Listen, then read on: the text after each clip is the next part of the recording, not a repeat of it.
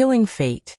Feng Lijuan did not waste time and activated her Dharma body, which looked like her but had a weird aura surrounding it that made it seem that it did not exist, that it was invisible. Li Jun followed her and deployed his Dharma body, except it had a hidden quiet bloodlust hidden deep in his eyes. Tell me, how can you affect something you cannot see? Something invisible. Li Jun immediately lost track of Feng Lijuan as she became invisible to him and unknown to the world.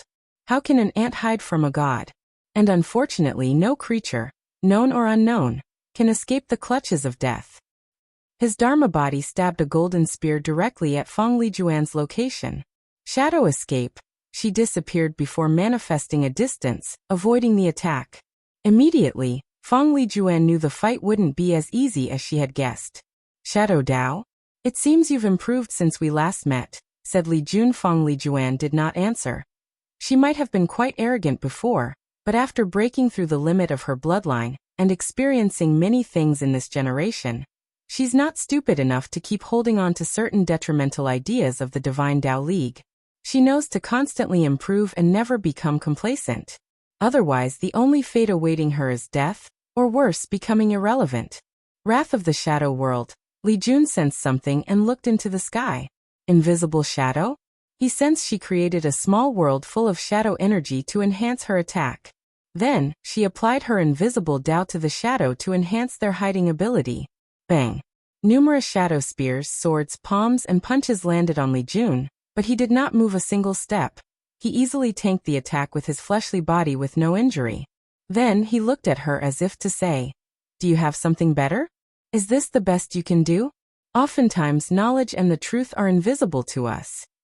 The surrounding immediately changed after Feng Lijuan's Dharma body used this technique. The soldiers in the surroundings began to lose their knowledge or all the things they learned in their lives, including how to cultivate and how to use their powers. They began to forget fundamental truths like they were humans, had a mind, spirit, and soul, or that they understood the laws of heaven and earth. And it was the same for Li Jun. The fear of death is ingrained in all living beings, and slaughter is instinctual, especially when someone is cornered. Li Jun's counter immediately removed the effect of this spell before counterattacking with a beam of death energy. Feng Lijuan's Dharma body turned into a giant crystal and protected her. Boom! She defended the attack but was still injured, blood spilled from her nose, and her complexion became paler. Feng Lijuan immediately tried to make her injury invisible as a way to heal. If it's not there and invisible, then it does not exist. Unfortunately, Li Jun's Duyi realm would not allow such a thing. Is this what Mo Xingyan referred to as Duyi realm? How can Li Jun be talented enough to reach such a stage? Feng Lijuan knew she could not achieve 9 extremity, so she wanted to enter the Duyi realm at least. But even that was more challenging than it sounded. Her mind worked rapidly, thinking of countermeasures. Meanwhile, Wang Wei looked at the battle from a distance. They were not surprised by the flowering words these Dharma bodies would recite during the match. In the Supreme Realm, battles are often more about understanding the Tao and manifested in the form of a philosophical debate. Although it may appear stupid and pointless to some people, they knew these battles were perilous if something went wrong. If a cultivator suddenly doubts their Taos during one of these debates, there is a high chance of developing heart devil, the collapse of the Tao heart, and or their state of mind. And this collapse has created the existence of an anomaly, half-emperors. Typically, these people with doubts or wrong interpretations of their Tao would die if they ever touched the heaven will. However, throughout history one recorded exception is the Heat Emperor. The Heat Emperor cultivated pure Yang Tao, with a fighting style involving extreme heat to burn all matters and concepts. However, in one of his battle in the Supreme Realm, someone pointed out that solitary Yang cannot exist without Yin, and vice versa, meaning he needed a touch of Yin Tao in his extreme Yang Tao. Unfortunately, the Heat Emperor refused to accept this fact, and went on a maddening tirade.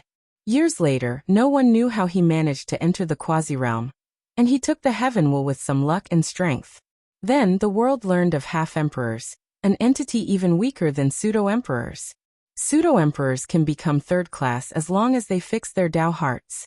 However, half-emperors are as weak as 5-root Tao ancestors. According to records, they have the eternity ability of ordinary emperors, but it is unknown whether they can improve or fix the issue with their Tao. Please visit Panda, N0VE1. Co. MPN DN0VE1, C. M. Wang Wei theorized the Heat Emperor might have been the first half-emperor, and Heavenly Tao fixed the bug in the game after him. Of course, there is also the possibility that half-emperors is more common in other places like other source chaos worlds. Feng Lijuan decided to be even more aggressive in her approach. The things most important to us cannot be seen. What are the most important things to Li Jun? His family, loyalty, sect, and pursuit of the Tao. All of a sudden, he felt these were not that important. They were rapidly becoming invisible to him. They no longer were a part of him. My slaughter Tao exists for guardianship, and as long there are people I need to protect, nothing can change my essence. Splish. Feng Lijuan suffered backlash for the failure of this technique. But she did not care since it was the first step of her plan. Shadow attachment, a very subtle and undetectable shadow expanded from her body to connect to Li Jun's shadow. Now your power belongs to me, said Feng Lijuan. Through the connection of the shadow, she can access her opponent's power and bless herself with it. This is one of the tactics she's been planning to use against Wang Wei and Di Tian after learning about their strengths. Of course, she knew this was far from enough. My power? Can you even handle its weight? Can you handle the burden of death? The screams of the fallen? H, screamed Feng Lijuan, her voice shrieking with misery and pain. The voices make them stop. She could hear an infinite number of people talking to her, asking her why she killed them. It was like she had to confront the grieving souls of all the people Li Jun had killed. However, there is no way he could have killed so many people. Li Jun did not kill so many people.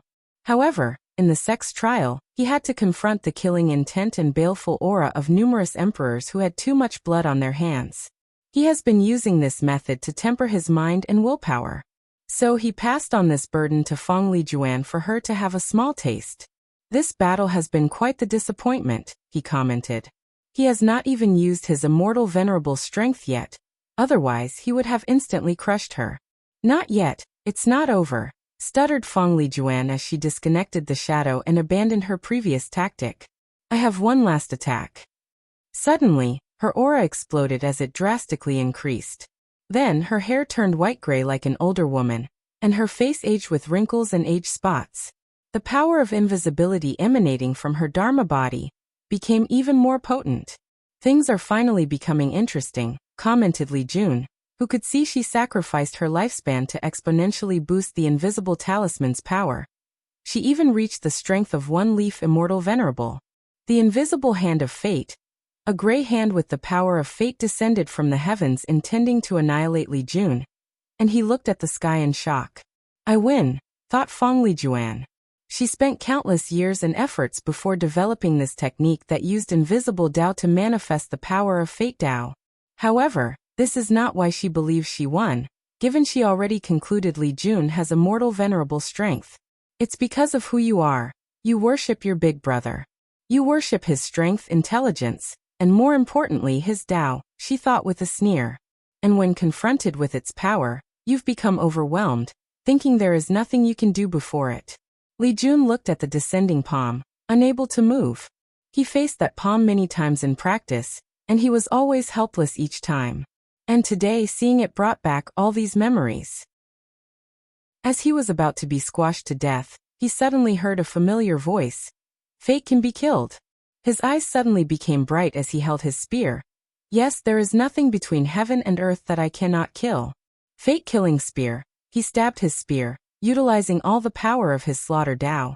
The palm disintegrated into beautiful motes of light, turning the gray sky back to its blue color. Luck manifestation. Li Jun looked at the spear in his hand, his eyes brighter than they'd ever been in his life. His mind was clear as he felt a blockage in his mind was removed. Maybe it was in his mind, but he felt his breathing was more regular, the air was fresher, and the world was more colorful than usual. He glanced at Feng Lijuan. I guess I should thank you. Impossible. I should have won, argued Feng Lijuan. But you didn't. It's unfair, yelled Feng Lijuan. The only reason you're so powerful is because of him. It's not fair. And without the invisible talisman, you would never have today's achievement, countered Li Jun. You would only be a Medicare member from the Divine Tao League restricted by your bloodline. Luck and destiny manifest in different ways. Feng Lijuan did not know how to answer. She looked at her old and decrepit hand, thinking about her life from the moment she was born. She thought of the burden of reviving the Divine Tao League. She remembered how her fate would have been a tool for marriage if she did not display enough talent. Feng Lijuan remembered how she had to put away her pride and dignity to deal with someone as lowly as Long Outyan. Her decision turned out to be correct since she found the invisible talisman, which changed the direction of her fate. Can you spare me? I don't want to die. No one wants to die, replied Li Jun. Now, hold your end of the contract. Are there no rooms for discussions? No, so please don't force me to make you experience a fate worse than death. Feng Lijuan opened her mouth but did not say anything. She wanted to plead for her life and even offered to become his woman. However, she knew with this man's display of willpower, he would not accept such an offer. More importantly, she still had some pride. She did not want to grovel before her enemy, begging for her life. Nevertheless, she did not want to die. Feng Lijuan told him about the information she had gathered regarding the war talisman. Although it was not the exact location, with the Tao opening sex information gathering capabilities, he should find its location after searching for a while. Then, she placed her hand above her heart to take out the invisible talisman. I don't want my journey to end here. Feng Lijuan was unwilling, and until the end, she thought of any possibility of escaping. Hurry up, demanded Li Jun with impatience. Suddenly, Feng Lijuan's old eyes brightened and she yelled, Heavenly Tao, I want to change sides. I want to join the devil's side. Bang! Li Jun's spear hit a golden barrier that easily nullified his attack. Then, he sensed the unique power of Heavenly Tao that controls the game. Player Feng Lijuan wishes to switch their allegiance? Please confirm yes or no. Yes, but take me away from this place. Do you know what you're doing? By becoming a traitor, you'll forfeit your right to prove the Tao, said Wang Wei. Maybe in the myriad emperor world, but the endless void is vast, with many opportunities, replied Feng Lijuan with a sneer. What about your Divine Tao League? Do you know the fate they'll suffer once your betrayal is known? Feng Lijuan gritted her teeth but did not answer. This method was the only way to survive. The switch is part of the rules and accepted. Feng Lijuan turned into a white light before disappearing. Damn it! Cursed Li Jun, what about the contract? Two things descended from the sky into his hand as soon as he said these words. World source and merit? That's the price for breaking the contract? Immediately he sensed something wrong. Why is Heavenly Tao willing to go this far from one Feng Lijuan? That's a good question, said Wang Wei as he looked at the horizon. If I knew this would happen, I would have killed her quickly. Don't blame yourself. At least we learned one more important game rule, comforted Yan Liling. What do we do with her troops? Asked Tai Gang. Should we kill them? Do we have enough food and supplies to sustain them? It's not a problem to feed them with the good fortune seeds. The only issue is the spiritual herbs to refine the energy recuperating pills they need after each battle. Why do you ask? I have a feeling they might become useful as cannon fodder very soon, explained Wang Wei. Please visit Panda and 0ve1. Co. I'll find a way logistic-wise to sustain them. And I'll go place the fear of the heavens on them to surrender, said Li Jun before walking toward them. Wrath territory inside a castle. Wrath suddenly opened her deep red eyes that contained multiple rings. She stood up from her cultivation retreat with no clothes on. She had the habit of cultivating completely naked since it felt more liberating. A white hanfu appeared on her well-defined and developed body, adding her beautiful light pink hair in the form of one braid. Her beauty could give Su Shi and Su Yu a run for their money. And in terms of aura, she only lost to Wu Hong because she had not seen the pinnacle of the Tao, standing above trillions upon trillions of living creatures. She walked out of the room, calculating something. A defector? Her eyes lit up. Such a person would make the plan go more smoothly. Wrath hoped for a defector but never planned for one. Given how much humans hated devils, this kind of intergenerational hatred has been ingrained in the human's blood and soul. She waved her hand to manifest a mirror that reflected all 7 territories. The mirror reflected humans and devils in the shape of black and white dots. The black dots were disappearing at an alarming rate, but she did not care about this. Wrath only cares about the disappearance of the white spots. Not enough bloodshed, she commented. But there is still time. She controlled the mirror to reflect something else. The defector is in my territory? Excellent. Wrath prepared to leave her castle for the first time since this game started. She could have dealt a significant blow to the myriad Emperor world, given her power. Besides Di Tian and Wang Wei, and the anomaly Lian Chang, she was confident in easily slaughtering all the other heaven chosens, even the ultimate kings. However, Wrath knew doing this would ruin the overall plan. Furthermore, if she did this, the myriad Emperor world's heavenly Dao would overthrow the game board by removing the restraint on Wang Wei and Di Tian, allowing them to hunt her down. So, she must be careful and not affect the balance. After giving her subordinates a few orders, she flew in one direction. Feng Lijuan suddenly appeared far from the castle, inside a forest that is about 15 days of non-stop marching. Saved, she muttered after looking around. I don't have much time. I need to stabilize my injury before acting quickly. She plans to contact the Divine Dao League members and have them leave or hide as soon as possible. She hoped to save as many people as possible, or at the very least, the Feng clan. Simultaneously, Feng Lijuan feared the League would abandon her and label her a traitor to survive this ordeal. The Divine Dao League is too poor, which reduces other factions' incentive to eliminate them for their resources. As such, if they remove all connections with her, offer the Feng clan as a sacrifice, and swear an oath to hunt her down, they might survive this ordeal. I can worry about these things after I stabilize my injury. Feng Lijuan headed to a mountain nearby to create a safe place to heal. A few dozen meters outside the forest was a troop of soldiers, and their leader was Tong Ruobing. They had just won a victory a few days ago, and were on their way to the next city, but her troops took camp in this forest to find more food and possible demonic animals. Something is going on, thought Tong Ruobing as she felt relentless. She calculated what the issue was and discovered her Chi Luck Dragon was agitated. A fortunate encounter? And it seems to be a good one. She crafted a luck calculating talisman before connecting it to her Chi Luck Dragon. The forest. Tong Ruobing did not hesitate to follow the direction where she discovered a recently made formation. Although the person tried to hide it, this level was not enough to hide from a rune expert like herself. After taking a moment to break the formation, Tong Ruobing headed inside, where she saw an older woman looking at her while on guard. It took her a moment, but she soon realized who this person was. Feng Lijuan? Tong Ruobing. Haha, my luck is truly booming, said Tong Ruobing with her cute and innocent face. We do not have any animosity. Given my state, you don't have to be hostile. Animosity? We are competitors destined to kill each other. Anyway, don't waste your breath. You've been on my killing list for a while now. Why? What do you think? The invisible talisman. Exactly.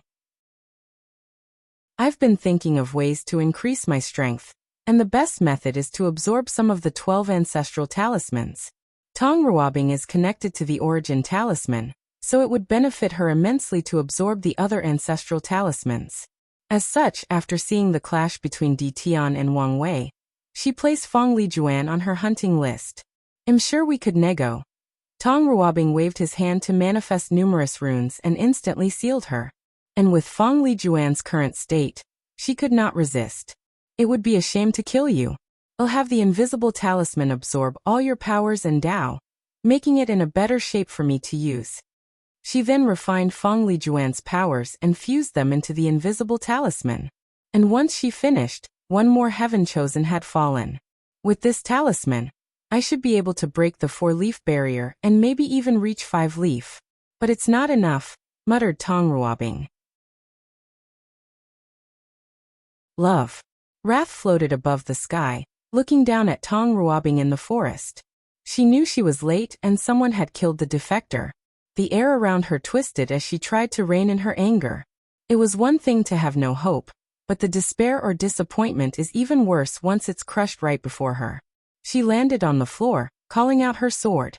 Her actions immediately alerted Tong Ruobing, and she became on guard. Feeling a sense of dread, Tong Ruobing immediately activated her Proving Dao artifact, creating a pink crystal on her forehead. "Who are you?" asked Tong Ruobing. However, she received no answer. Heaven Eradicating Stab.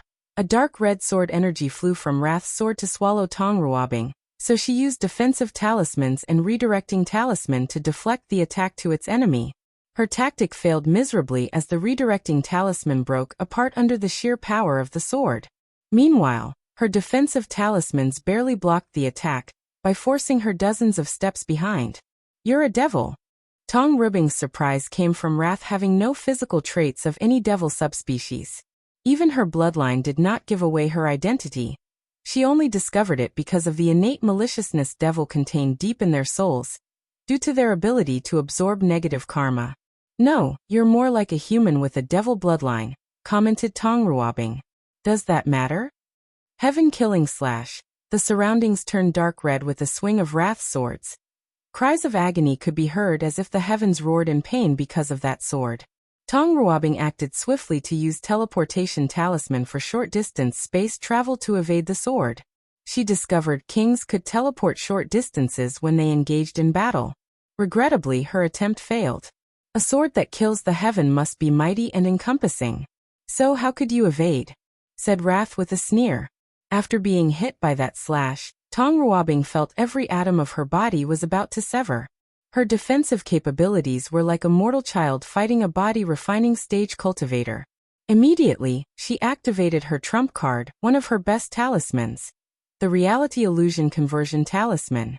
She converted many of the attack's potency and injuries into an illusion to save herself. "Who are you? And what do you want?" asked Tong Ruobing, lying on the ground missing her left arm, the right side of her brain, and many holes in her body. She knew she would have perished if the opponent did not control their strength. "The Myriad Emperor world is truly experiencing a resurgence," sighed Wrath after detecting Tong Ruobing's immortal Veneral 3-leaf strength. What's more, the latter still had more potential. Besides her, only 3 of the other sins had immortal venerable strength, but they were only in 1 to 2 leaf and had to rely on treasures and secret techniques to reach higher strength. However, this number should have been much higher, given who and how they were trained. Wrath looked at Tong Ruobing. "You should thank your luck." She then flew away. She controlled herself despite her emotions. She knew she could not start killing these heaven chosens. Otherwise, the plan would be ruined. After returning to her castle, Wrath headed directly to one of the rooms where a red sword floated above a dark red blood pool. A mysterious aura came from different locations to enter the sword. "My 9-leaf strength is not enough.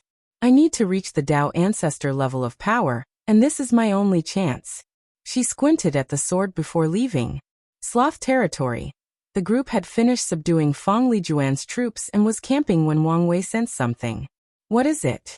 "I think something happened to Fong Lijuan," he replied. "What do you mean?" "I don't know since I cannot calculate heaven's secrets in this place. But I sense a shift in the river of fate. Her heavenly luck was stripped from her because of her betrayal, so something bad definitely happened to her. She might even die." "I say good riddance," stated Yen Liling. "If it's true, I would be sad," said Li Jun, shaking his head. "And why is that?" "She is technically the first real opponent I've ever had in my cultivation journey.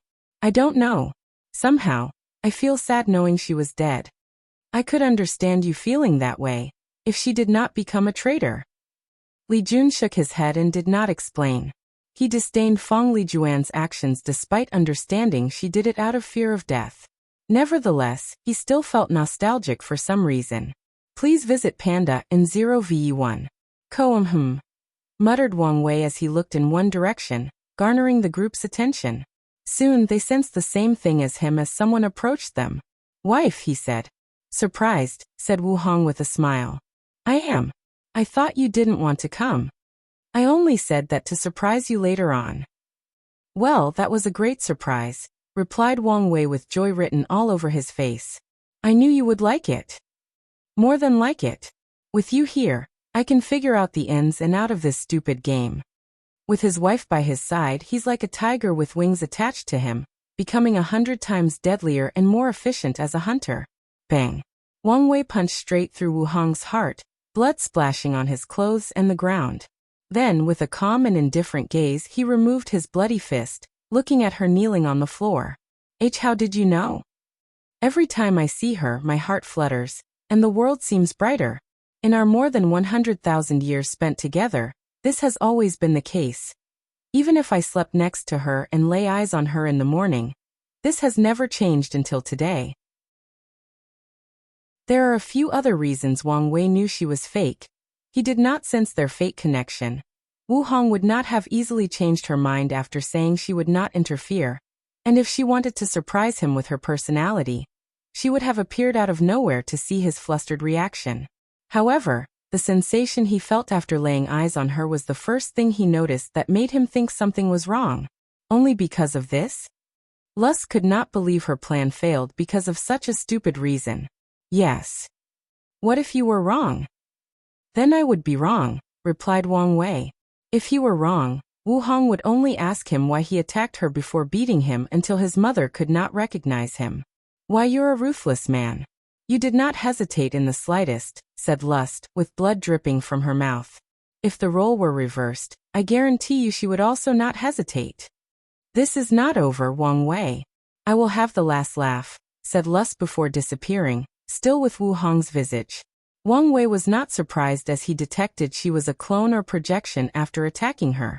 He sneered as he followed the karma connection he had just made to a place far in the distance. The real Lust opened her eyes 1,000 meters away and coughed a big mouthful of blood. Immediately, she sensed her aura drastically decreasing. Damn it, the attack traced back to my main body. She was careful and used a clone. She even used this secret technique that allowed the clone to hide its existence, intending to make it more difficult to detect it was an imitation and trace it back to her. Unfortunately, she underestimated Wang Wei's capabilities. To be precise, even if she overestimated his ability for this plan, it was not nearly enough. I don't have much time left, she concluded after analyzing her condition. She hurriedly activated her alliance authority to return to Sloth Castle before teleporting to her territory. After returning home, she immediately took out a chaos treasure. After passing the trial, each of the 7 deadly sins received 1. She did not hesitate to sacrifice and ruin the treasure to heal her injury. However, Wang Wei's 9-stage Dui realm was a nightmare, so she could barely stabilize her injury. Damn it, do I have to ask Wrath for help? Lust pondered with gritted teeth. No, there is another way, Tian. She is a lust devil. After passing the trial, she also inherited the lust Dao. Her bloodline with the Dao granted her immense power and 2 special abilities. The first one is to turn into a perfect physical replica of what a person loved the most. It could be their friends, family, lovers, or child. Although this technique was not flawless, she used other methods to enhance its capabilities. The second ability is she could inherit a person's strength or power after sleeping with them. So she planned to steal Wang Wei's power once she fulfilled this condition. As long as I get his power, I can heal myself and even have my revenge. After thinking for a moment, Lust prepared. She had to worry, but she also was not sloppy. She found a way to hide her injuries and prevent Tian from detecting something. Unfortunately, she was too weak to create another clone and had to take the risk. Once the preparations finished, he headed to his destination. Obsession. Tian sat in a tent with a table and map, looking at the marching route of the army. He was not satisfied with his troops' performance. Nevertheless, they could still get the job done and activate his token. I still need good generals to counter Li Jun and Tai Gang. Before the destruction of the Sleepers, he knew of these 2 troops, especially of Tai Gang's Undying Legion. However, back then, he cared only a little for a general and their troops since he did not think they would become that important.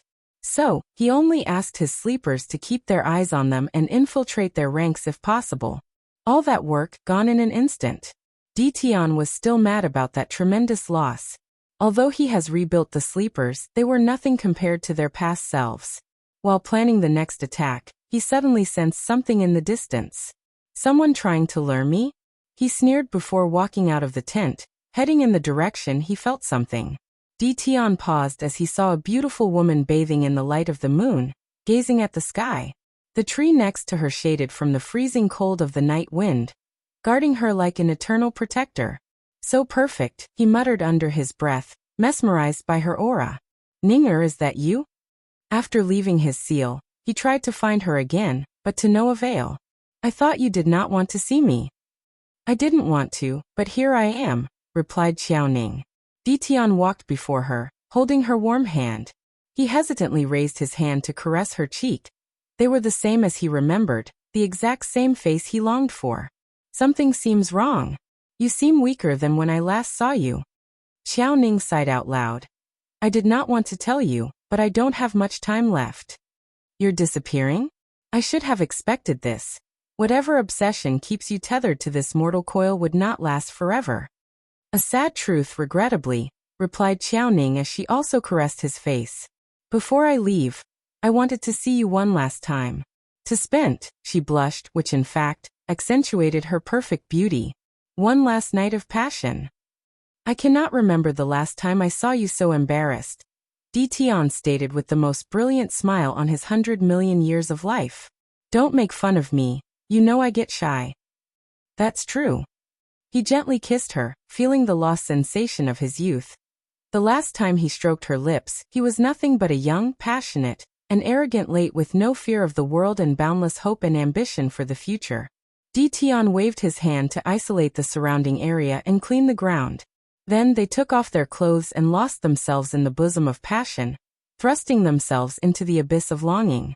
Their lust and passion lasted more than 5 hours before ending.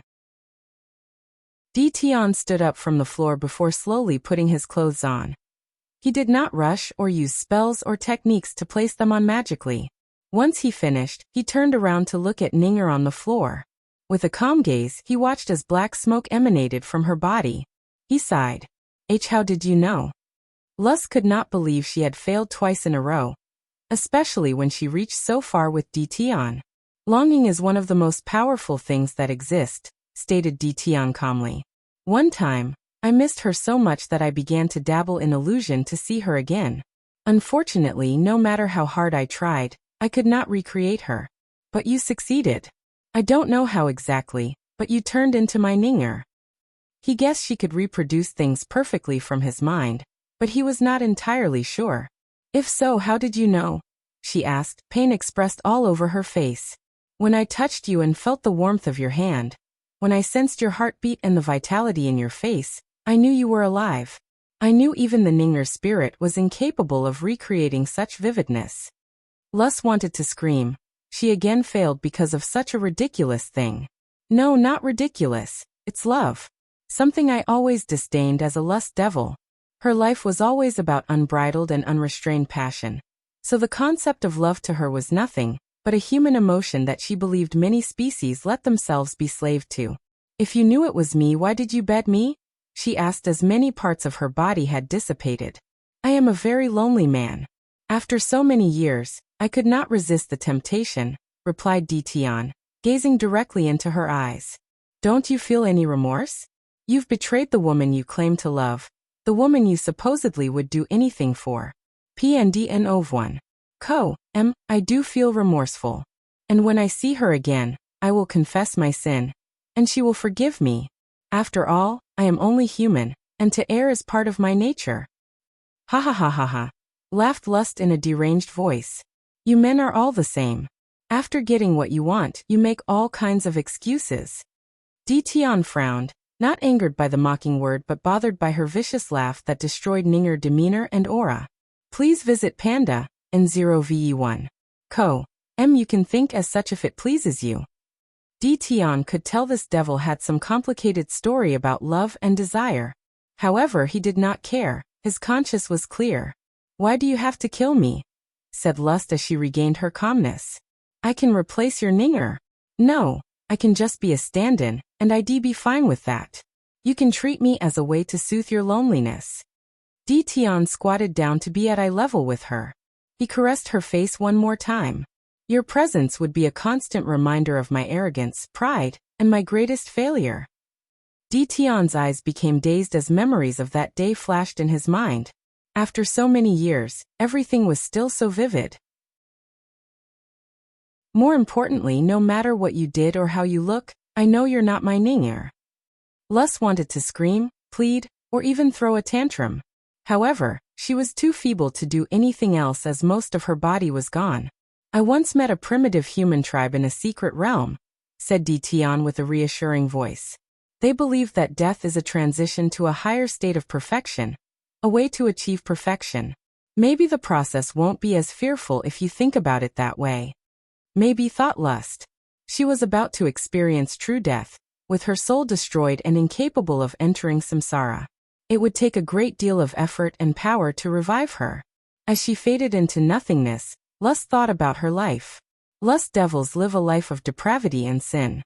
And if they are not powerful, a fate worse than death awaits them. Unfortunately, she was weak in her early years.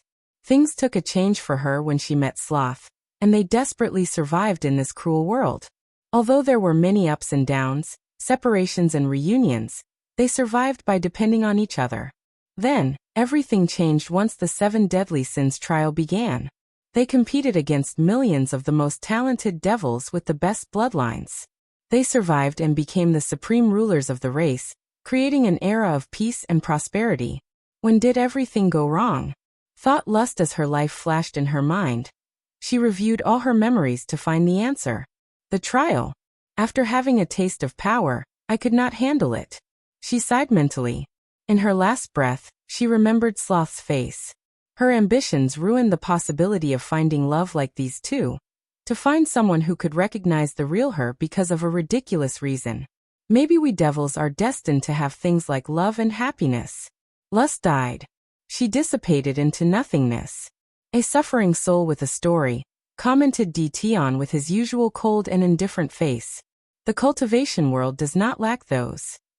He waved his hand to create an unnamed tomb for her before walking back to the barrage. The devil race could be the answer to my problem. These 7 ultimate kings would make perfect generals. He shook his head, disappointed he could not get much information from Lust's mind. Wrath territory. She immediately sensed Lust's death and summoned a mirror to check. She sighed out loud, not angered or surprised by this outcome. On the contrary, she suspected this would be her fate. Lust, you were too influenced by the 7 deadly sins. You were too greedy for power to the point of being unsatiated, wrathful for what happened in your past, and too prideful after achieving a certain status and strength. You were doomed to fail. Wrath shook his head before focusing on the continent's map. I need someone else to take her post in the formation. Sloth territory. Wang Wei and the group sat by a bonfire, cooking their food over the flame. Could you imagine what sister-in-law would do to you if you laid a hand on her? Said Li Jun. She would turn you into a eunuch, added Yan Liling. I'm sure she would understand, argued Wang Wei. After all, she looked exactly like her. She could not blame me if I could not see through it. Do you think she would believe you could not see through it? Well, I'm talking about a hypothetical situation. Even if she could understand, she would never completely forgive you, said Li Jun, looking at his wife with his side eye, ensuring he did not make eye contact. Every time you have a disagreement or argument, she would flaunt it on your face. Wang Wei gave him a pitying look but did not say anything else to not get him in trouble. The poor guy has been suffering enough based on this wisdom, he just dropped. Then he suddenly stopped cooking his food to look in the distance. It's one thing after another these past few days. Ilianchang. Take the troops to go as far as possible, ordered Wang Wei with a severe tone before flying in the southwest direction before landing. He saw Ilianchang carrying one soldier. After noticing him, the latter stopped before throwing the soldier away. Wang Wei observed Ilianchang closer than before and quickly realized the eerie atmosphere around the latter was more intense than before. Furthermore, he even felt a sense of dread that danger, or to be precise, death, loomed over him. You're here for me? He asked. Of course, replied Ilianchang, licking his lips. Interesting, treating me as prey, commented Wang Wei. I hope you're not all bark and no bite. You'll know. Bang. Wang Wei instantly appeared before him and punched him. exploding his body and sending dark green blood flying in all directions. Then, he instinctively flew backward to avoid the falling blood. He looked at his hand and saw a small burning mark. Corrosive blood? The dark green blood stopped dropping and moved as if they had a will of their own. They condensed into a shape, but it was not a human form. It was a giant squid 50 meters tall with more than 100 tentacles. Then something occurred that made Wang Wei squint his eyes. Numerous eyes suddenly appeared all over the squid's body, giving it a horror-like appearance. Even the aura surrounding him became eerie or bizarre. Couldn't it be? He did not want to acknowledge what he was thinking. Eyes of terror. All Li Lianchang's eyes shone brightly as they gazed at Wang Wei, who immediately felt a weird power invading his soul, trying to affect his state of mind or insanity, to be precise. It is, he thought before manifesting his Dharma body and borrowing the power of his incarnations. He would go all out for this battle to kill his opponent as quickly as possible. Destruction cannon. The Dharma body opened its mouth to fire a red mine containing the Tao of destruction. The intent was to eradicate this thing on an atomic level, not leaving a single piece of his flesh and blood intact. Eye of Spacetime. A tunnel containing the power of spacetime manifested before Yi Lianchang to transfer the attack away. Unfortunately, the destructive beam could destroy spacetime, so the tunnel only lasted a few seconds before the beam hit him. Oddly though, only half of the squid's body was destroyed. Wang Wei reacted in time and appeared above the intact half. He gathered all the power of his fleshly body and punched Yi Lianchang. Duck. Nothing happened, not even shockwaves from the force of his attack. Immunity to blunt force? This guy is the enemy of pure true power Tao cultivator. If a person only cultivated their fleshly body and relied on brute force to fight, Yi Lianchang would be a nightmare for them. Immunity? We'll see about that, thought Wang Wei with a sneer. Conceptual punch. Duck. Duck. Duck. Bang. He punched the second half millions of times in less than an instant before it exploded into dust. The 12 Zodiac technique he acquired from Guxian's trial had a few interesting zodiacs, and the one most interesting was the Dragon Zodiac. Wang Wei learned a technique called conceptual punch that allowed him to use his pure physical force to attack concepts. For example, he could punch death or creation with this technique. And in the case of Yi Lianchang's case, he hit the latter's immunity. And since he was more powerful than him, he could overwhelm him into bypassing such powerful immunity. According to Wang Wei, this technique has a lot of potential, especially if, one day, he could use it to destroy the eternal attribute of great emperors and even eternal emperors. It would mean he could kill these entities without the need for Tao will. Please visit Panda and 0ve1. Co. And Wang Wei's actions were swift, decisive and happened in less than a nanosecond. However, he knew the battle was not concluded. He watched as Yi Lianchang's body regenerated. Even my Duyi realm had no effect. You should understand by now, said Yi Lianchang. I'm immortal.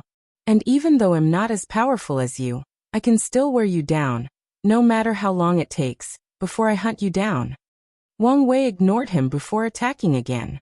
His fist moved so fast, leaving shadows and afterimages. He left an incalculable number of holes in the latter's body and soul. My conceptual punch does not work for his immortality. Nightmare world. Yi Lianchang went on the offensive by changing the surrounding into a hellscape and manifesting countless cosmic horrors. In this place, even a 5-root Tao ancestor would have trouble keeping their insanity. However, who was Wang Wei? A man whose willpower is beyond even his comprehension. Without a change in his face, he manifested a golden light that instantly extinguished this nightmare world. Payan Dan 0ve1. C0m. Subsequently, the power of spacetime flashed in his eyes. Then, he saw a young member of the deep squid race who got caught by an unpredictable and turbulent current, and ended up deep at the bottom of the ocean. And from there, he had an encounter that changed him for his entire life. I cannot change his past or fate to make it so that he never had this power.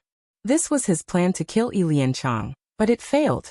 He waved his hand to cover the sky with numerous runes, which then turned into a sphere to seal the squid. Boom. Boom.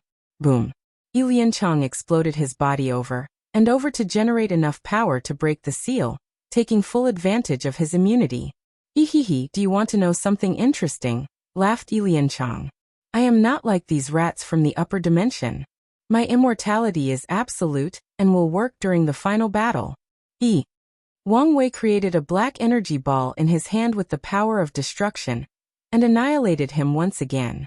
Then his Dharma body floated in the air while sitting cross-legged. It mobilized the Tao of Karma as it searched for the numerous threads connected to Lianchang. While the main body continued to annihilate Lianchang to see if there was a limit or flaw to his ability, the Dharma body finally found the thread. Unfortunately, someone or something else also discovered him. Wang Wei found his mind in an unknown place.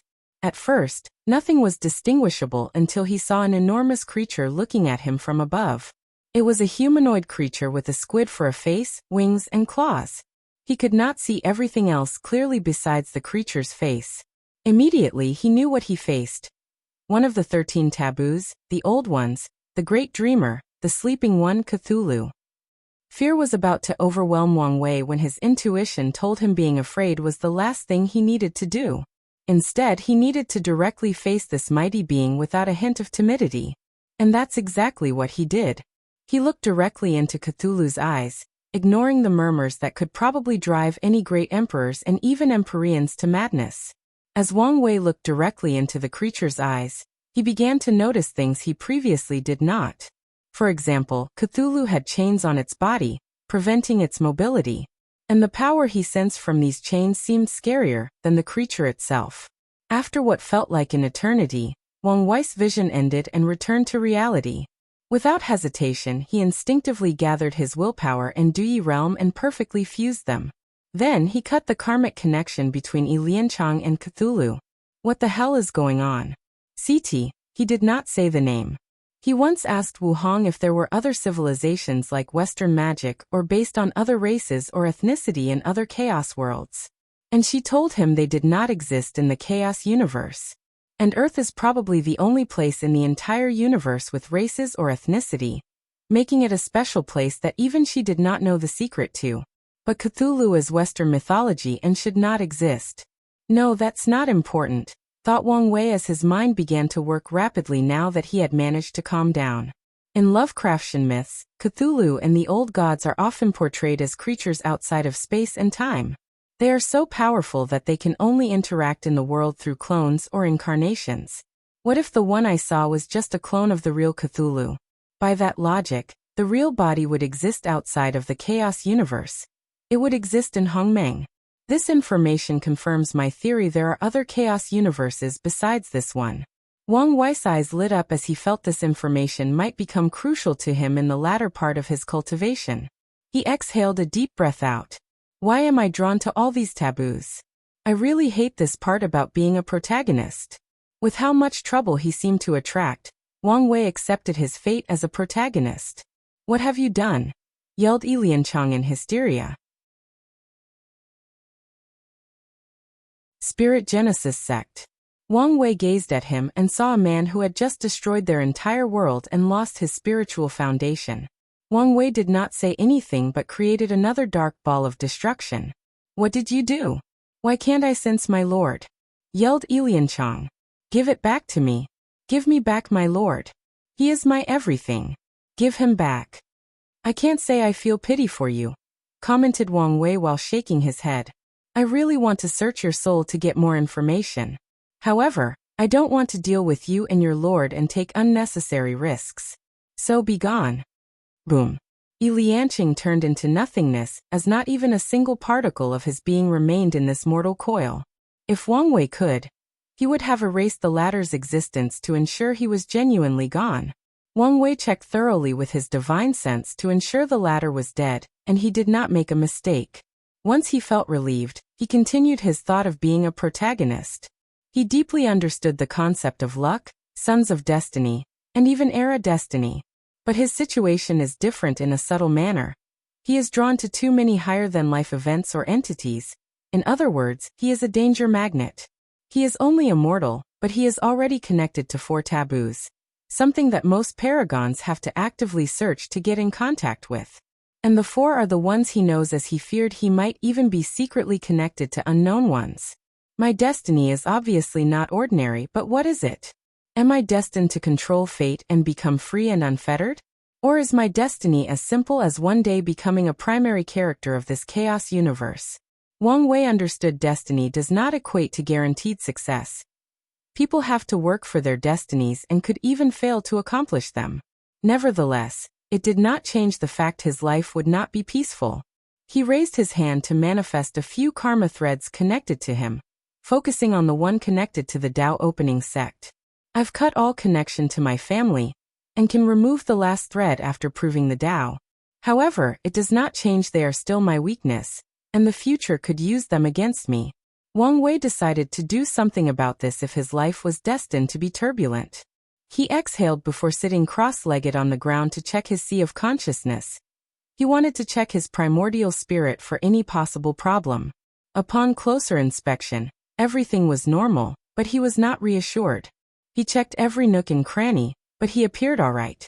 However, paranoia took over him, so he checked over and over again, mobilizing his force control skill and soul Tao. And as expected, he saw a black spot on his primordial spirit that was hidden too well. Without hesitation, he cut off that piece, not even minding the injury to his soul. He then checked again, using the previous discovery as a guide. Finally, he discovered 2 other spots of corruption and removed them. Are you all right? These were the first words and sounds he heard after opening his eyes. I am fine, he replied. Is Lianchang so powerful that he can injure you? Things were a little more complicated than that. Is that so? Li Jun did not continue to ask since Wang Wei did not want to talk about it. He understood some secrets he could not be privy to, unless he reached a certain strength level. Wang Wei stood up and tried something. The previous fusion of his Dui realm and his willpower. What power was that? He felt a certain sublimation, but he could not reproduce that perfect fusion again for some reason. He tried to enter that state of clarity and concentration when he fused it, but it was useless. Maybe because his life is no longer threatened, he could not accomplish the same feat. Let's put this as another form of training from now on. Let's go, he said to the rest of the group before returning to the troops. Wang Wei wanted to activate his token as soon as possible before using the same method as Lianchang to travel to other territories and survey the situation. Above the sky, only a few dozen of meters from Wang Wei's group, a shadowy figure watched them. No one detected its presence or how long it had been here. The figure gazed at Wang Wei's back. I did not expect to meet one before everything ended, thought the mysterious figure. Is this fate? No, maybe it is mocking me. The figure watched the group disappear on the horizon. Empress Wu's breath. An aura of confusion emanated from the figure's body after thinking about Wu Hong. Could I find the truth? It probably does not matter. The figure pondered whether to meet Wang Wei, but decided otherwise. Let's continue the original plan. Then it disappeared as if it had never existed. The void outside of the myriad emperor world.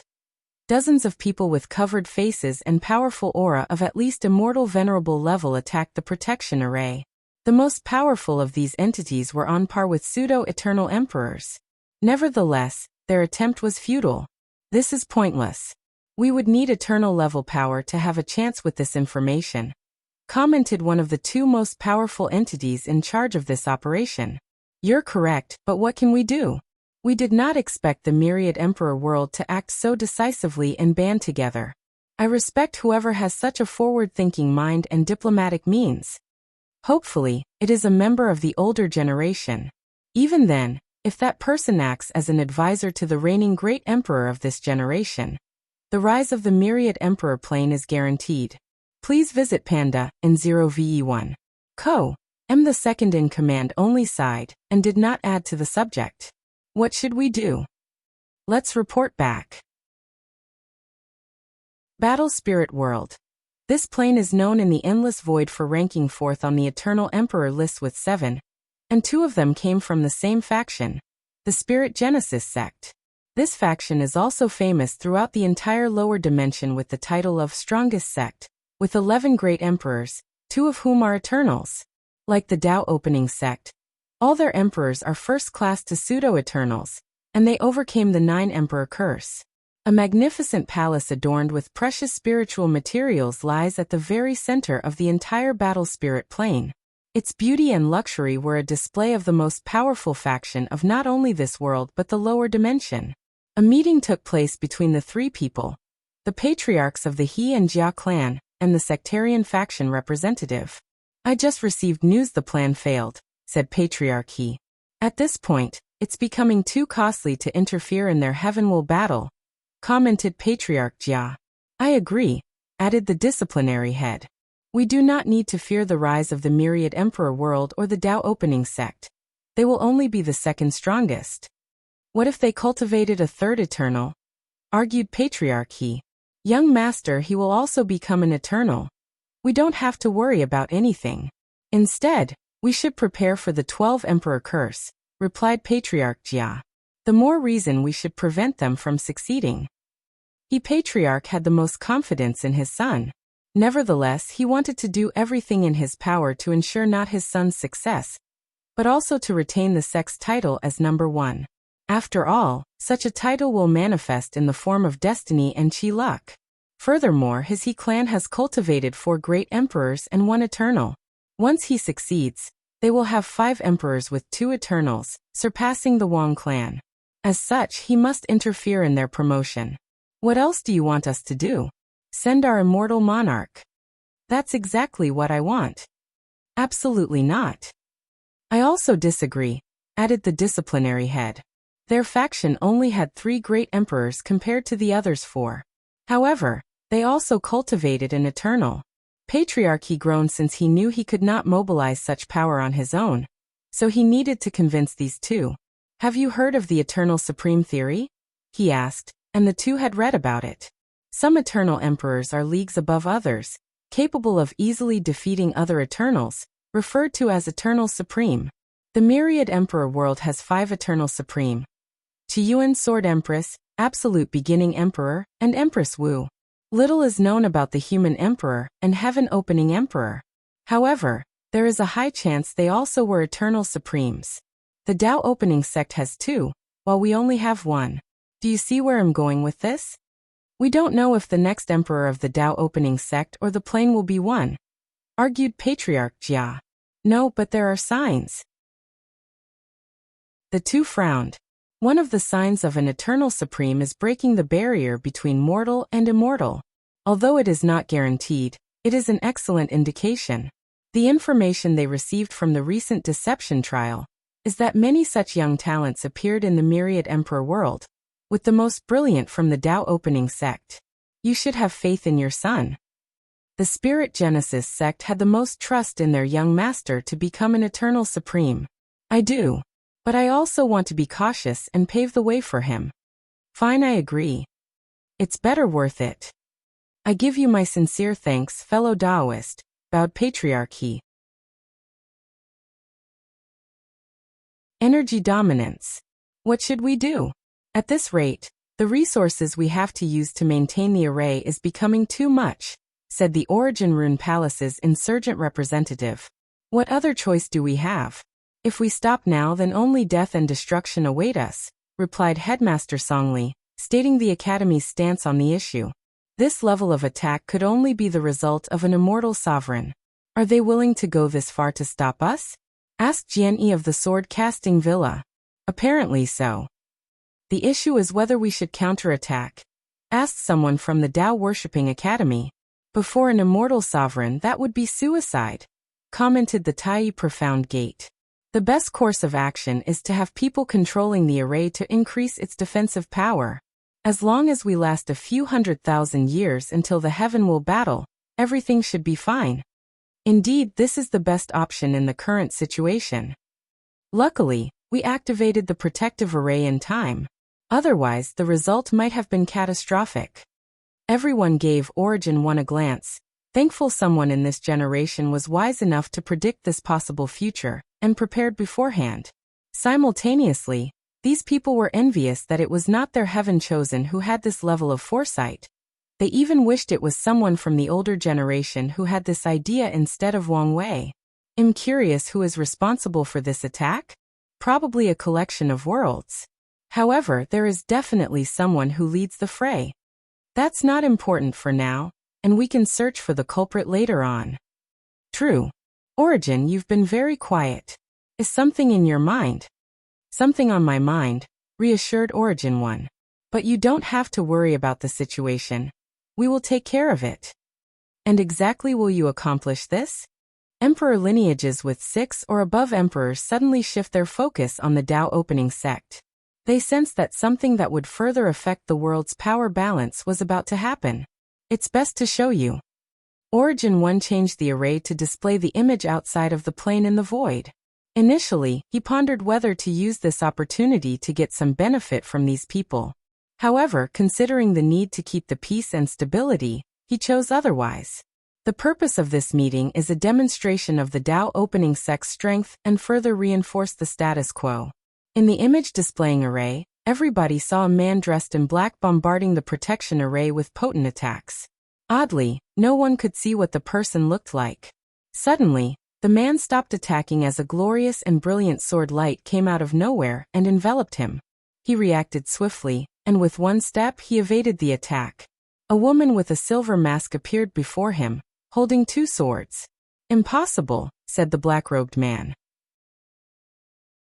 Surprised little rat, said Sword 1.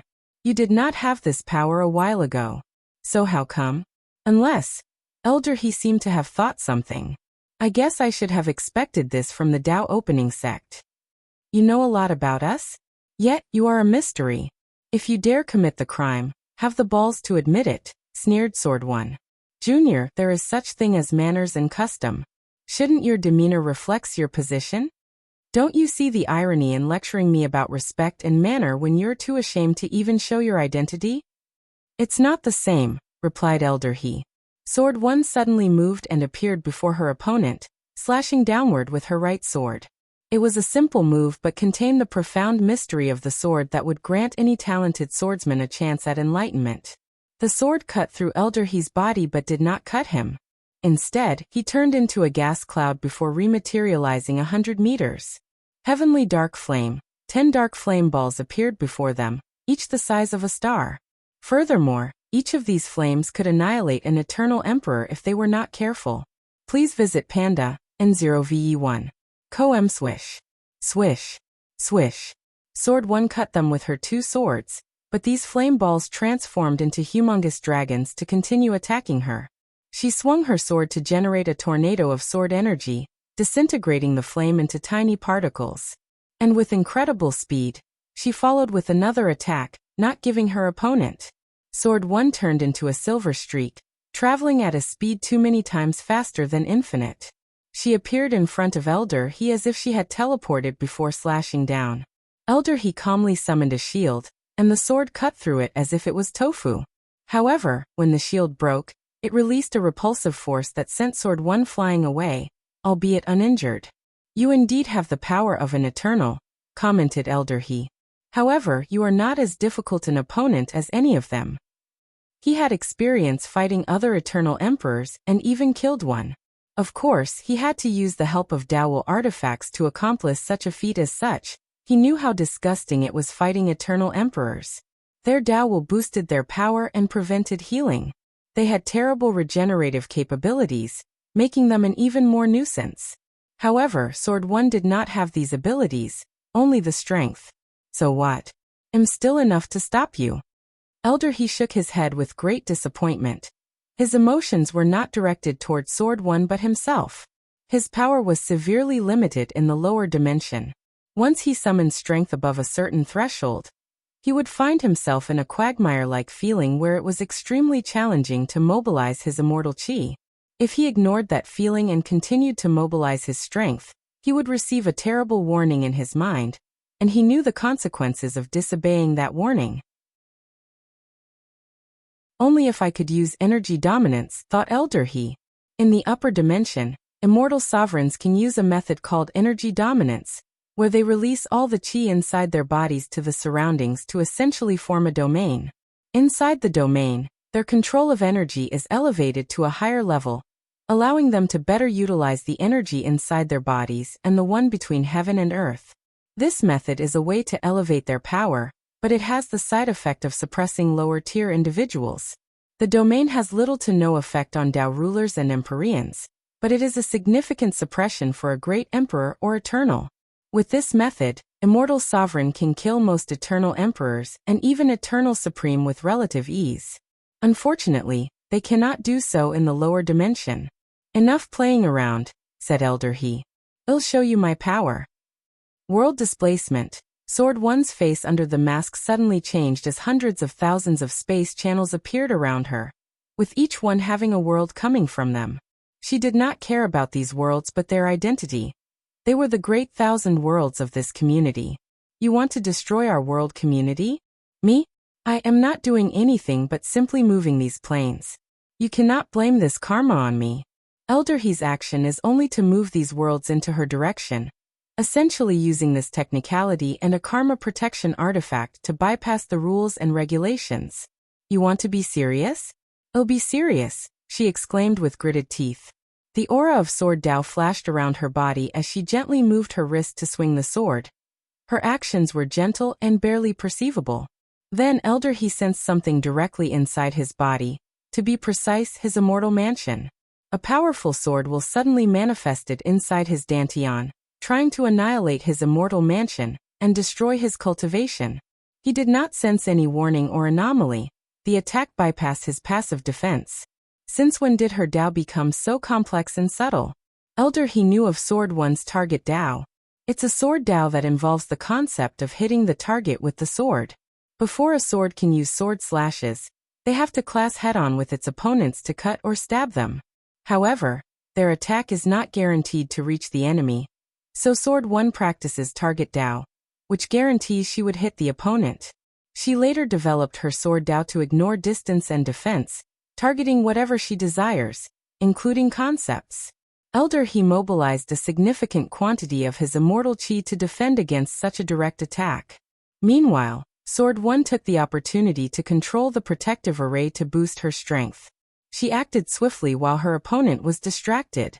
She sent all the 100,000's great thousand world back to their coordinate, perfectly intact, without any loss or anyone dying. Then she targeted Elder He's head to cut it off. What a shame, she muttered as she saw she only left a scar of blood on his cheek, which healed after a few seconds. Panday, in 0ve1. Calm, it seems I underestimate you, commented Elder He. Consider this your victory. Sword One watched him disappear with squinted eyes.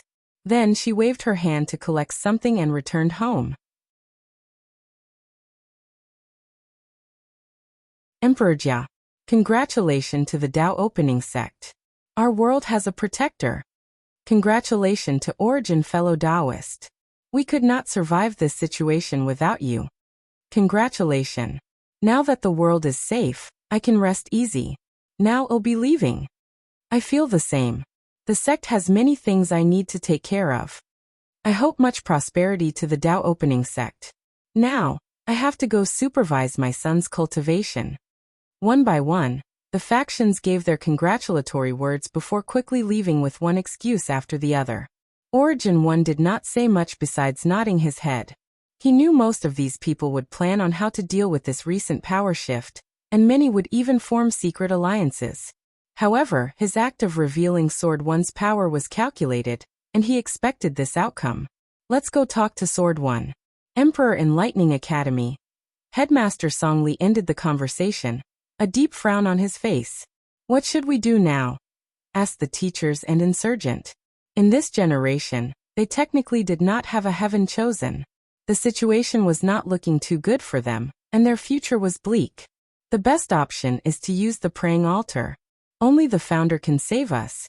Or at least give us a survival chance, said Songli after pondering for a while. Immediately, the academy headed to a secret realm with an altar of Emperor Kong and prayed to it. You did a great job, commented Desolate One. However, Sword One shook her head. Even with the array, I can barely equal that man. He's not any ordinary immortal sovereign. He is not only powerful but also experienced. You shouldn't put too much pressure on yourself. You've only got to that level and are still adapting. He's right. All that matters is you have the strength to protect the sect, said Origin One, who had just arrived. I'm not. Anyways, I still have some room for growth. As long as you have the right mindset. Now that we have the strength, should we use a more aggressive approach when doing things? No, our current model is fine. We must keep things calm until the kid proves the Tao, disagreed Origin 1. Origin is correct, added Sword 1. Plus, we have to be more careful. After I reach this realm, I sense there might be some hidden immortal sovereign left in our plane. What? Seriously? We did suspect this possibility. However, all information proved otherwise. My question is, why have they not shown up? The ones I sense seem feeble, so I guess they are secretly healing, replied Sword 1. I'm also guessing some are hiding, sealed, or waiting for something. Everyone became quiet, pondering the ramification of this news. We always knew the Myriad Emperor world was the most complicated, said Judgment 1. Since Eternals are hiding, why not Immortal Sovereign? Forget about this for now, said Miscellaneous 1. The pending issue is those people who attacked us. We can theorize they were responsible for what happened to the heaven-devouring Emperor. But who are they exactly? Sword 1 took out one of her swords. Glad you brought this up. I got some blood from him, hoping to find them through it. She handed it to Miscellaneous 1, who observed it. I should find something. He connected to the sex formation for his calculation, and as expected, there was an ungodly amount of resistance to calculating an immortal sovereign. Maybe the previous me could not do anything, but I've learned a great deal from the Emperor, thought Miscellaneous 1 before changing tactics, and using the things he recently learned. Not enough power. Use the sex luck, said Origin 1. It'll let you use the protective array. Under normal circumstances, the array could only be used once there was imminent danger, and the Council of Emperor Lineages agreed. After all, any active use burns far greater resources. However, no one can say anything to Sword 1, especially since she is not doing it to hurt other factions. The Tao opening sect just needed to give the excuse that she was fighting a foreign enemy and needed its strength. With this boost, Miscellaneous calculated something, a string of runes. And after translating them, they were coordinates. Is that the coordination to the Battle Spirit World community? Unless something changed since the Devil era, it should be. So they are the plain scheming against us. So, who is the faction that sent that immortal sovereign? They must be from a very powerful and lucky faction to have a surviving sovereign. Everyone looked at Shadow 1 for an answer since he was in charge of information gathering from the endless void. Don't ask me. I've only gathered basic information. Besides knowing the Battle Spirit World is fourth on the Eternal list and has a growing presence in the Commerce Hub, I know very little. With the closure of the Myriad Emperor world, Shadow 1 could not continue to gather more information, and had left someone else protecting the Fate Shadow Guard as they worked on their own, semi-cut off from home. We really should not have taken such a secular approach after the Devil era, commented Rainbow 1. And everyone agreed with that statement. Isolating the world and the sect from the rest of the endless void did give them time to recuperate, but they should never have waited for so long to open their barrier. Please visit Panda, and 0VE1. Co. No point in complaining now. I'll contact the kids' Fate Shadow Guard to see if they know something, said Sword 1, who did not want anyone else to go as she feared these foreign planes would besiege them. No need to go to the Commerce Hub to contact them. The kid left a way to contact them through a secret base in a great thousand world. Go there and ask for the information, explained Origin 1, who understood her thought. Sword 1 agreed and teleported to the designated world after leaving the protective array. A few hours later she returned. I think I know who's responsible, she immediately stated after returning home. The Spirit Genesis sect, known as the strongest sect. Better than us? Sword 1 shared the information gathered, which was basically one page with little information, and everyone reviewed it rather swiftly. This sect is weird, commented Turtle 1. They act arrogant and overbearing in the Battle Spirit world. However, in the Endless Void, they are extremely low-key despite their influence. The basic information gathered on them highlighted this aspect. It painted the Spirit Genesis sect as a faction that does things in the shadow when interacting with otherworld communities. Wait, something is wrong, said Shadow 1 with a frown. The number of Eternal, why is it 2? What do you mean? After the sect master met with the heir of the Starlord Mountain, Muley, he learned there were only two factions with two Eternals. So he asked me to investigate. And the result of that investigation was a sect known as Purple Heaven Temple. But they mysteriously disappeared, creating the rumor someone destroyed them. And they only had 7 emperors. Everyone frowned. Did they change their name? Doing such a thing would cripple a faction's chi luck and lead to their destruction. So why would they do that? Maybe a way to bypass the 9 Emperor curse? The Chaos Ruler sect tried that and looked at what happened to them. On the unlikely chance the Spirit Genesis sect used this method and succeeded, then, the fact they can become the strongest sect and overcome their chi luck would make them very scary. My intuition tells me something else is going on, added Sword One. But how do we find the truth? Such information is not easy to investigate, given the current state of their information network and the lack of direction. We just have to ask someone who knows and might be willing to tell us. You're talking about our business partner? Yes. Will they demand someone in exchange? After all, we are only business partners, not allies. Maybe before, but after Sword One's power display, they should be more than willing. That person was correct. After Sword One contacted Star-Lord Mountain, an insurgent that looked like an older man responded and introduced himself as Star Monarch. Sir Star Monarch, I will be direct. I've to ask about the Spirit Genesis sect, said Sword One. She was truthful and told him about the attack and their theory about the Purple Heaven Temple. Of course, one of the reasons she told the truth about the attack was to determine whether the Star Beast world might be connected in some way. Regrettably, Star Monarch never showed any other emotion or change in expression besides his serene and peaceful atmosphere. That's an interesting guess, he said slowly. But the truth is more daunting. The second Eternal of the Spirit Genesis sect created a paradox. There are only 2 sects with 2 Eternals, you guys and the Purple Heaven Temple, but there are 3. I'm not following, said Sword One. Think of it this way. Heavenly Tao has a record of events that occurs in the lower dimension. These events are part of the Tao of Heaven, known truths of heaven and earth. And Heavenly Tao's record states that only 2 sects have 2 eternal emperors. But the real truth is there is a third. How is that possible? That would mean he tempered with the entire lower dimension's Heaven Tao. Exactly. Such a brilliant accomplishment, muttered Sword One, thinking how difficult it would be to pull something like this. What is that Eternal's name? He is known simply as Emperor Jia. How come his name is not more renowned? He seems to be a very secretive person. He influenced the Spirit Genesis sect's low-key and behind-the-scenes development custom. Sword One took a moment to process. What was his objective in doing so? That is a mystery. We guess it might be a form of protection for his sect. But there is bound to be some greater mystery behind it. Sword One agreed with that statement.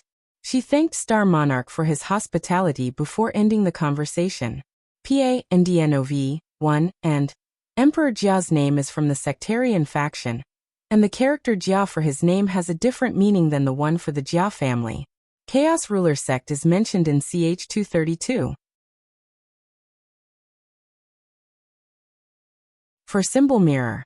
Elder he appeared in the battle spirit world, and just as he quietly left, no one knew or detected his return. Without pause, he went to see the 3 Elder Council. Ancestor, how did it go? Hurriedly asked Patriarch He. The mission failed. Elder He replied calmly. Even you could not break through their protective array? I didn't get a chance. It appeared the upper dimension intervened, and helped the Tao opening sect acquires eternal strength as protection.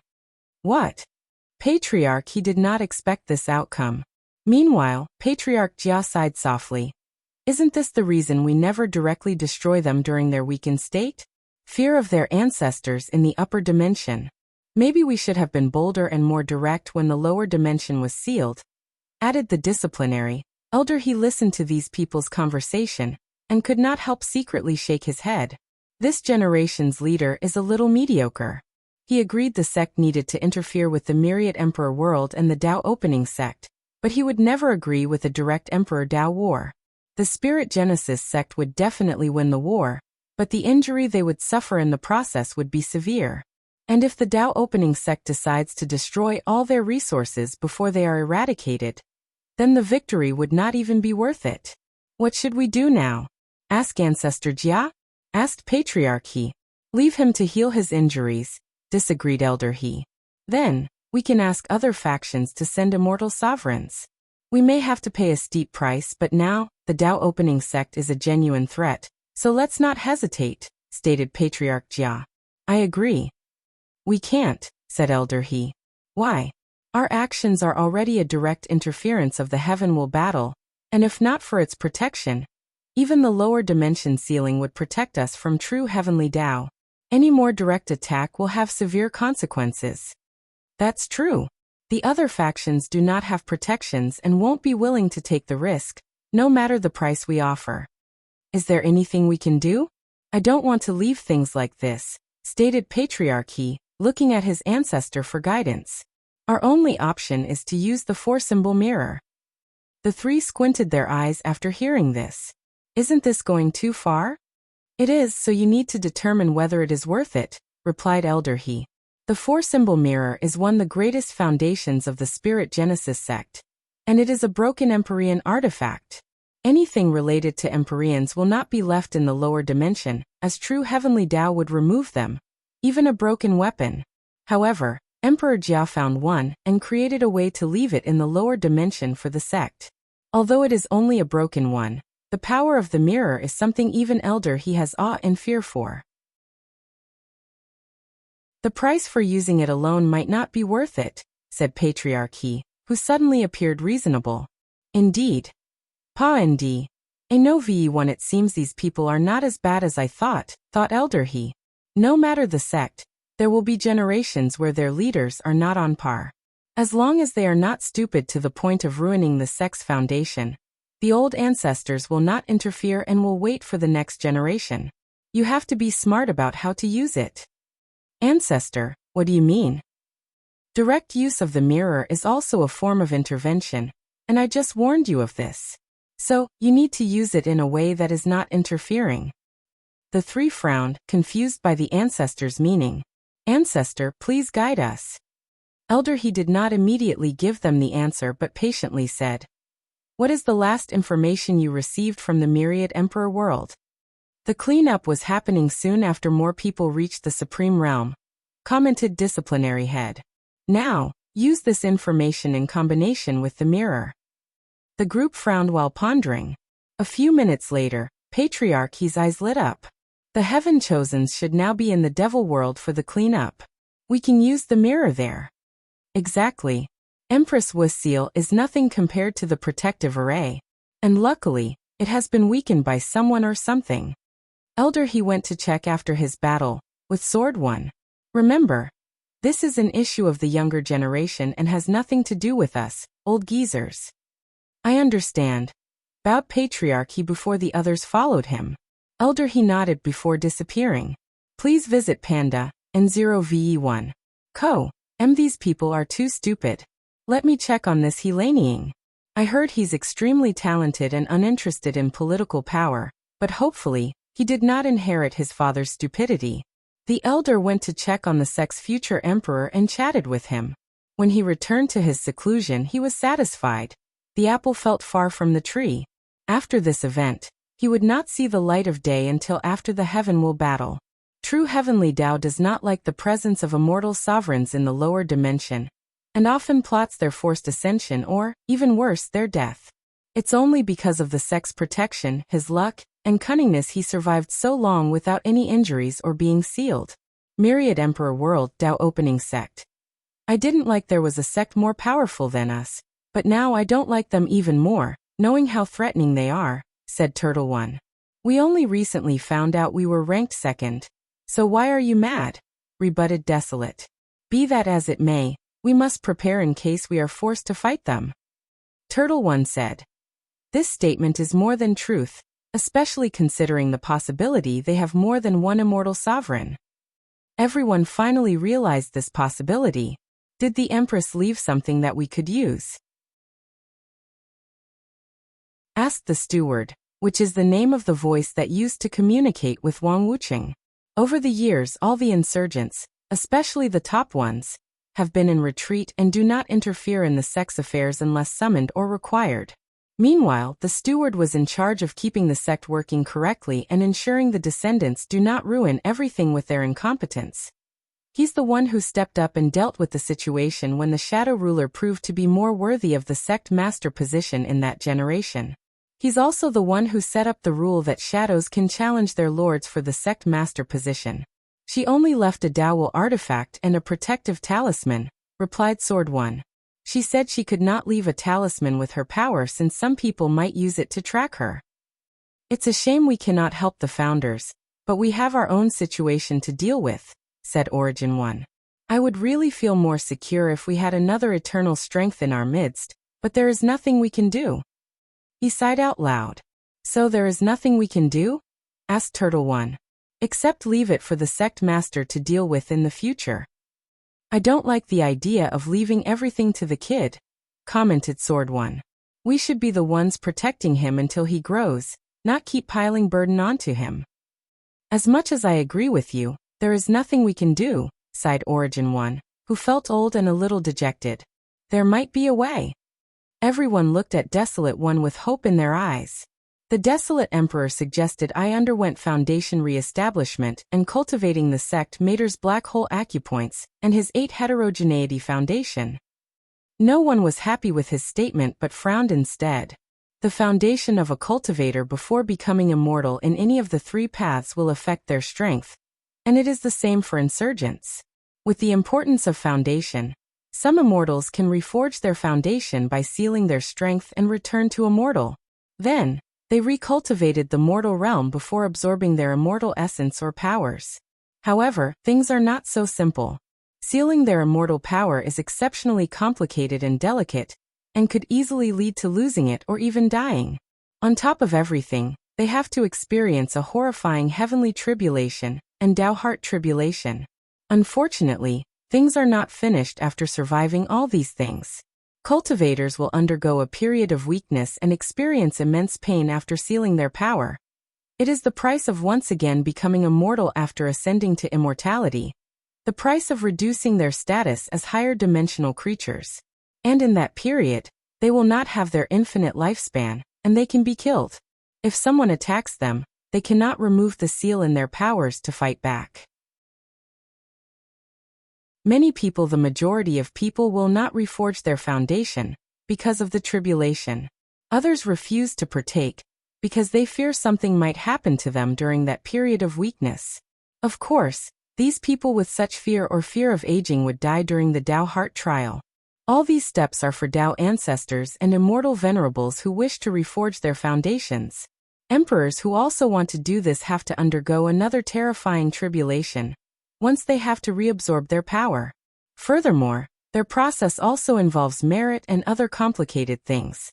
Most do not bother with this method because foundation re-establishment will not allow a second class to become first class or a pseudo-emperor to become eternal.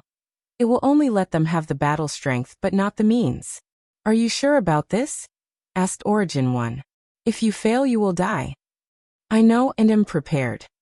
Origin One nodded. If someone has a chance to succeed, it would be you. Ask if you need anything. And I will be your protector during your time of weakness, added Sword One. I will be in your care. I feel like I can breathe now, said Turtle One with a smile. By the way, do we need to tell the sect master about the Spirit Genesis sect? The Heavenwell battle is coming, so it might be best to wait afterward not to distract him. No, he needs to know in advance since they will probably be one of the greatest obstacles to his plans, said Miscellaneous One. It's best for him to know and prepare, added Origin One. But we can wait until the cleanup finishes. Soul Path. Phew. Wang Wei exhaled as he opened his eyes. He finished today's meditation. He had alleviated his injury, reassuring him since he feared it would take too long to heal. In the past few days, while recovering, he searched multiple times to check if he had missed something. Luckily, he did not. He walked out of his tent, where he noticed the troops and his group having dinner over a fire. He took the plate Li Jun handed him as he sat down next to him. Is your soul all right? It should be fine in a few days. I would offer you some soul-repairing pills, but I know these things are ineffective for you, commented Yan Liling. It's fine. I forgot to ask, did you ever try refining the immortal pill? Wang Wei once gave her the special array he received from the miscellaneous emperor that could create a unique immortal qi only for pill refining. I have not succeeded yet because of the divine runes. However, it's a great challenge and I look forward to succeeding.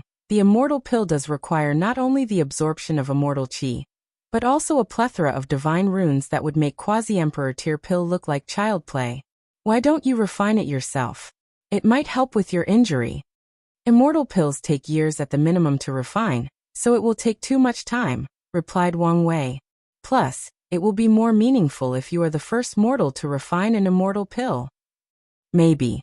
However, Heavenly Tao might not acknowledge this accomplishment because of the immortal qi array.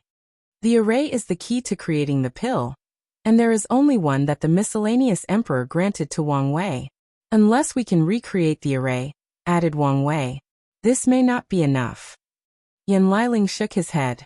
She was confident the Tao and immortal array masters of the sect would decipher the formation and recreate it. However, Heavenly Tao might wish for her also to be able to establish the array to acknowledge her feat of refining the immortal pill. Well, do your best to succeed since the reward should be quite the amount of merit. I will.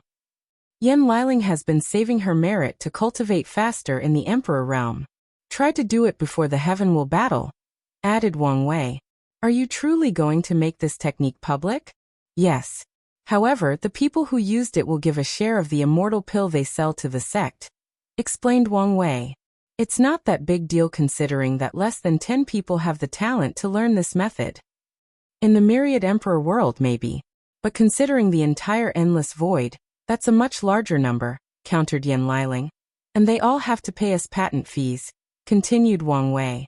My guess is some factions in the myriad pill world have a similar method of refining immortal pill, even if it's not as perfect as ours.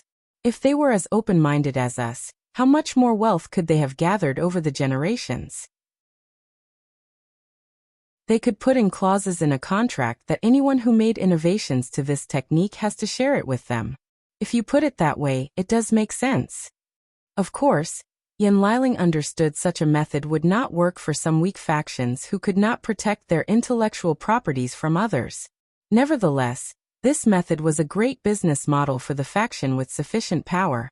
Could you use Liang Shixin's soul path method to heal your injury? Suddenly said Li Jun no, because it would require too much. Wang Wei spoke incoherently as his mind seemed elsewhere. After close to a minute of silence. How can I be so slow? He clicked his tongue. Did you think of something? Asked Li Jun. Why is there no soul path? What do you mean? Body, chi, soul and Tao. From the information we know, I can theorize cultivators can achieve immortality after opening the gate of power. The immortal path is the path of Qi, and Tao ancestor is the path of Tao, so logically, there should be a soul path. Emperor has a Tao body, Emperor soul, and high immunity to Qi, commented Li Jun, a combination of the three paths. So, there should have been a soul path already existing. Exactly. Do you suppose there used to be a soul path but something happened to it? Maybe someone destroyed it or something, added Yan Liling. That's one of the greatest possibilities, agreed Wang Wei. The other is true Heavenly Tao removed that path for some reason. But I prefer the first one. That's worth thinking about.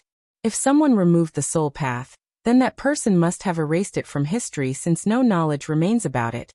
Added Li Jun. The alternative is this event occurred in the distant past of the eternal ascension world, in a time where maybe the lower dimension did not even exist yet.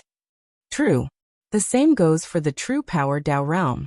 I always suspect there should have been 3 gates instead of 2, and someone was responsible for the missing gate. However, Wu Hong told me she did not know anything, and for as long as she knows, it has always been 2. If someone was responsible for its disappearance, doesn't that mean trouble will come your way once you try to re-establish the soul path? Stated Tai Gang, which made Wang Wei's mouth twitch. Probably. You're really a trouble magnet. It may not be as you said. There is the possibility true Heavenly Tao granted Liang Shixin the destiny to revive the soul path, and am just helping. After all, his unrelenting hatred for the Emperor path is suspicious. Please visit Panda, N0VE1. Let's hope you're correct. Wang Wei glared at him since he felt this guy was calling him unlucky before looking at his palm. Is something wrong? Asked Li Jun. My palm is itchy. What? Can your palm be itchy? It's a sign I'm about to acquire tremendous wealth. Fortunate encounter? In this place? Apparently. Wang Wei was not surprised by this prediction. As a son of an era, he should be having fortunate encounters left and right. However, he controlled his chi luck since he knew the downside of immense luck. Nevertheless, after surviving any catastrophe, his luck will peak, granting him powerful fortunate encounters. PND Innov 1. After surviving his meeting with the Great Cthulhu, his luck should be activating. He closed his eyes, thinking about what he needed to improve his strength. I need a better Proving Dao artifact. His wife used countless chaos artifacts to refine her Proving Dao artifact, so he should not lose to her. After making a plan, he activated his luck Dao and used a technique on his chi luck. Done. He knew for sure this upcoming fortunate encounter would involve his Proving Dao artifact. Tomorrow early morning, the troop continued their march. They destroyed city after city. Wang Wei's token was finally activated, and he learned that Heavenly Dao only allowed 100 million troops per token. But their current token could only bring in the 20 million soldiers they brought with them. So, the group continues killing to reach the 100 million quota. Soon they found the sloth base located in the far north. Envy territory. Aoshin looked at the woman before him with a frown. The woman looked like a typical human beauty except for her pupils. They were mirrors. She was dressed in a man's tight leather clothes, but the clothes could not hide her feminine charm. The mirror-eyed devil tribe, thought Aoshin, immediately becoming on guard. Who are you? You can call me Envy. Are you the ruler of this territory? You can say so. Interesting. You should be worth many points, said Aoshin with twinkling eyes. Now there is no need to fight, Envy said. You and I are similar in many ways. Similar? I would love to hear this, replied with a sneer. We are. Humans treat us worse than dogs. They hunt our kind for sports and resources. We have not become extinct because of their grace. So we do have much in common. Except your kind also treated my demon kind the same way during your reign. That is only in the past. We have paid for the sins of our ancestors. Then, what about the fact our demon race is not the enemy of the entire lower dimension? Why are you trying to be difficult?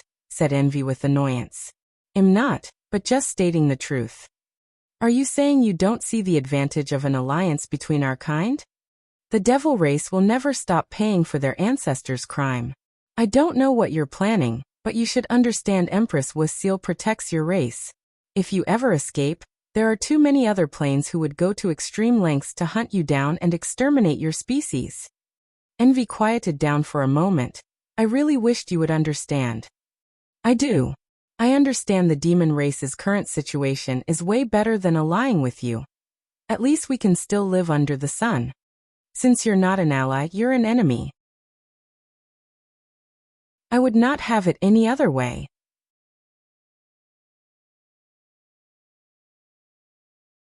Dragon of Darkness. Aoshin watched as an illusory figure of a phoenix manifested above Envy's head before disappearing. He did not hesitate to rush toward her, leaving shadows in his traveling path. A beautiful and potent flame shield emanated from the spot he attacked her, trying to burn his hand into smithereens.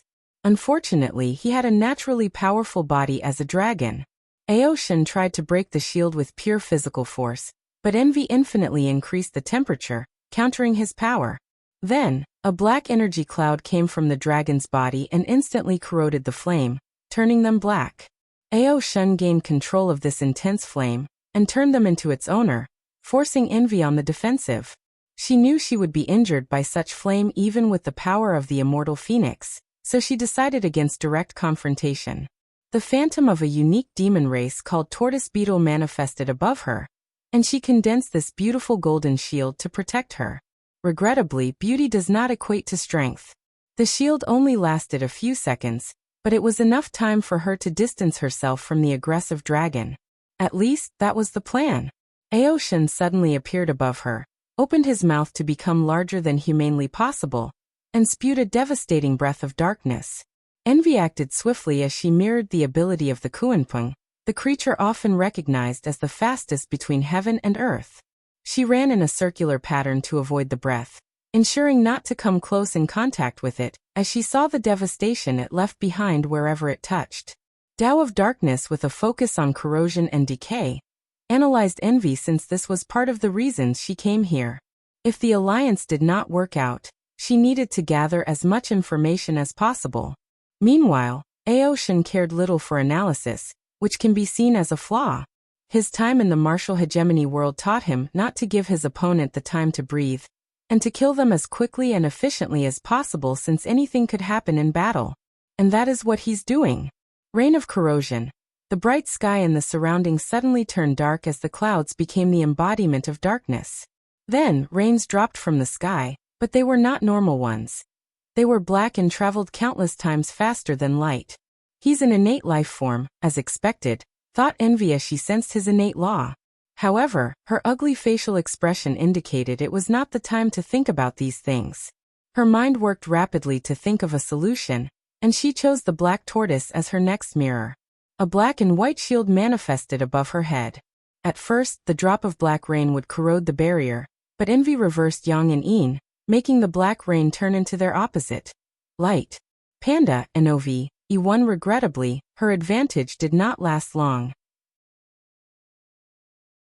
Aoshin opened his mouth a second time to fire a breath of darkness, forcing Envy to defend herself against his two-front attack.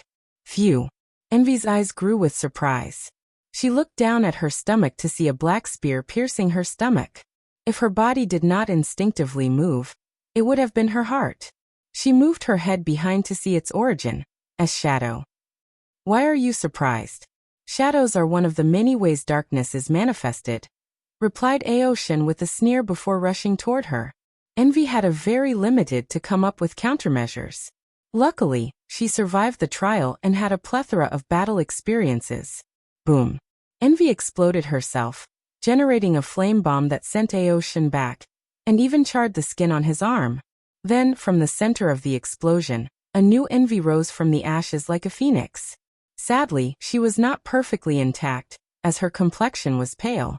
Damn Duyi realm, she complained as she gazed at him, her eyes flashing with a cold light. As Aoshin spread his cultivation to the demon race, the stages of his Duyi realm drastically increased. Now he is only waiting to reach the quasi-emperor realm to fuse with his clones that received the benefit of the orthodox Duyi realm with his main body, which has the unorthodox Duyi realm. Let's see how you enjoy having your power used against you. A new phantom appeared behind Envy, and it was the spitting image of Aoshin. Then the power of darkness flashed around her. A mirror devil subspecies who can reflect or mirror things, and the Tao of Envy, which involves self-loathing and being jealous to the point of wanting to become others, commented Aoshin. It's the perfect combination to copy other people's powers. But can you really copy everybody? No, but the only thing special about you is your innate law and the privileges Heavenly Tao granted them, and I don't need to copy those. Aoshin squinted his eyes. I need to be more careful. He realized the opponent's strength was relative to him, so he could not eliminate her as swiftly as he wished. So his cautious nature has awakened. Aoshin's arm turned into a black shadow as he punched forward. Corrosion punch. Envy followed him and used the same technique, canceling out his attack. Aoshin went for a fist-to-fist battle since he is more comfortable with this fighting mode as a martial artist. Bang. Their fists clashed, generating enormous shockwaves that destroyed the surrounding grounds and dispersed the clouds. If not for the limits of the game, the space would not remain intact, and the devastation of these attacks would have been farther and wider. Please visit Panda, N0VE1. Co. She's inherited my physical strength? Aoshin became frustrated for a moment before quickly reining himself and analyzing the situation. She should not have inherited by experience. Aoshin rushed and clashed with her, but this time, things were different. After their first touch, a fog of darkness suddenly came from Envy's hand, and enveloped her right hand, before she could even understand what had happened. Luckily, she reacted quickly and cut off the corroded arm in time. Eroding barrier. Envy surrounded herself with a bronze-colored barrier with the power of decay. Anything or anyone touching it would suffer from its power. She took this moment of stability to analyze what occurred, ignoring Aoshin, who was bashing the barrier.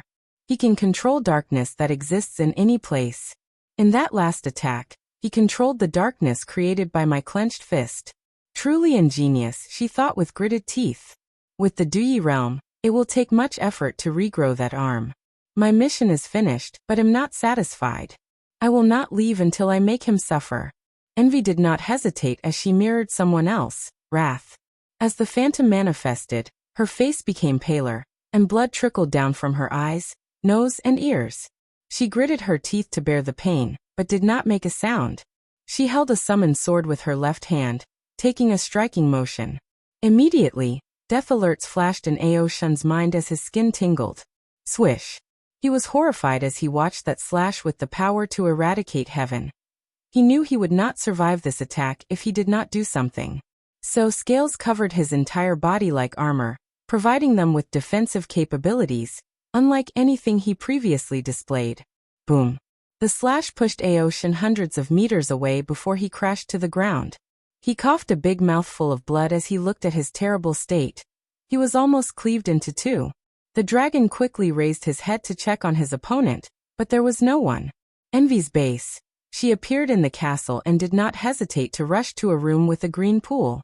As Envy lay inside, a powerful vitality entered her body to heal all her injuries. After taking a moment to stabilize herself, she contacted Wrath through the mirror. How did it go? Not well. The demon race refused to ally with us. Although I expected this outcome, I'm still disappointed, replied Wrath with a sigh. Should we try to convince the other demon race? Demon tribe is very united under his banner. I doubt they would go against him, especially to ally with the devil race. Yes, with their alliance with the Tao opening sect, their lived have improved tremendously. They don't actually need us, agreed Envy. Did you get information about him? Innate life form, as we theorized, Tao of darkness, 3-leaf strength, very aggressive fighting style, also cautious when needed. However, he was not using all his strength. During the entire battle, Aoshin never used his full transformation, and Envy noticed. 3-leaf? The myriad emperor world is truly a cesspool of talented individuals. Do you know what species he is? Either a serpent or dragon. Envy saw the scale during the last attack, but she did not know for sure if they were from an innate dragon or some innate snake species. Snake or dragon, both powerful, muttered Wrath. Although snakes are often considered the degraded bloodline of dragons, this was not absolute. There are some innate snake life forms as scary, if not more as dragons. I sensed you used my power. What was the result? He survived with heavy injuries. He survived a 4-leaf attack? He might be hiding a lot of strength. Probably. Alright, I'll notify the others. Be on standby to execute the plan at a moment's notice.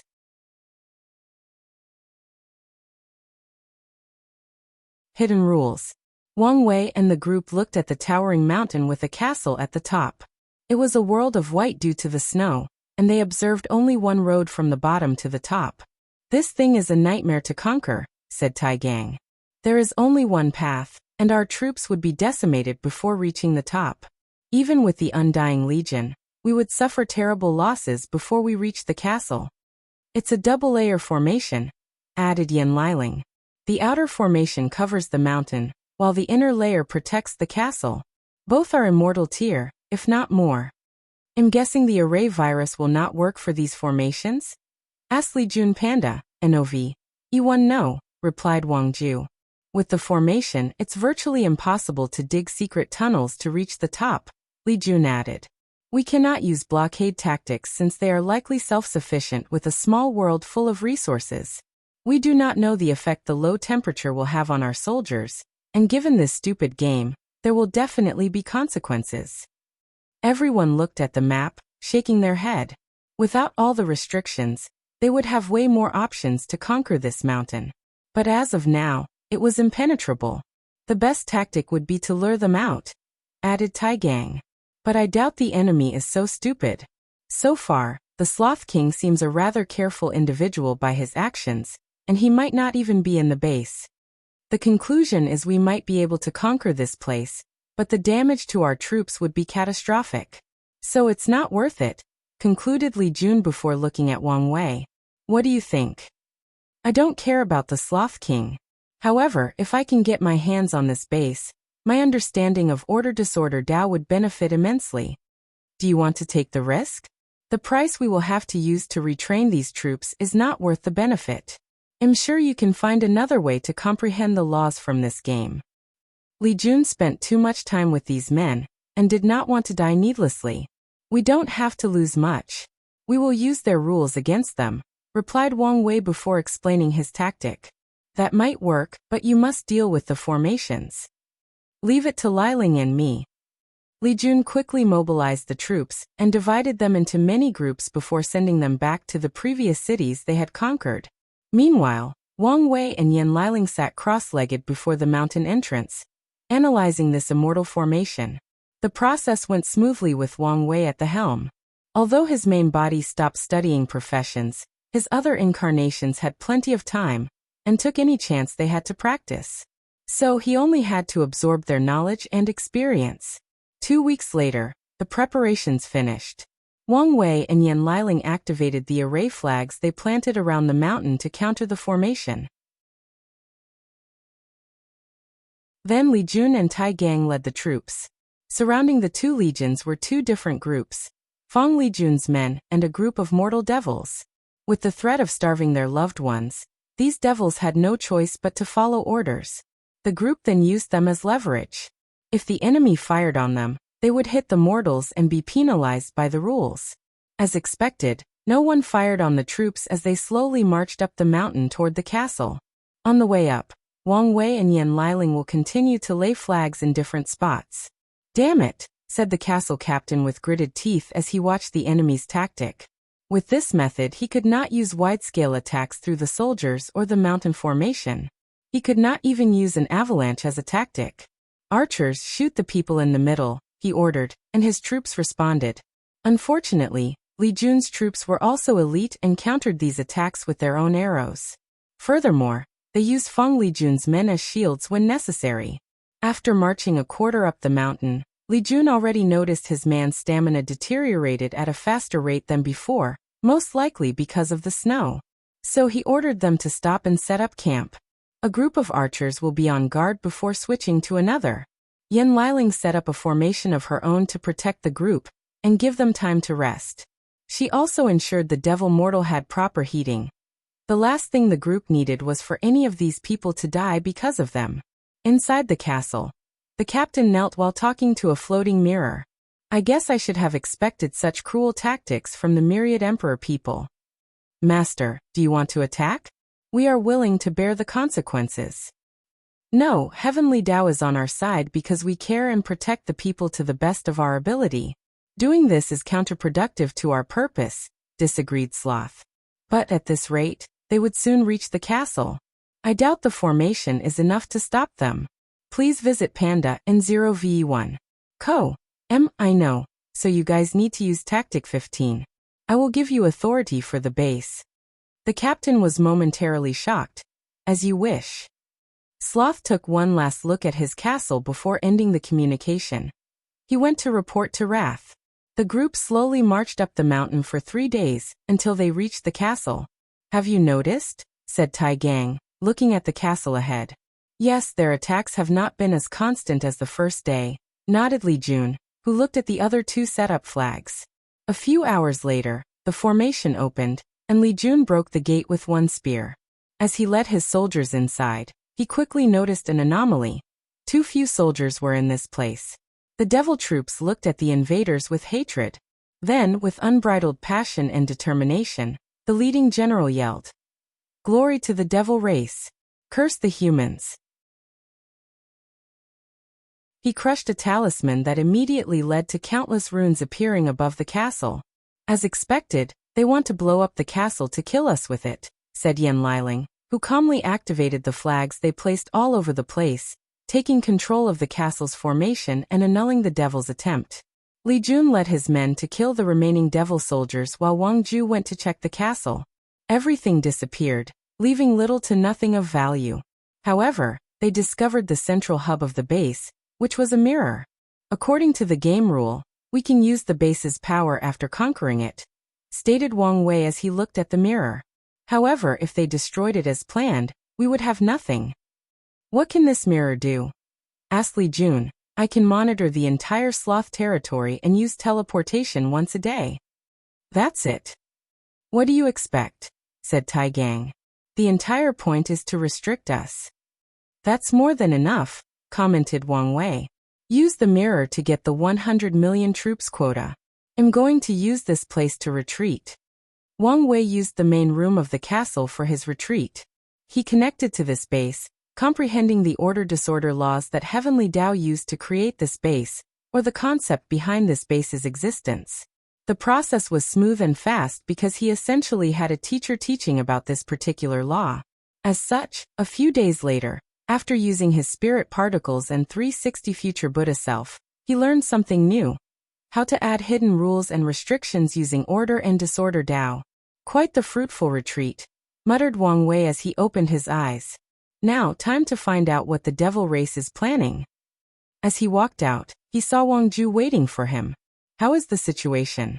Li Jun fulfilled his quota. Oh, said Wang Wei as he checked his entrance token, and she was correct. I knew I could count on him. Do you want us to exit the game and leave one soldier for you? No need for that, replied Wang Wei before mobilizing his order Dao. After using a technique, the title above his head suddenly changed to Neutral King. He could now travel anywhere in this territory, but the restriction is he could not attack anyone, unless counterattacking. As you expected of you, young master. Oh my, since when were you so complimentary? Isn't it you who said it would help my career to sometimes slip some compliment to the boss? I remember your exact words were to be discreet and not make it look like you're a sycophant. Ha ha ha, I did say that, didn't I? Well, who would reject compliments? Replied Wang Wei as he looked into the sky. Tell Li Jun he can send the troops home, but don't leave it. I feel something big is going to happen. Something big? What do you mean? Just a feeling. Wang Wei then flew away. With his new status, he still could not teleport, but he did not need to with his speed.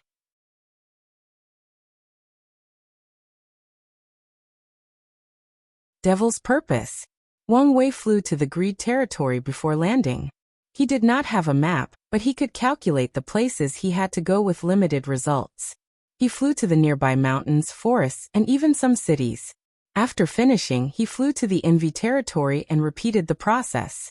After doing this for all 7 territories, Wang Wei had a pondering look.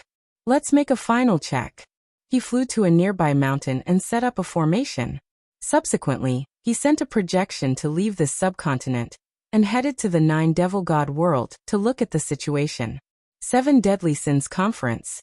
He stopped in my territory, said Pride. Don't be as stupid as Lust and attack him, commanded Wrath.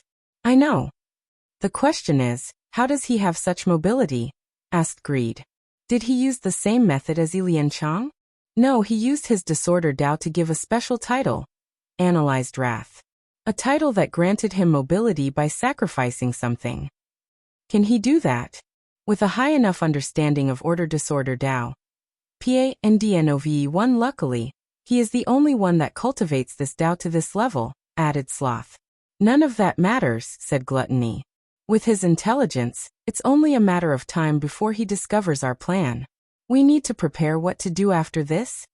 Everyone agreed with him, so they looked at Wrath, who sighed. We may not have many options. Can't you stop him? Asked Envy. Of course not, replied Wrath. Even with Devil Retribution Sword? The sword is not readied yet. And even if it was, I won't know the final result until I subdue it, replied Wrath, stressed as she caressed her temple. Dismiss, and we will intervene at a later date. Stay away from Wang Wei if he ever comes to your base. Wrath opened her eyes from the main room of her castle. She stood up and fixed her clothes before heading to a special room with a formation. After activating it, she waited a few seconds before a shadowy figure appeared. She bowed with the utmost politeness. Master. What has happened? Here is the current situation. I see, said the figure before sighing deeply. Maybe this is fate. Master. You don't need to say anything. The figure looked at his favorite disciple. Wrath was the first of the other 7. He met her long before the others and personally trained her. The shadowy figure allowed her to inherit his most powerful Tao. Heaven-eradicating Tao. He told her about the 9-extremity Tao Foundation and watched over her during her reincarnation. He ensured the reincarnation was not random, and she could establish her foundation in the shortest time possible. Unfortunately, Empress Wasil was difficult for him to completely nullify in his current state, so it affected Wrath during her reincarnation, making her fail the process. Luckily, Wrath was not discouraged and thought of creating the Devil Retribution Sword to make up for her strength. Then the figure met the other 6 and had her participate in a trial to show her dominance. Once he gathered the 7, they began the plan. I don't have much time left, said the figure. Master, said Wrath, with tears falling from her eyes. She remembered when she was nothing but a young devil, starving in the 9-devil god world. Her master gave her food, shelter, and strength to protect herself and the people she cared for. During her long life, her master has always been with her. You have the bad habit of relying on me when things get too difficult. I will no longer be here, so you have to deal with this situation yourself. Please visit Panda, N0VE1. Koem I will. Disciple I'm sorry. You don't have to be. But I am. I should never have forced my dreams, hopes and regrets on you. I am willing. The figure shook his head. What choice did that starving little girl have? You need to take care of yourself from now. Remember, your safety is more important than the plan. The shadowy figure looked in the Pride territory direction before disappearing. Wrath breathed deeply before wiping the tears from her eyes. She knew this moment would arrive one day. She did not expect it to come when things were so close to success. After calming her emotions, a look of determination appeared before leaving the room. Wang Wei opened his eyes as predicted. One of his working theories was correct. The devil race in this continent wanted to sacrifice the 9-devil god world to the myriad emperor world in exchange for accepting their status as a subspecies of humans with devil bloodlines. This plan is why most devils in this continent have a human bloodline. Some can even be considered pure humans with devil bloodlines. If this plan succeeded, not only would the crime of the devil's race be pardoned, the 7 Sins Kings will be allowed to participate in the Heaven Will battle and prove the Tao. Wang Wei frowned as the situation became complex. He divined something and sighed with disappointment. Only 2? Not enough. After absorbing the 9-devil god world, the myriad emperor world will only give birth to 2 Heaven Will. This should be good news for Wang Wei since he could split the final battle with Di Tian without competing. However, this result would affect his plan for Li Jun and Yan Liling.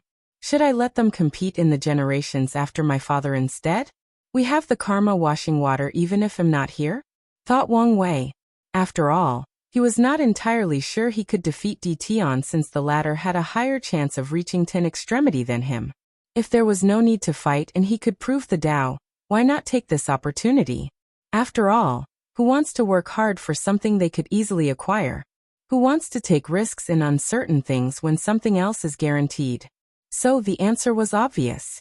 He should know, I cannot have this mindset, thought Wang Wei, who woke up from this temptation.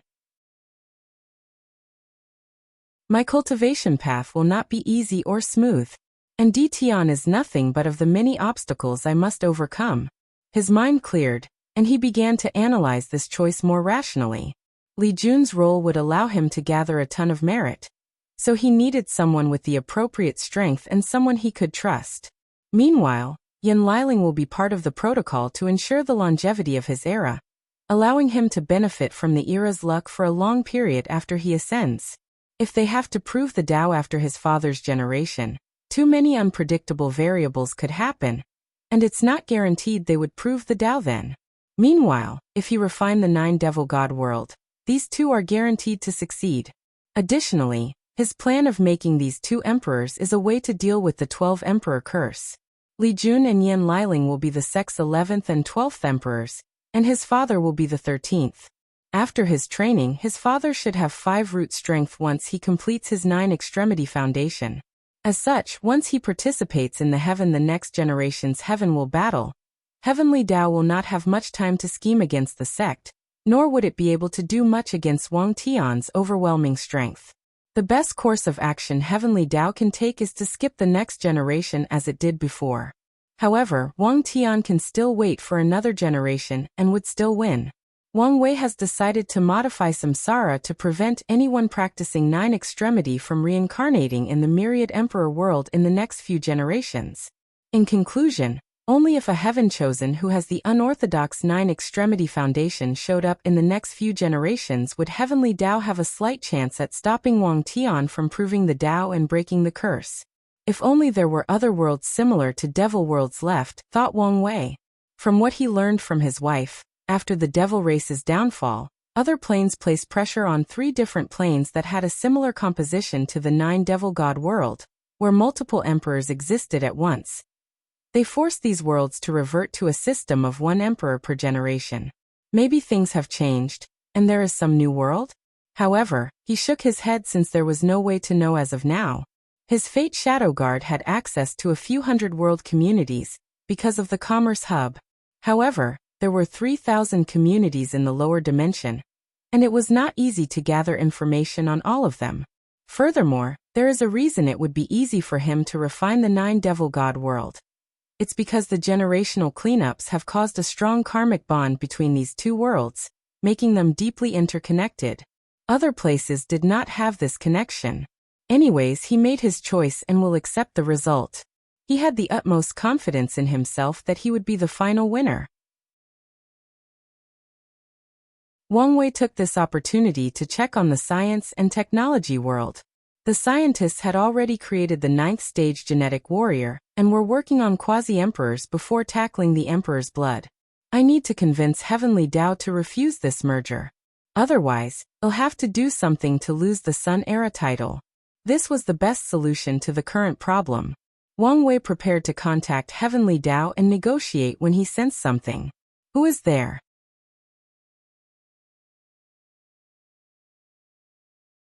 Primogenitor. Wang Wei saw a young man floating before him. The young man was handsome, with piercing red eyes that seemed to penetrate the soul. The person wore a black robe, but they were not actual clothes. It was more akin to a robe made entirely out of shadows. Despite his young visage, he had an air of vicissitude around him, indicating he might be considered ancient compared to even his sect's ancestors he interacted it. Who are you? Wang Wei asked again, already on guard and prepared to activate the talisman Origin One gave him. People used to call me the Devil Primogenitor, but my name is Mo Yuan. Devil Primogenitor? You're the true devil responsible for the devil race's invasion of the lower dimension? You even know of this? I guess I should not be surprised. But yes, you are correct. Shouldn't you be dead? I should, but things like resentment, regret, willpower, and obsessions are powerful forces that can create miracles. I guess they are, muttered Wang Wei as he suddenly understood many things. He now knew who created the heavenly Tao of this continent, who gave it its power and modified it to protect the devils in this place. What can I do for you, Lord Mo Yuan? I did not expect to see another true devil before I disappeared. I was curious, so I came to see you. I don't think true devils are such a rarity. They are. There are many seedlings in the chaos universe. People born resenting rules and restrictions, pursuing absolute freedom. However, few can walk the path of cultivation, and fewer can become enlightened on a true devil's identity and accept it. If you put things that way, we might indeed be rare. You don't seem to care too much about being a true devil? Well, it's not like there is any benefit in being one, said Wang Wei while shrugging. Plus, why would I let a title dictate how I feel, believe, or behave? Am I a true devil? Okay, it won't change much in my life. Mo Yuan paused after hearing this before a burst of boisterous laughter emanated from him. Maybe if I had a similar mindset, things would have been different. So, what exactly happened to you? Why should I tell you? Replied Mo Yuan with a relaxed smile. Common, help a fellow true devil out. Ha ha ha, what an interesting kid. Instead of answering your question, tell me what you think happened to me? Isn't it obvious? Based on the devil race's fate in the lower dimension, your actions created too many enemies and not enough friends or allies. And the result was you dying through the besiegement of countless powerhouses. Mo Yuan's joyous mood suddenly changed, replaced by anger, hatred, sadness, and unwillingness. Then he sighed. You're right. I was so obsessed with becoming free that I became a fool. My actions endangered my race, condemning them to years of pain and suffering. Mo Yuan looked in the distance, his eyes scanning this subcontinent before gazing at the sealed 9 devil god world. Do you know the saddening thing? My actions were meaningless in the grand scheme of things. I projected all my hatred into true heavenly Tao, believing once I eradicated it, I would be free. Ha ha ha, how stupid I was. It is nothing but a small part of a much larger cog. My vision should have been grander. I should have considered things more thoroughly, using heavenly Tao as nothing more than one of my stepping stones to true freedom. Better yet, I could have allied with it if it could help me achieve my goal. Mo Yuan shook his head as he realized he was rambling. He then looked back at Wang Wei. Excuse me. I have a lot on my mind, and I got carried away. I understand. After all, there is no cure for regrets. Is that what drives you to pursue freedom? One of the reasons, replied Wang Wei. I have family and loved ones. I do not want any regrets because I could not prevent or fix if something happened to them. I see, uttered Mo Yuan softly as the image of wrath flashed in his mind. You wanted to ask me some questions? Go ahead. How did your conquest of the Eternal Ascension world last for so long? I know countless powerful factions like the Tao Opening Sect, the Buddhist Sect, the Qin Saint Court, and numerous others attacked you together. How did you block the power of so many paragons? Wang Wei could not understand this aspect of history, especially after confirming the devil race made too many enemies and not enough allies. You do know a lot, replied Mo Yuan. I guess there is no point in hiding it now. I possessed a broken half-step detachment treasure. Although I could not utilize all its power, it was enough to fight all these unparalleled genius and remain victorious. Half-step detachment? Is that the name of the realm after paragons? Fitting, I guess, thought Wang Wei. Please visit Panda, N0VE1. I understand now. After your defeat, the Eternal Ascension world underwent a golden age. However, it was most likely not a coincidence. My ancestor, Qiyuan, learned of the cultivation path after Paragon from your broken treasure. Then he planned the second origin battle, and maybe even the Golden Age to find the way forward. Correct, said Mo Yuan as the hatred and unwillingness flashed in his eyes again. And the treasure is probably a chess move from Grand Tao to accelerate the growth of the Chaos Universe. Wang Wei's eyes lit up as he understood the latter's meaning. After the ultimate taboo, although many paragons died, half-step detachment appeared in the universe. No, they became more common, essentially elevating the power ceiling of the universe. Mo Yin gave him an approved look before saying, let's stop talking about these things since you're too weak. Wang Wei nodded and no longer pressed on the issue. Are you now going to tell me the real reason you came to see me? Yes. I want to make a deal with you. I'm listening. I want you to give my disciple, Wrath, an opportunity to rise. In exchange, I will tell you where I kept that treasure. Didn't someone take it after your defeat? That I don't know. It might have fallen in someone's paw, or it might have been lost during the chaos. However, the secret realm I received the treasure contained 2 pieces. I only passed the trial for one, and you can try for the second. Is it in the Eternal Ascension world? Panda NOV, E1 No, it's somewhere in primordial chaos. Why are you asking me to help one person instead of your race? Continued Wang Wei. Mo Yuan did not immediately answer. Instead, he looked at the 9 devil god world, focusing on the seal around the plane. I'm actually thankful to Empress Wu. In the upper dimension, they wiped out every single devil race member. To this day, anyone with a thread of our bloodline will suffer discrimination and have a hard life. The same fate happened to my comrades in the lower dimension. Luckily, The seal acted as a form of protection, and the cruelty of the myriad emperor world ended up sparring the extinction of the devil race. All the more reason you would want to save them. Your presence is proof that fate does not want the devil race to make a comeback, replied Mo Yuan.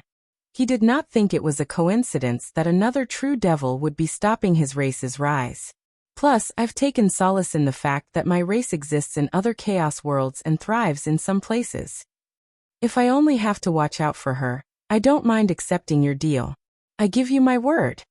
Mo Yuan smiled since that was enough for him. He knew true devils were the most honorable, untrustworthy people. They will lie, steal, and scheme for their goals and ambitions. However, they will not break them once they give you their words. He raised his hand to condense a ball containing information before suspending it before Wang Wei. He did not directly inject it into the latter's body. After putting the thing away, Wang Wei asked, "Are you not going to say goodbye to Wrath? You seem to care a lot about her." "I've already said my final words," replied Mo Yuan. "One last piece of advice. You might not care about your true devil status, but some people will." "I guess as much." With the rebellious ideologies of true devils, Wang Wei could already predict the amount of trouble these guys would cause wherever they were, giving the name a bad reputation. Mo Yuan began to disperse into tiny motes of lights. Now he felt some peace after meeting someone like him, and ensuring his disciples' future. The obsession that kept him tethered to this place vanished. More importantly, the remaining power of the treasure also dissipated. It's confirmed. Someone forcibly changed the main timeline. Who has such power? And why did they do it? In the last moment before he died, Mo Yuan connected to his treasure and saw some odd image he could not understand.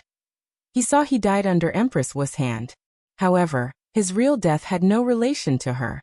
At first, Mo Yuan thought his mind peeped into a parallel timeline. But now he finally understood the truth.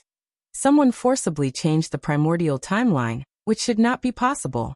Well, it does not matter to me. My story ends here. He took one last look at Wang Wei. I wish I could see how his story unfolds and eventually ends. He looked at Wrath, who was preparing to respond to the current situation. I wish I could see you grow.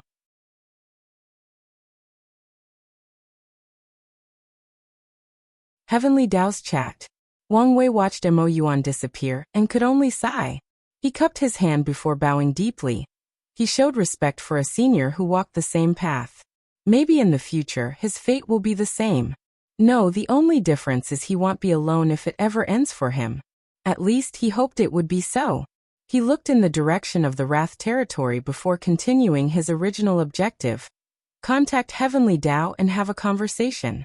Soon, Wang Wei found himself standing in an all-white space with an enormous eye above him. "My son, what can I do for you?" "Son?" "Well, technically, all creatures of the myriad emperor world are Heavenly Dao's children," thought Wang Wei. Of course, he would not call her mother or father. Their relationship only recently became decent, and depending on how today goes, it might sour again. "I came to convince you to refuse the merger with the 9 Devil God world," said Wang Wei. "Why would I do that? The merger will drastically increase my world source and benefit the world." "But what about the downside?" countered Wang Wei. "The devil race is hated by every plane in the lower dimension. Once they know we accept them as one of our own, many will react negatively. I know the danger and they are worth it." Wang Wei squinted his eyes as many things flashed in his mind. He knew Heavenly Dao was not stupid, nor did it rely on emotion to make decisions. Everything it did was based on pure logic and with an objective in mind. You want to use the pressure of the other planes to forcibly accelerate the rate of the myriad emperor plane's recovery? Yes. The new era will need some time before it can revitalize the world. However, foreign pressure is a great way to accelerate the process. Wang Wei controlled every fiber in his body to not call this thing stupid. He never thought that his willpower would work so hard for self-control one day. There is a time for everything. The myriad emperor world needs a period of peace to lay the foundation. Then it can interact with other planes.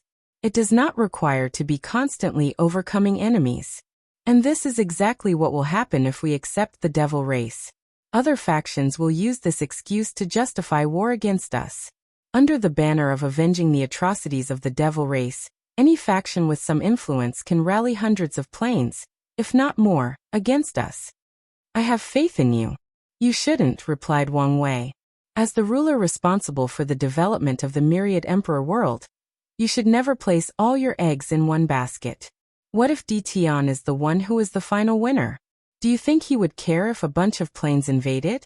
As long as he revives his wife, he will sell the world if necessary. What about the others? On the likely chance they are the last man standing, would they have the strength to stop an invasion on such a large scale? The answer is obvious. Finally, there is me.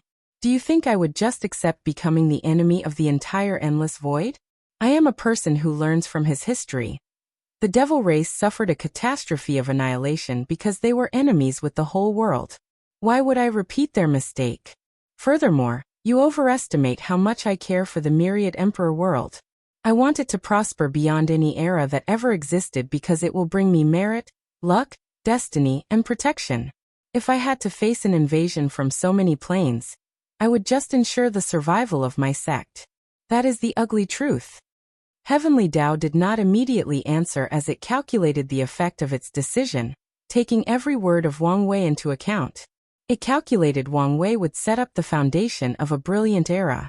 Unfortunately, it did not know the exact plan.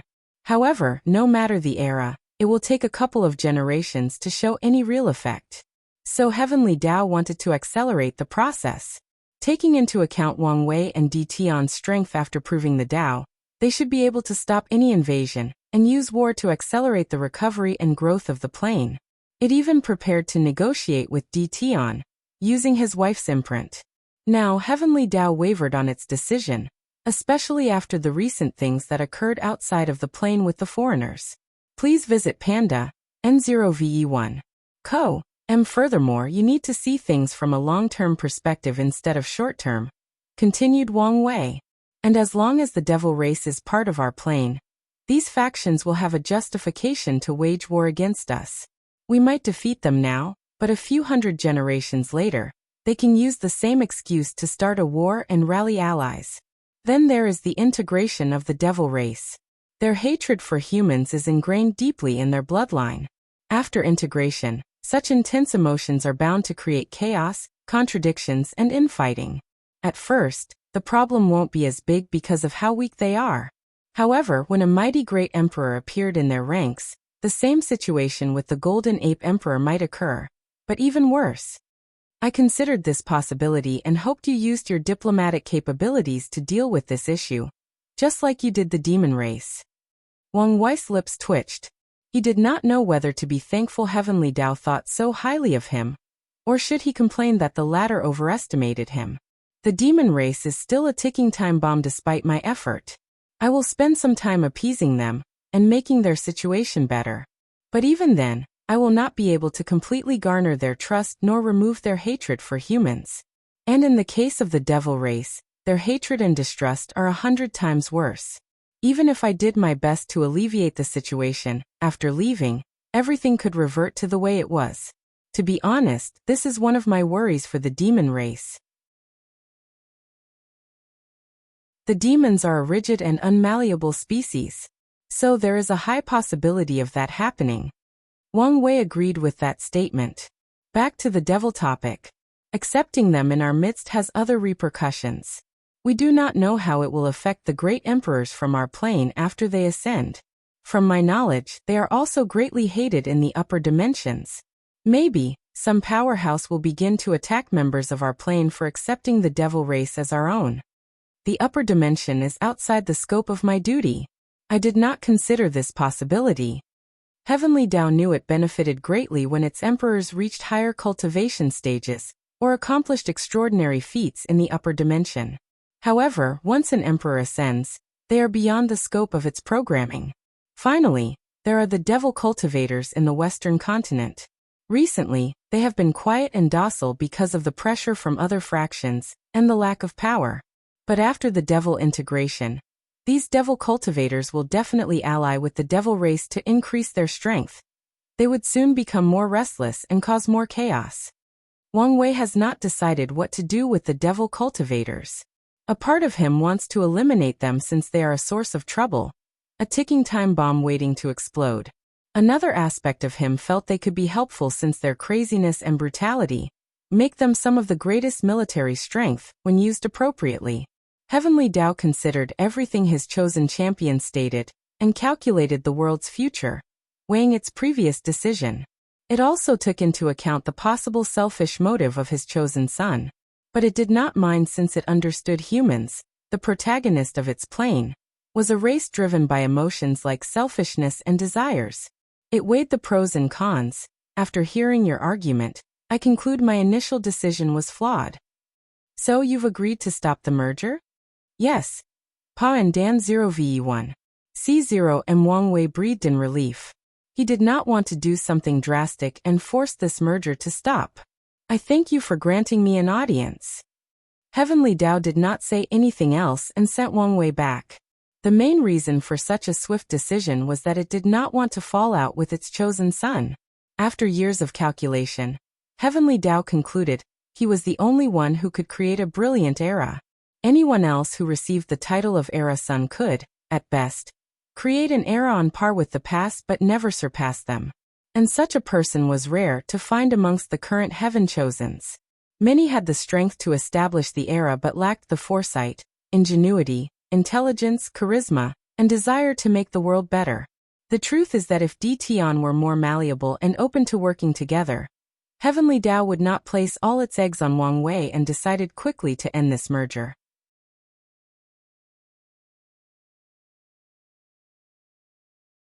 Changes. Rath's face became ugly as she received the news. The moment she heard Wang Wei was investigating all 7 territories, she had a hunch this would be the result. She did not immediately give up and used an altar in one of the castle's rooms to contact Heavenly Dao to negotiate. After a while, Rath opened her eyes, trying extremely hard to control herself and not go on a rampage. She tried arguing with Heavenly Dao and convinced it to reconsider. She argued she would handle her race and have them stay low-key and not be detected. She argued she would manage their hatred and swore not to ally with the devil cultivator in the West. Regrettably, Heavenly Dao had better arguments about the consequences of other planes discovering the revival of the devil race, and the effect their rise would have on the upper dimension. Rath's last attempt was to compromise and ask Heavenly Dao to only accept some people in this subcontinent with a certain level of human bloodlines. But it even rejected this proposition. As she sat dejected on a throne, she pondered the next step. The plan she had spent so long working on ended before it even began, which was a devastating blow to her mind. She considered all her options before taking a deep breath. 7 Sins Conference. Wrath, what happened? The plan failed. The Myriad Emperor World's Heavenly Dao backed out of our agreement. What? Wang Wei's doing, I suppose? Asked Pride. Yes. We should have expected this outcome once he began to snoop around the other territories, added Envy. So, what are we going to do next? Asked Gluttony. Everyone looked at Wrath, waiting for her to make a decision. The plan continues, but we will go about it differently, said Wrath. What do you mean? We will abandon our identity as Devil Race and integrate into the Myriad Emperor world. As long as we can prove the Dao, we can remove the seal and protect our race. Use the array for us only instead of the entire race? Summarized Pride. It might work, but Heavenly Dao will still ask us for a price. One of the devil gods is enough of a price, added Wrath. If it is only the Seve, I mean the 6 of us, Heavenly Dao might accept. But it also might refuse. That's my only worry. Wrath had not finished speaking when the projection space the group used to communicate began to tremble. Before they could react, the illusory space ejected everybody out, and the conference forcefully ended. What's going on? Muttered Wrath before sensing something and appearing outside of the castle. She looked at the sky and immediately noticed it was no longer pure blue. It was now separated into 4 colors, blue, red, black, and white. Cracks appeared above the heavens out of nowhere before Heavenly Dao manifested itself.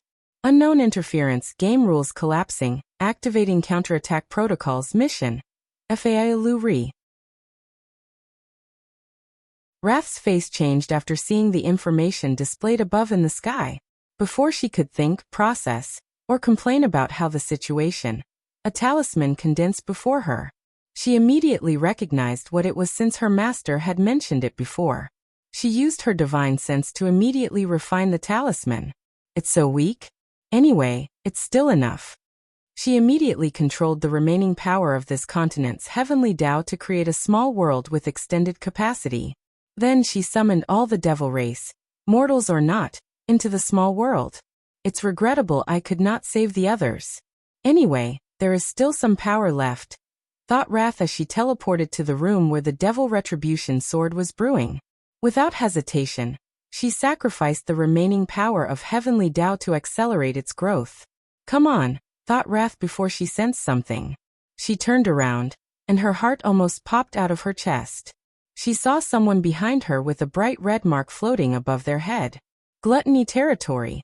A young man with green eyes sat beside a bonfire, deep in thought, despite the noses of the troops next to him. Please visit Panda, and 0ve1. Co.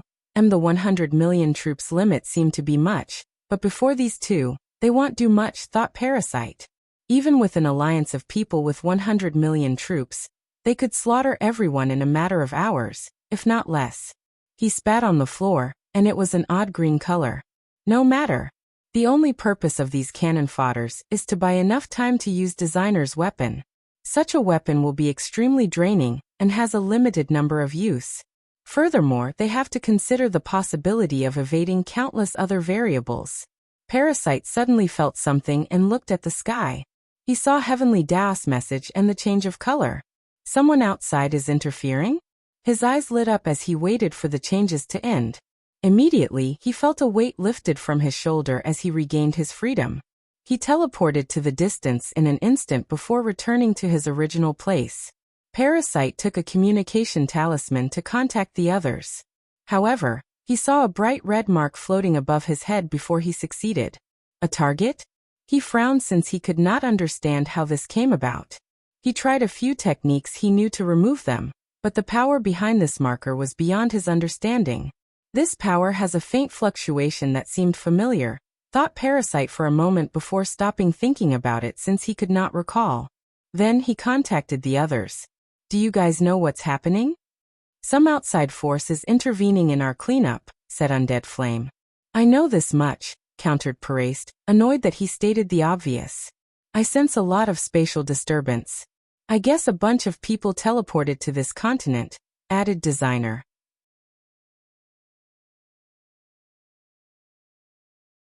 And based on the target above our head, their targets are probably people from the Myriad Emperor world. So some plane wants to use this method to kill most of the Myriad Emperor world's Heaven Chosens and delay their rise, summarized Parasite, even more annoyed. A pointless endeavor. All this will do is kill the weak ones and make it easier for these two to prove the Tao. Their plan lay on using other Heaven Chosen as cannon fodder through an alliance. However, the recent changes in this continent will not affect Wang Wei and Tion, only their allies, thus ruining their plans. There is little we can do in this situation besides actively hunting these foreign Heaven Chosens, added Undead Flame. However, if we display too much strength, we will be on Wang Wei's radar. And as you know, he has no hesitation about killing us just because of his suspicions. Isn't there some restrictions about him hunting us down? After all, as an Era son, his actions would be detrimental to the world's growth, asked Parasite, and he looked at Designer for an answer. Sons of Era must kill each other for destiny. That's how things should be. However, this is the first time I've heard about a complete one, so I'm not sure. Anyways, we cannot put our faith in the possibility he will not hunt us down, added Undead Flame. True. Anyway, this situation can be favorable to us, added Parasite. We can help some of our allies that cannot reach the 100 million troops limit. All the Heaven Chosens are now gathered in this place, making it easier to make allies. This is also a perfect opportunity to gather more resources, commented Designer. We can plunder from these foreign Heaven Chosens. Or better yet, kidnap them and ask for their faction to pay us handsomely to return them intact. This might work, agreed Parasite. However, we should be careful and use a third party for negotiations. As I said, we need to be more low-key. Should we contact the others? Asked Undead Flame, and the three immediately became quiet since they knew what he meant. The Seven Moons also sent spies in otherworld communities. However, their existence is a backup plan in case the ones in the Myriad Emperor world fail. These spies must prove the Tao in otherworld communities before banding together to restrict any growth to the Myriad Emperor world. And if possible, give them a strong enough blow to delay their recovery for countless generations. The Seven Moons know the rise of the Myriad Emperor world is fated to occur, and it is the catalyst for the return of the other paragons in limbo. However, as beings who reach the pinnacle of the cultivation world, they can manipulate fate or destiny to some extent. A better word would be to influence fate and redirect its power. There is no benefit from contacting these people besides risking exposing ourselves, disagreed Parasite. We can exchange information to prepare in case our mission fails. We will not fail. Panda, NOV, you only people who are stupidly arrogant believe in absolute, countered Undead Flame.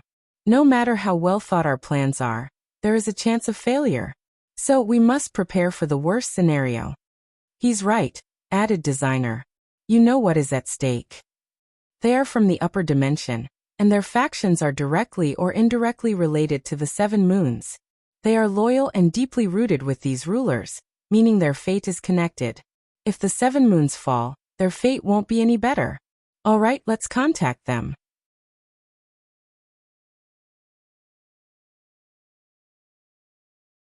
Another great deal. A beautiful woman walked out of a portal, looking at the surrounding with confusion. Her presence or beauty immediately eclipsed the ground she stood on, the floating clouds, and even the air she breathed. A few seconds after landing, some information appeared in her mind telling her to hunt the people with the red mark above their heads. What is going on? Muttered Sushur.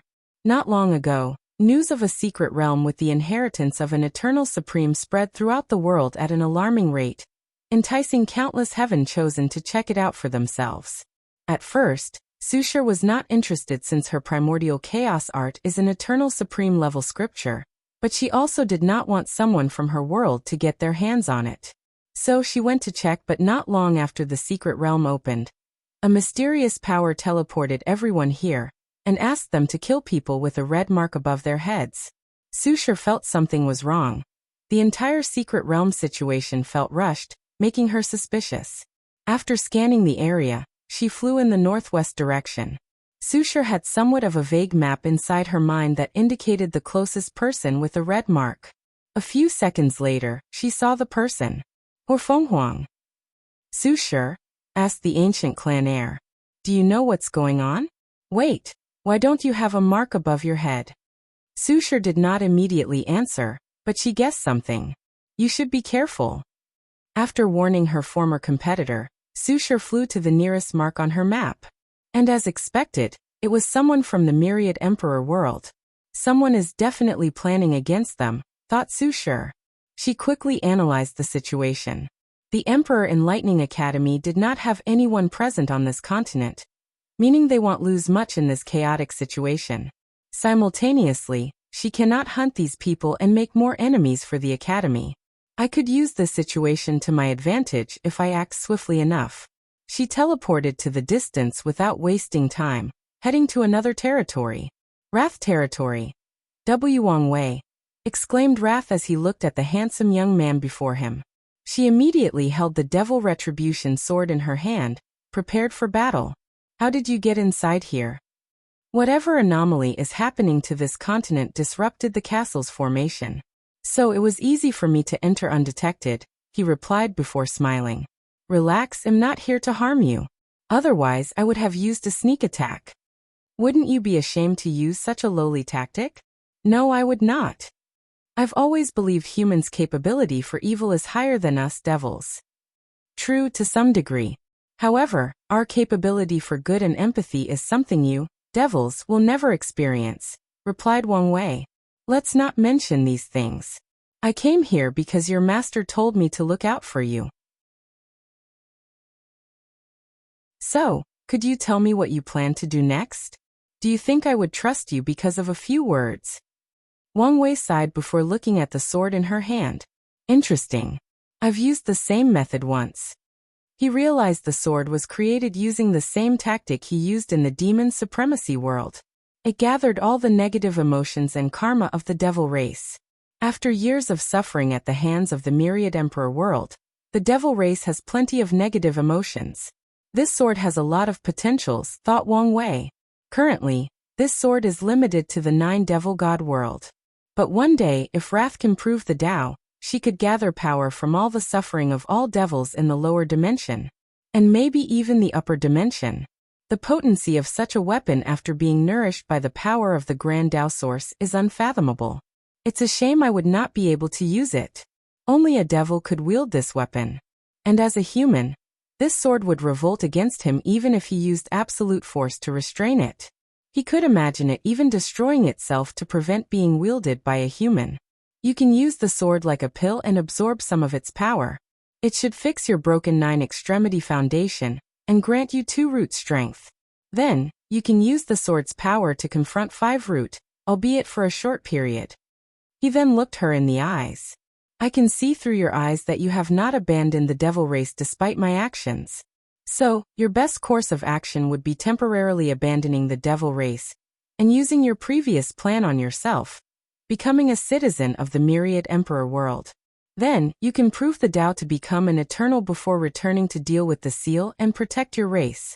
Am I right? My master once said the most annoying thing he experienced in his life was dealing with you, overlords, said Wrath with a mocking sneer. And he was right. Your arrogance and know-it-all attitude is disgusting. I would not have to use my arrogance and know-it-all attitude if you followed along and told me your plan. Instead, you chose to be stubborn, forcing me to use my intelligence to figure out your plans and granting me the initiative in the conversation. If you had properly assessed the situation and followed along, you would not have to suffer the unpleasantry of my arrogance and know-it-all attitude. After this short conversation, Wang Wei could analyze what kind of person Wrath was. Intelligent, talented, loyal, but very inexperienced or sheltered. He could calculate that her master pampered her too much, rendering her incapable of hiding her emotions and partaking in political or emotional manipulation. When facing people weaker than hers, she will be fine. But she will crumble under pressure when facing someone on par, or even more powerful than her. Wrath took a deep breath to calm down. Now that you know, what are you going to do? First of all, you cannot become a citizen of the myriad emperor world, commented Wang Wei. I don't want our world to have any connection to the devil race, even if you will be considered human. Impossible. The myriad emperor world is the one who defeated us, and has a strong karmic connection to our devil race. So, they are the only plane where this plan has a remote chance of succeeding. Wrath discussed this situation with her master, and they derived the same conclusion. This is why the formation of this continent will secretly swallow the blood of the fallen soldiers from the myriad emperor world, to help acquire their citizen status and human race status. There is another way to get your status, true heavenly Tao. And it is a more legit status than any plane's heavenly Tao, countered Wang Wei. How am I supposed to contact true heavenly Tao? Plus, it hates the devil race after what my master did. So why would it help us? Please visit Panda, N0VE1. Co. M. It does not hate your race. It was disappointed by your action and thus decided to punish you. However, heavenly Tao is all about balance. So as long as the light race exists, the devil race has a chance of resurgence. As for how to contact it, it's the same way you would contact any heavenly Tao. The only caveat is that it will only respond if it is a pertinent issue, which the revival of the devil race is. Wrath frowned as she pondered what he said. You may be correct, but true heavenly Tao won't just accept my proposition because I plead for it. True. What were you going to exchange for my heavenly Tao? Yours. Don't mind the small stuff. Wrath gave him an odd look before answering. I was going to exchange the body of one of the remaining devil gods. You can do that? Even with the destruction of this continent's heavenly Tao? Yes, since the array remains intact. Furthermore, the devil gods are willing to sacrifice themselves for the future of our race. A self-sacrificing devil? I've officially seen everything in my life. You people have villainized us throughout history. This is not as rare as you make it out to be, argued Wrath. Or the current misery forced your race to evolve beyond your innate racial limitations. I'm not here to argue with you. Alright. Back to the topic. True heavenly Tao probably won't accept your exchange. What you need is merit, and the highest kind of purple merit. Where am I going to get my hands on something like that? The devil race was not inventive or a race of high imagination. As such, it's not easy for them to acquire merit. Usually, they would conquer other races or worlds to get their hands on such resources. That's where I come in. I will exchange the merit for the devil god's body. Aren't I losing in such an exchange? Everything is about demand. In your current situation, I'm probably the only person with what you want and willing to trade with you. So think of it that way. Shameless profiteer. Thank you for the compliment. Anyway, purple merit might be as rare of a resource as an emperor's body. So this exchange is not as one-sided as you make it to be. Calm down, Wrath. Breathe in and out. She wanted to attack him because of his shamelessness. Anything else? 2 things. After you acquire your status, please prove the Tao in another world community. Although I promise your master to look out for you, I don't want you to intervene in my affairs. Why are you treating us like a plague? That's because you are. In the future, I can help you, but only secretly. Wang Wei has no hatred or personal feelings toward the devil race. However, if he wants his era to have longevity, the myriad emperor world cannot be directly connected to the devil race.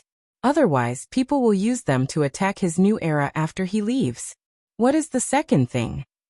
Wrath calmed down as she realized the importance of anyone willing to aid her, even if it was in the shadow. I just need some aura of the destroy heavenly Tao from you. Wrath frowned but did not ask why he wanted it. She directly took a good portion from the talisman and gave it to him. It seems we have established some level of trust, he replied before taking out a purple orb and handing it to her. This is a small portion of our deal. Once you hand the body, I'll give you the rest. Wrath took the purple merit and said, Give me a while, and I'll fulfill my hands of the deal. I look forward to it. Wang Wei was delighted with this deal. With an alive and drastically weakened Great Emperor, the scientists will have a much higher chance of success in helping him reach 10 extremity. Pan DN0VE1C. As the final battle rapidly approaches, he feels even more pressure, which increases his desire for this project to succeed. It was nice working with you, he declared before walking out of the castle.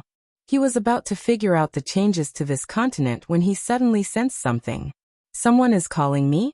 He disappeared in the distance.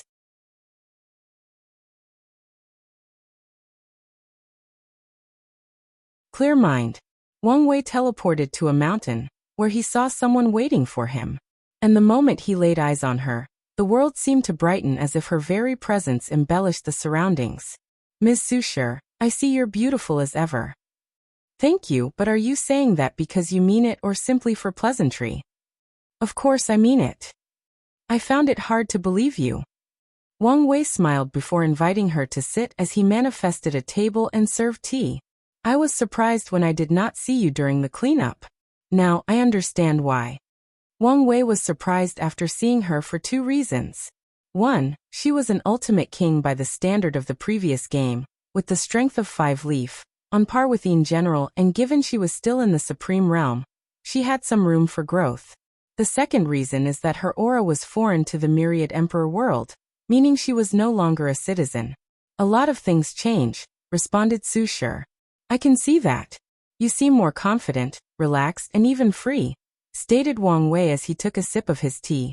Can you tell me what happened? If you don't mind. I don't. A few thousand years ago, after the deception trial, Sushir was in a deep slumber, experiencing her life over and over, analyzing it from a third point of view. After watching her life more than 100 times, she recognized 3 defining moments or periods. The first was her childhood. Sushir reviewed her childhood, experiencing this time of innocence and carefree one more time. Then she focused on a core memory. Su Guan and his wife were teaching a kid Sushir. Listen up, Shire, said the fat man, who seemed eternally in that shape. Your beauty is unparalleled, so one day, you will marry a man of unmatched talent, a future great emperor. This way, you can bring prosperity to the family and live a happy life. His wife nodded with him before teaching her how to be a proper lady and wife. She even taught her tricks to deal with the harem. At first, Sushar did not find anything wrong with this message. However, after seeing it a few hundred times and taking a moment to analyze the situation, she realized this core memory's detriment in her life. Why did my father always believe me to one day be a wife? Why never treat me as a prospect heaven chosen? She frowned as she contemplated. Even if I did not have the talent, he could have taught me to use my beauty to take other people's talent. Why did he have to instill in me the idea that my value was based on marrying a talented heaven chosen? Sushar continued watching her life, and the same idea was deeply ingrained in her mind by the other people she encountered. They lusted after her beauty, and all believed she would be the wife of a future emperor. Soon, she saw the second memory of her life, the conference before the heaven-chosen selection trial. She floated above the room, looking at her younger self and Wang Wei's words. She is nothing but a vase. Vase. A woman like her would offer nothing to a partnership. She is nothing but a beautiful decoration that added embellishment to me, but nothing of real substance. Let me ask you, what did you feel when you heard her playing the zither? Sushar reviewed the memories when Wang Wei figured out her personality after listening to her zither. And for a review, reread Chapter 201 Companion. He was completely wrong about me having been conditioned to only rely on men, thought Sushar as he reviewed this memory. When he called me a vase, anger and resentment awakened deep in me. Why was that? Her life flashed in my mind as she pondered deeper. I wanted to prove him wrong. No, I wanted to prove to myself I was not simply a beautiful face. Maybe, deep down, I also resent my father, family, and friends for viewing me as nothing but a beautiful accessory for someone else. Soon after that event, her father accepted marriage to her husband Lin Fan. Sushar worked hard to be a supportive wife and redirected her resentment toward Wang Wei. She wanted to help her husband destroy him and show him who the vase was. Please visit Panda, N0VE1. Co. MPN DN0VE1 C. All this because I did not want to confront myself and look inward. Sushar shook her head before continuing to experience her life, focusing on her relationship with her husband. I did love him. Although it was a political marriage, I grew fond of him because of how much he adored and pampered me. However, Sushar watched the last defining point of her life, Lin Fan's death. She watched how he gave her the Tao-level inheritance seed, his parting words about their future, imagining their possible children, and his regret of not being able to experience it. Did he love me? Maybe. But did he love me as much as I did him? Did he give me the seed out of pure love? Countless thoughts and ideas appeared in her mind. After the slaughter trial, he was a different person than the one I married. He was more cunning, ruthless, and scheming. His last actions were not simply out of love. No, it was a desperate act to ensure his survival, to ensure he would be one day revived.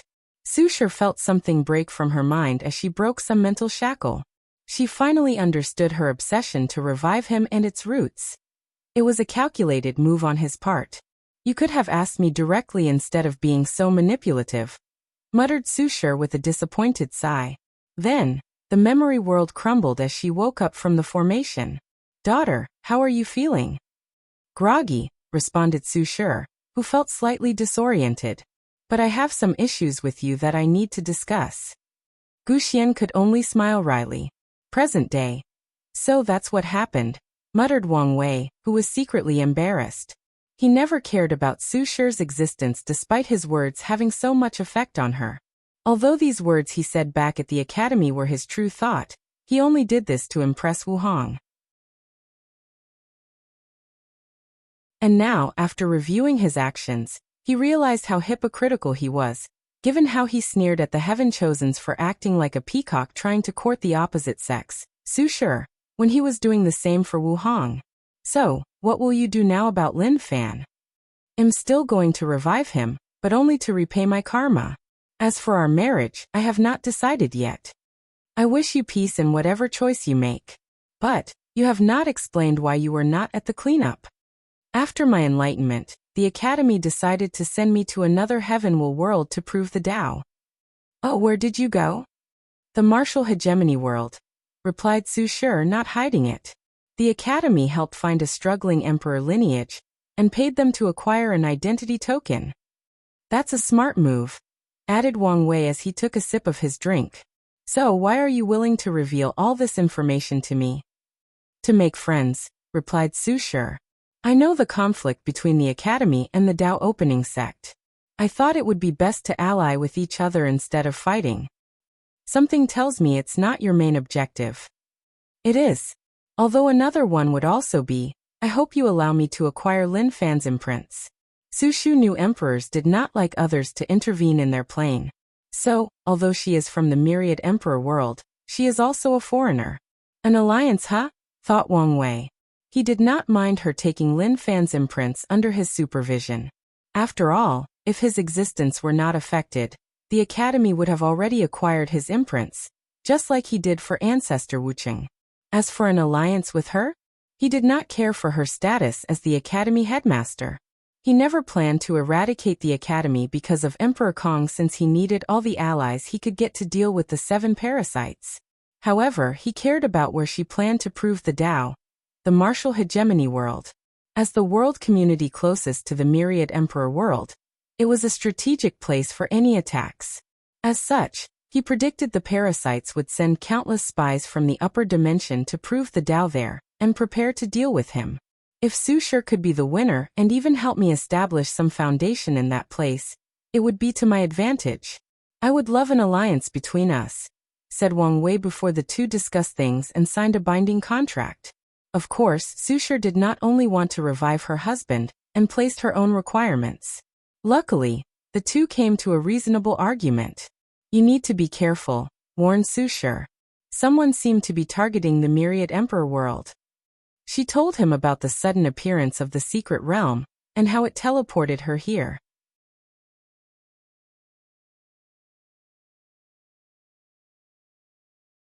Chapter 685. Published at 21st of January, 2023, 5:18 and 17 seconds AM. Chapter 685. 685. Did the people responsible for the Heaven Devour Emperors doing become active? Or is it some tactic from the upper dimension? These were the two scenarios Wang Wei could come up with to explain the current situation, as only these two people would want to intervene in the myriad emperor world's rise. By using heaven chosens from other factions, it's no longer a matter of interference, but a competition of the younger generation. I guess this is one of the loopholes to Heavenly Tao's rule of interference. Do you know more information? Unfortunately, no, replied Su Shi. My foundation is pretty shallow in the martial hegemony world, so I did not hear any more news from the endless void. I see. Well, thank you for the information, stated Wang Wei as he stood up. He then cupped his hand and saluted her. It's a pleasure working with you. Hope we can have a lasting friendship. The same, replied Su Shi as she saluted back. Good luck in your battle. Pa Nd, a no ve1, I think you're going to need it more than me, she replied with an angelic smile before disappearing into the horizon. I hope this girl finds her happiness, muttered Wang Wei with a smile. Now what should I do? Regarding the current situation, he could guess that the martial hegemony world was not the only place tricked into teleporting to this place. The secret mastermind probably used this tactic to hide their track. Of all the world communities coming here, any one of them could be the mastermind. The more pressing matter is that mysterious power capable of annihilating a heavenly Tao on par with an eternal emperor. Wang Wei took out the heavenly Tao aura and observed it. Let's get some benefit first. He contacted Li Jun and Yan Liling, tasking them to search for the truth. Meanwhile, he prepared to use this aura to gain some understanding into the working of heavenly Tao, and see if he could use this opportunity to become enlightened, and create his heavenly Tao control level of his force control skill. Or at the very least, gets a peep into that level. Wang Wei waved his hand to set up many powerful formations around the mountain. He did not want these foreign pests to bother him. So, if they could not even deal with his formations, they were not with him dealing with them. Regrettably, before he could enter his seclusion, He received an emergency call from Heavenly Tao. What is it this time? He closed his eyes and contacted it for a second time. I need your help. What is it this time? I'm aware of the current situation of the cleanup, and I want you to help the Heaven Chosens. You want me to protect my competitors? The people who will do anything to kill me during the final battle? Wang Wei was genuinely speechless. If not for you, I would have long killed them. Why would I help them? I know what I'm asking is much, but it is the best action for the word. Many of these geniuses are potential eternal emperors.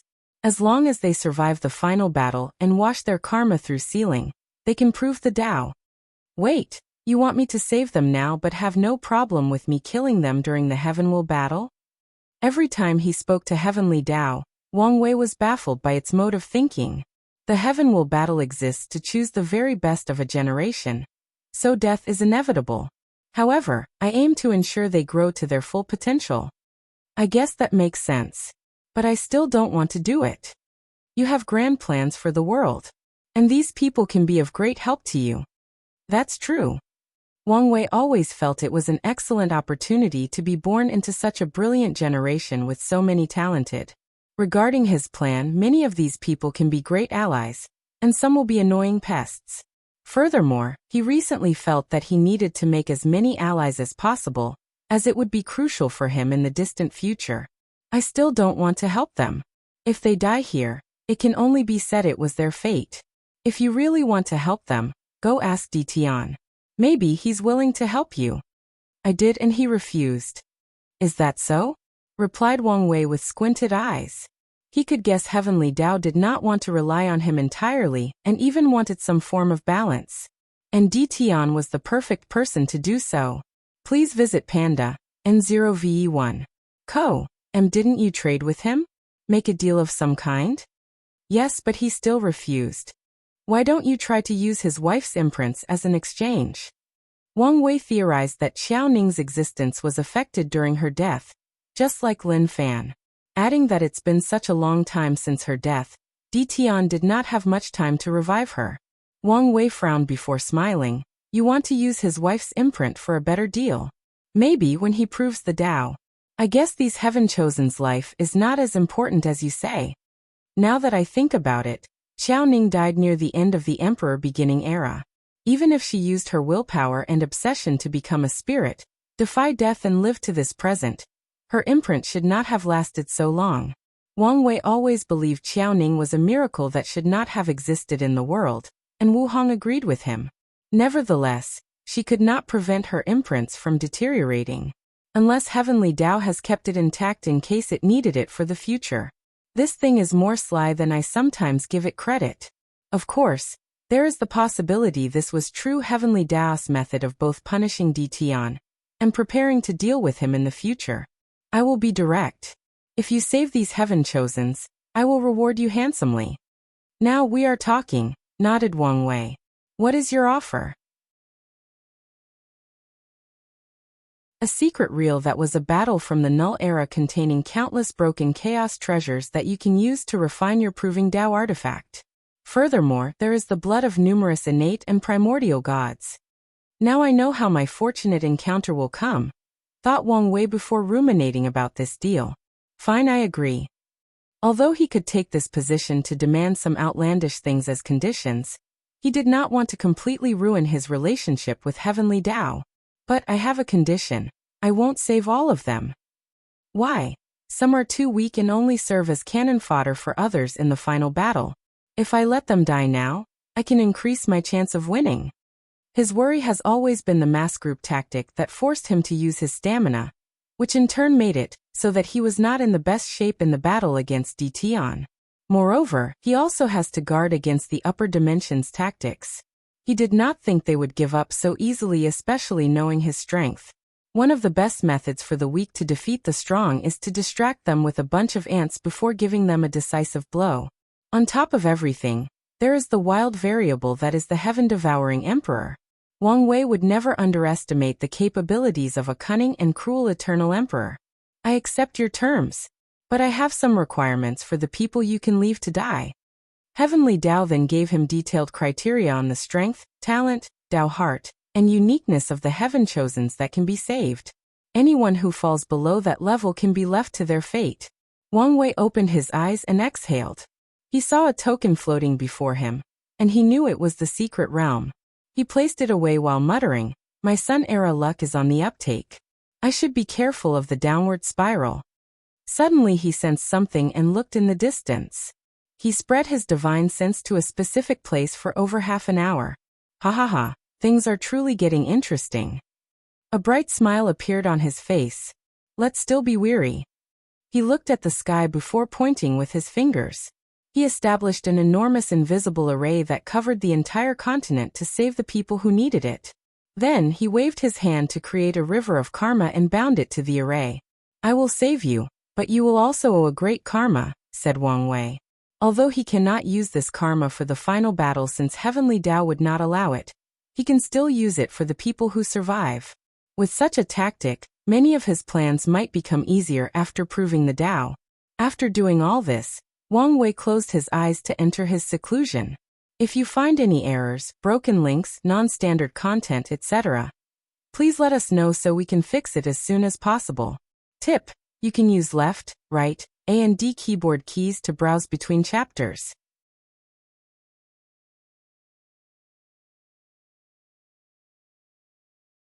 Chapter 686. Published at 21st of January, 2023, 5:18 and 15 seconds AM. Chapter 686.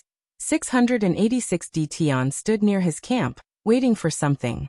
Suddenly, he sensed something and looked at the sky. He was probably the only individual on this continent who could see the invisible array and the river of karma. Wang Wei's doing? He thought with a sneer. He could already guess Heavenly Tao went to ask its favorite son for help, and the latter agreed.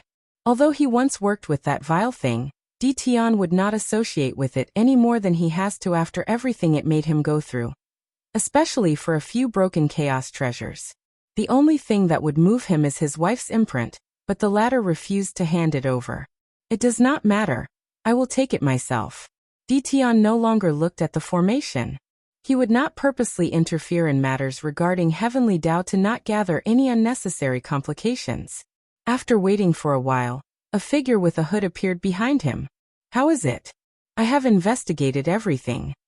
The result: "I have found a few candidates, but you must test their strength yourself."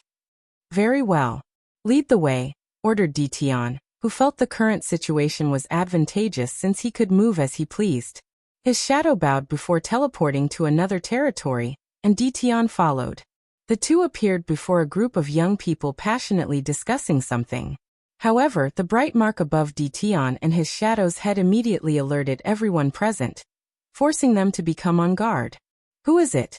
asked Di Tian. His voice was calm, and he showed no aura or pressure. However, some keen people's hearts suddenly skipped a beat. The shadow pointed at a young man with green hair standing before the group.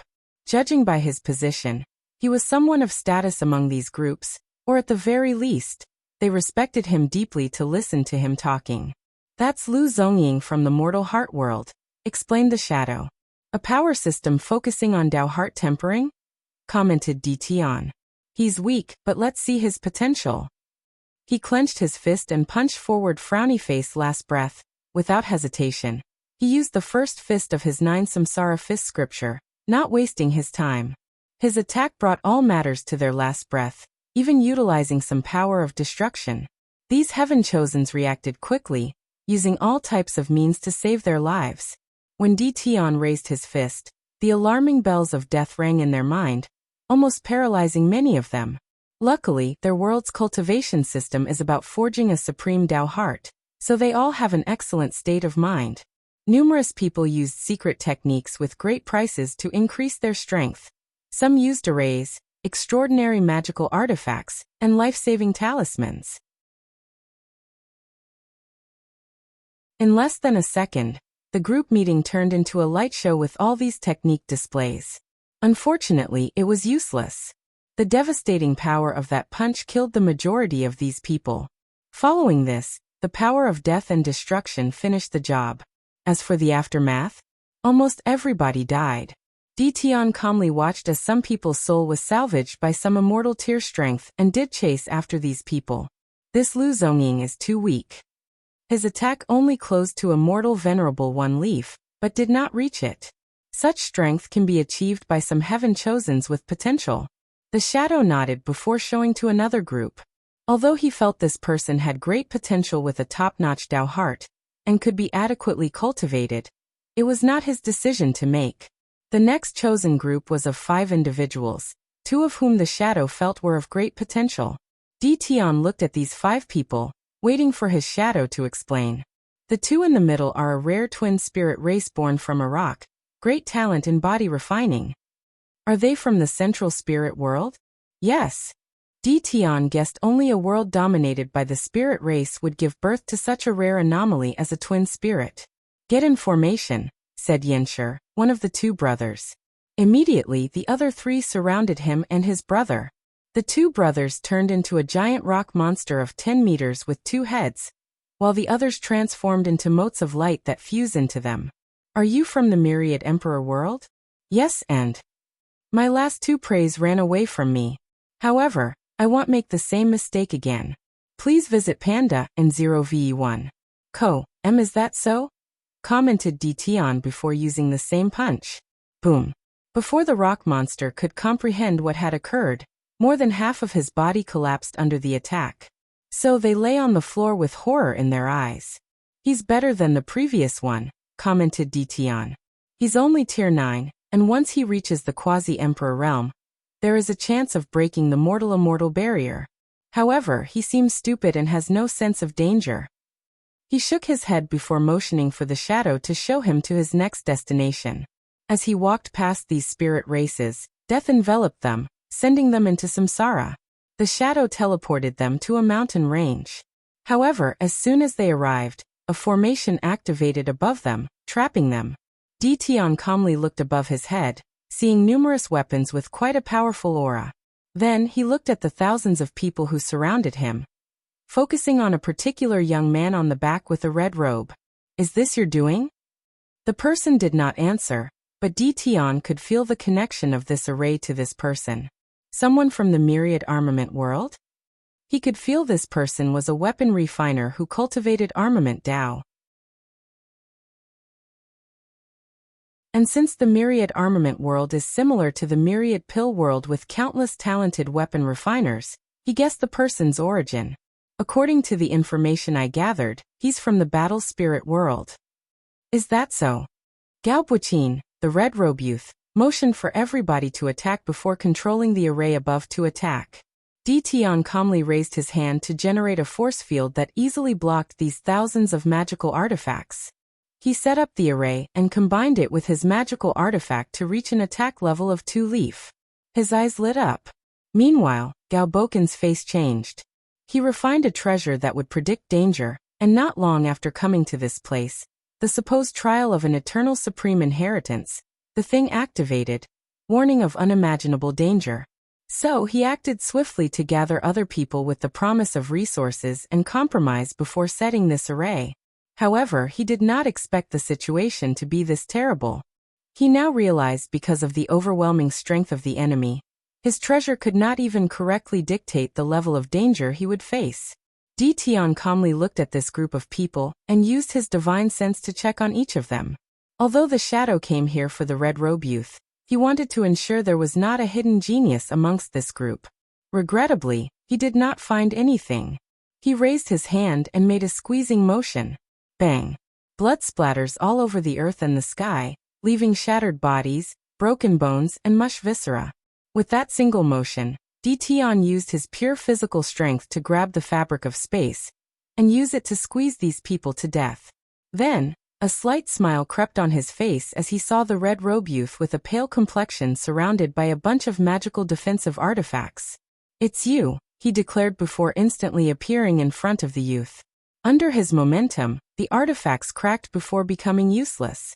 He then placed his hand on the forehead of Gao Buqin. While the latter was incapable of even moving a muscle, Tian searched his soul to gather basic knowledge of the youth, ensuring he did not touch the emperor seals from his faction. Extraordinary talent for weapon refining, he thought. also a master in arrays. He knew he had found an excellent choice for a general. As for the suspicious movements he detected from some forces in the battle spirit world, he could not care less. He placed their actions on the back of his mind, and only to prepare in case they became an obstacle to him proving the Tao and reviving his wife. Subsequently, he proceeded to enslave the latter by controlling Galboken's soul. As a person who understood samsara Tao to the pinnacle of what a mortal is capable of, what Tion's was unparalleled. Only a person with the same strength as him and cultivated soul Tao could surpass him. The only exception might be that guy with the weird soul. Galbuchin tried to resist, but it was pointless. After a few minutes, Tion finished the preliminary enslavement, forcing him to pass out. Heaven chosens from emperor lineages will have restrictions on their souls to prevent enslavement and mind control. With his method he bypassed these measures, but it was only temporary. He needed to return home and use the D-clan's power to remove these restrictions. Who's next? He asked. This was the last one I could investigate in such a short time, replied the shadow. However, I have some news about the Devil Ultimate Kings. We can try them. That's a good idea. Let's go. In the distance, a figure watched Tion's departure with a deep frown on their faces. Despite only being a few dozen meters, they were not detected. If you find any errors, broken links, non-standard content, etc., please let us know so we can fix it as soon as possible. Tip: you can use left, right, A and D keyboard keys to browse between chapters.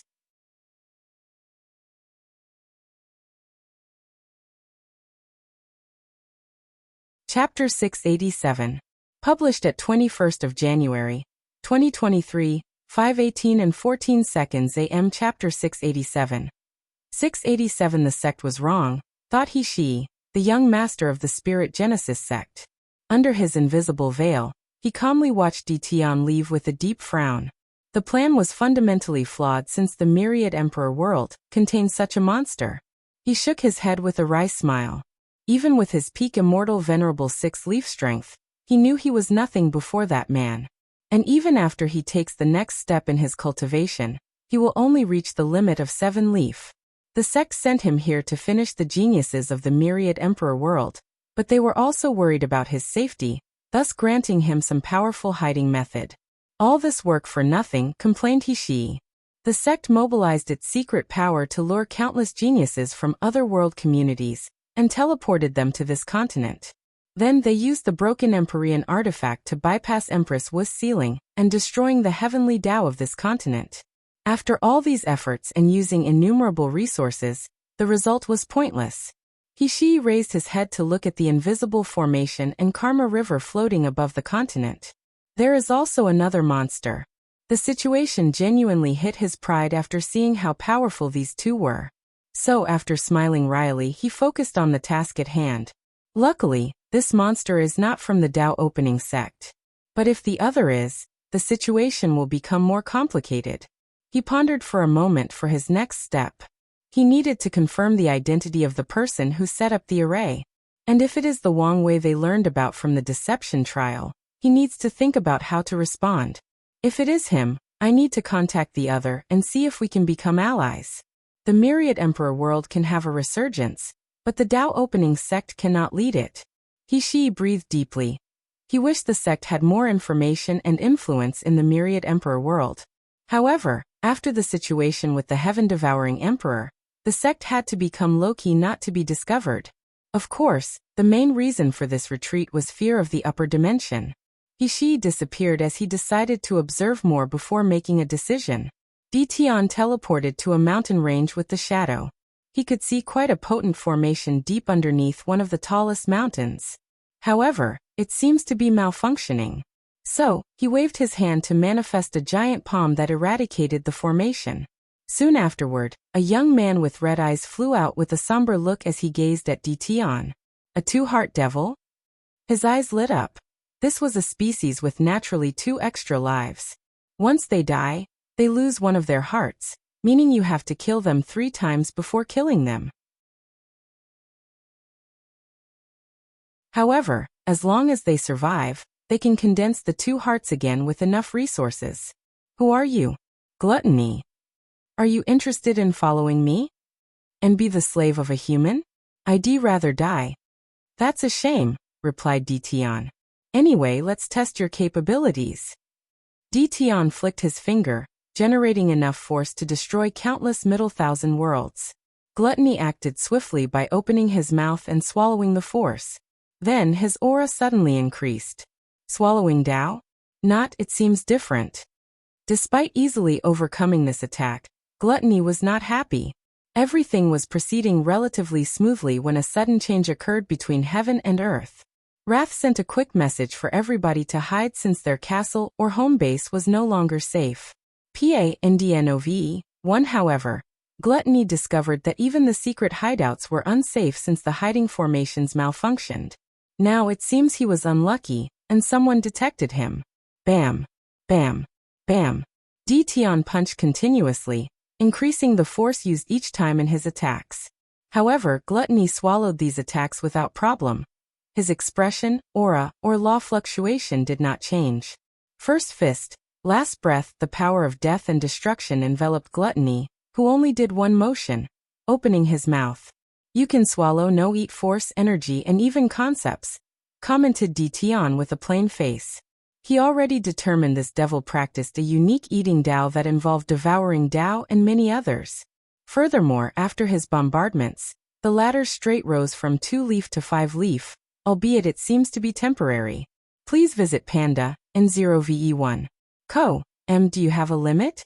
Let's see, said Dtion before attacking again. Meanwhile, Gluttony was frustrated and angered. He knew his increase in strength was pointless. The opponent actively allowed him to eat to increase his strength, which shows how much he looked down on his abilities. Unfortunately, he could not do much. Your power limit is 7-leaf, even if the strength is not permanent. However, you have no limit on the things you can devour. As long as you continue to eat, you can convert your food into stored energy, which grants you infinite stamina. Dtion nodded in satisfaction. Although Gluttony had a strength limit, his infinite stamina could be used in a battle to outlast an opponent that was closed in strength. However, he still needs to eat enough to reach a certain strength level since his opponent will not allow him to swallow their attacks. Dtion calmly raised his hand as a black and white sphere appeared in his palm. Death to eating. Gluttony's face changed as he saw the sphere flying toward him. His instinct told him never to swallow that thing. Unfortunately, he was too slow to react or evade.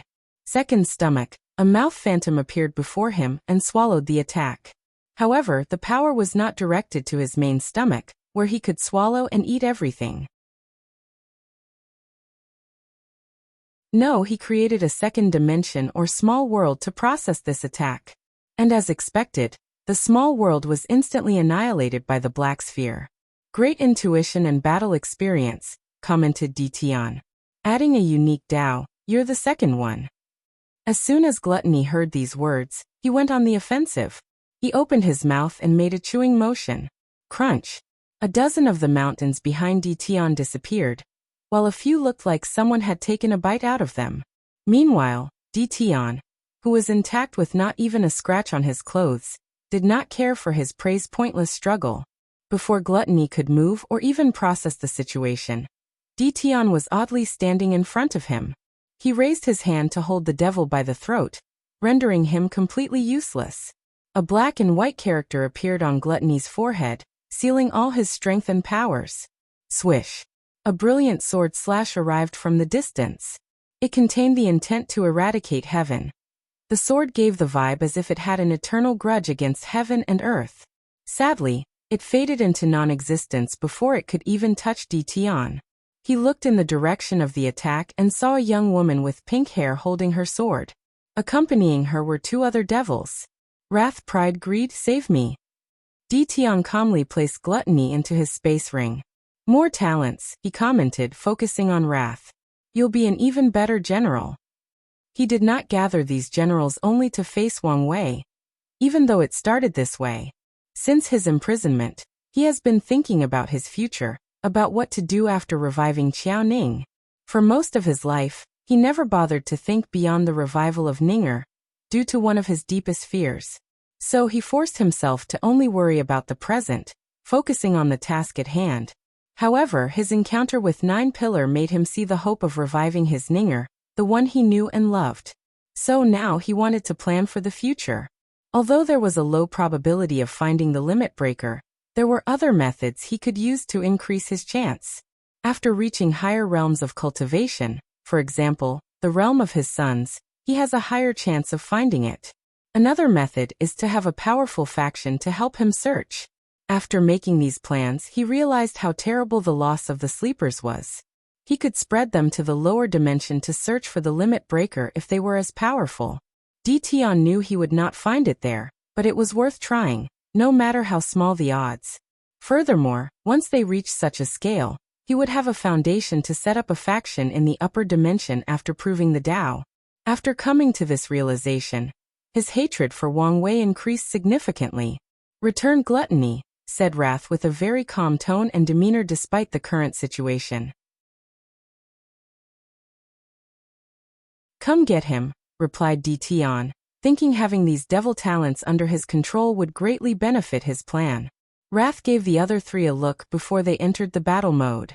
Their loyalty to their comrade will make them great underlings, thought Dtion, who admired these people's willingness to sacrifice themselves. Nevertheless, he would not show any mercy. He would crush their spirit to make it easier to subdue. If you find any errors, broken links, non-standard content, etc., please let us know so we can fix it as soon as possible. Tip: you can use left, right, A and D keyboard keys to browse between chapters.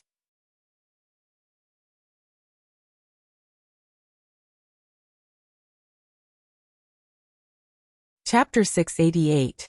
Published at 21st of January, 2023, 5:18 and 12 seconds AM. Chapter 688.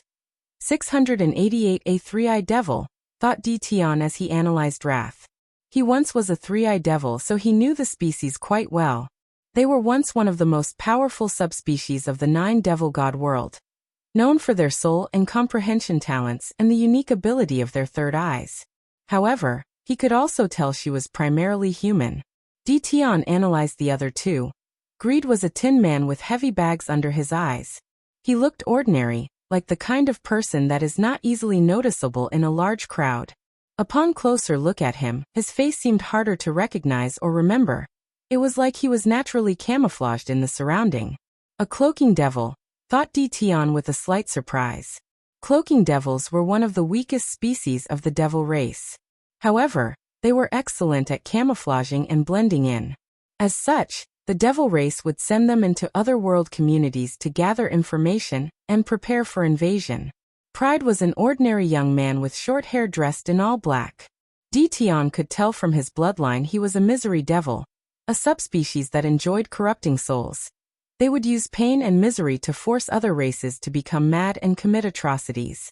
In any world, if there is a sudden increase in women killing their children, fathers assaulting their daughters, sons selling their mothers, and other cruel things, it's most likely the world of a misery devil.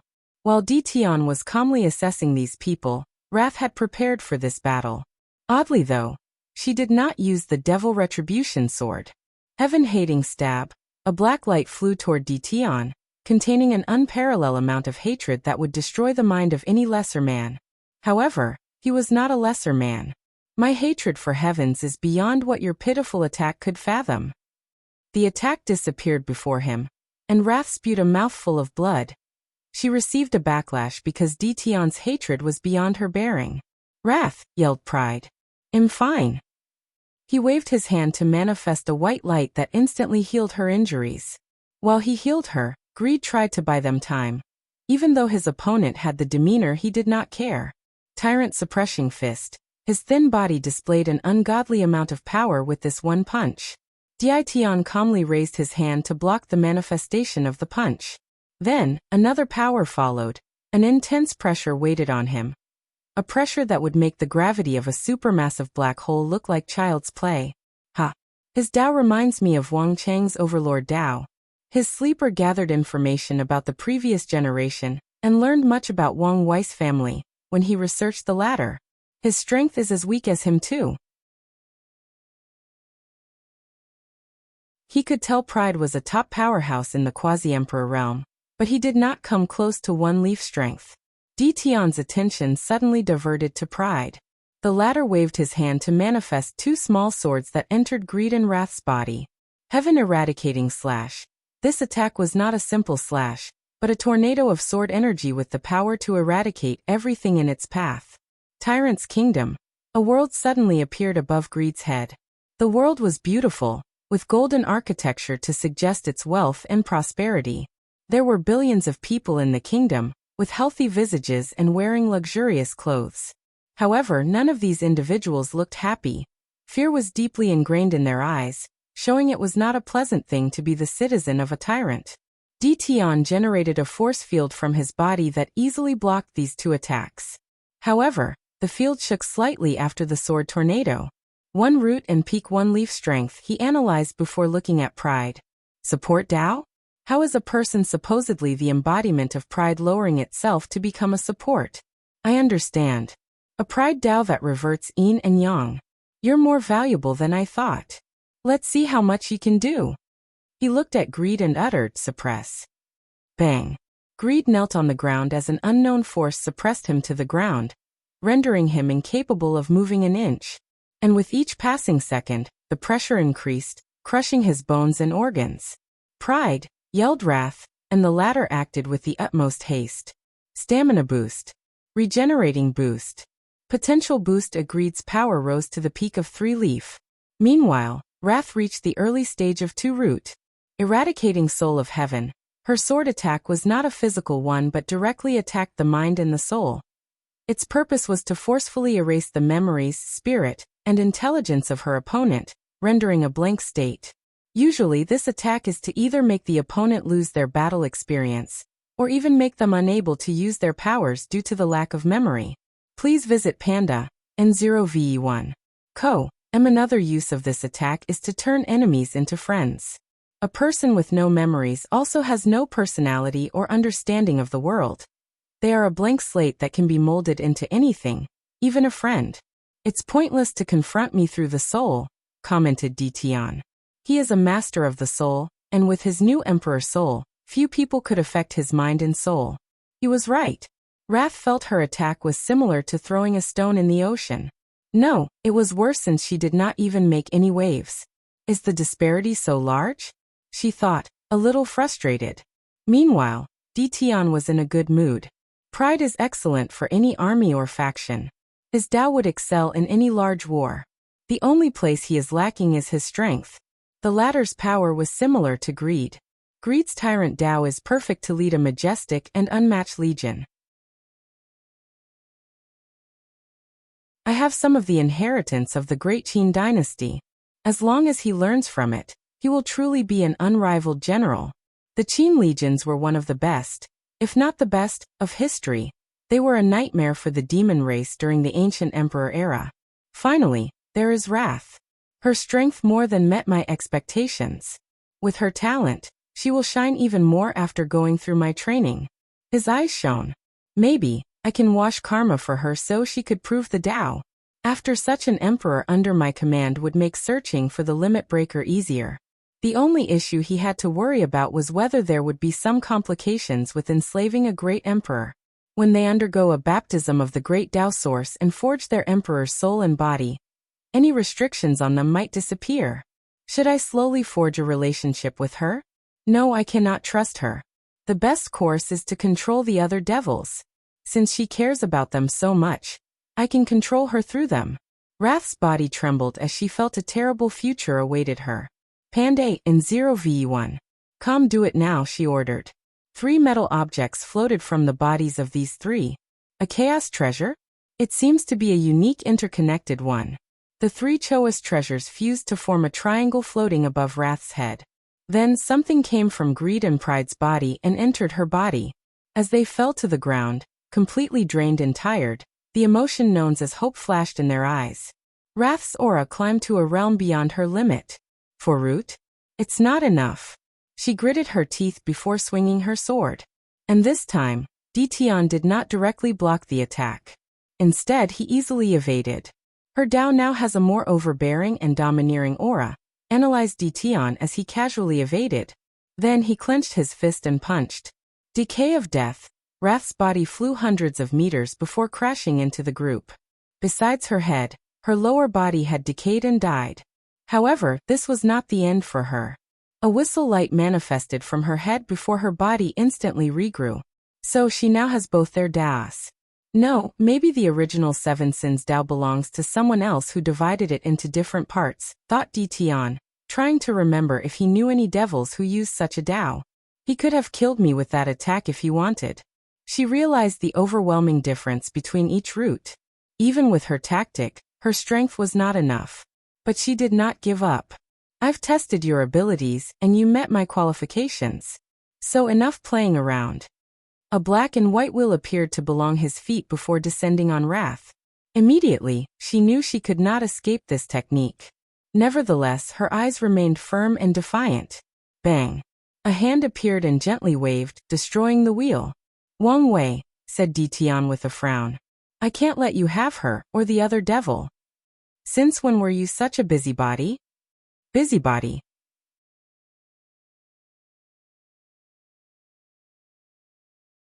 Do I need a reason to prevent my competitor from becoming more of a nuisance? It does not take much brain to see you have some relationship with this devil. Based on Wrath's reaction after he appeared, Dition could analyze so much. I resent these accusations. I'm simply here to prevent you from getting a powerful general. If you find any errors, broken links, non-standard content, etc., please let us know so we can fix it as soon as possible. Tip: you can use left, right, A and D keyboard keys to browse between chapters.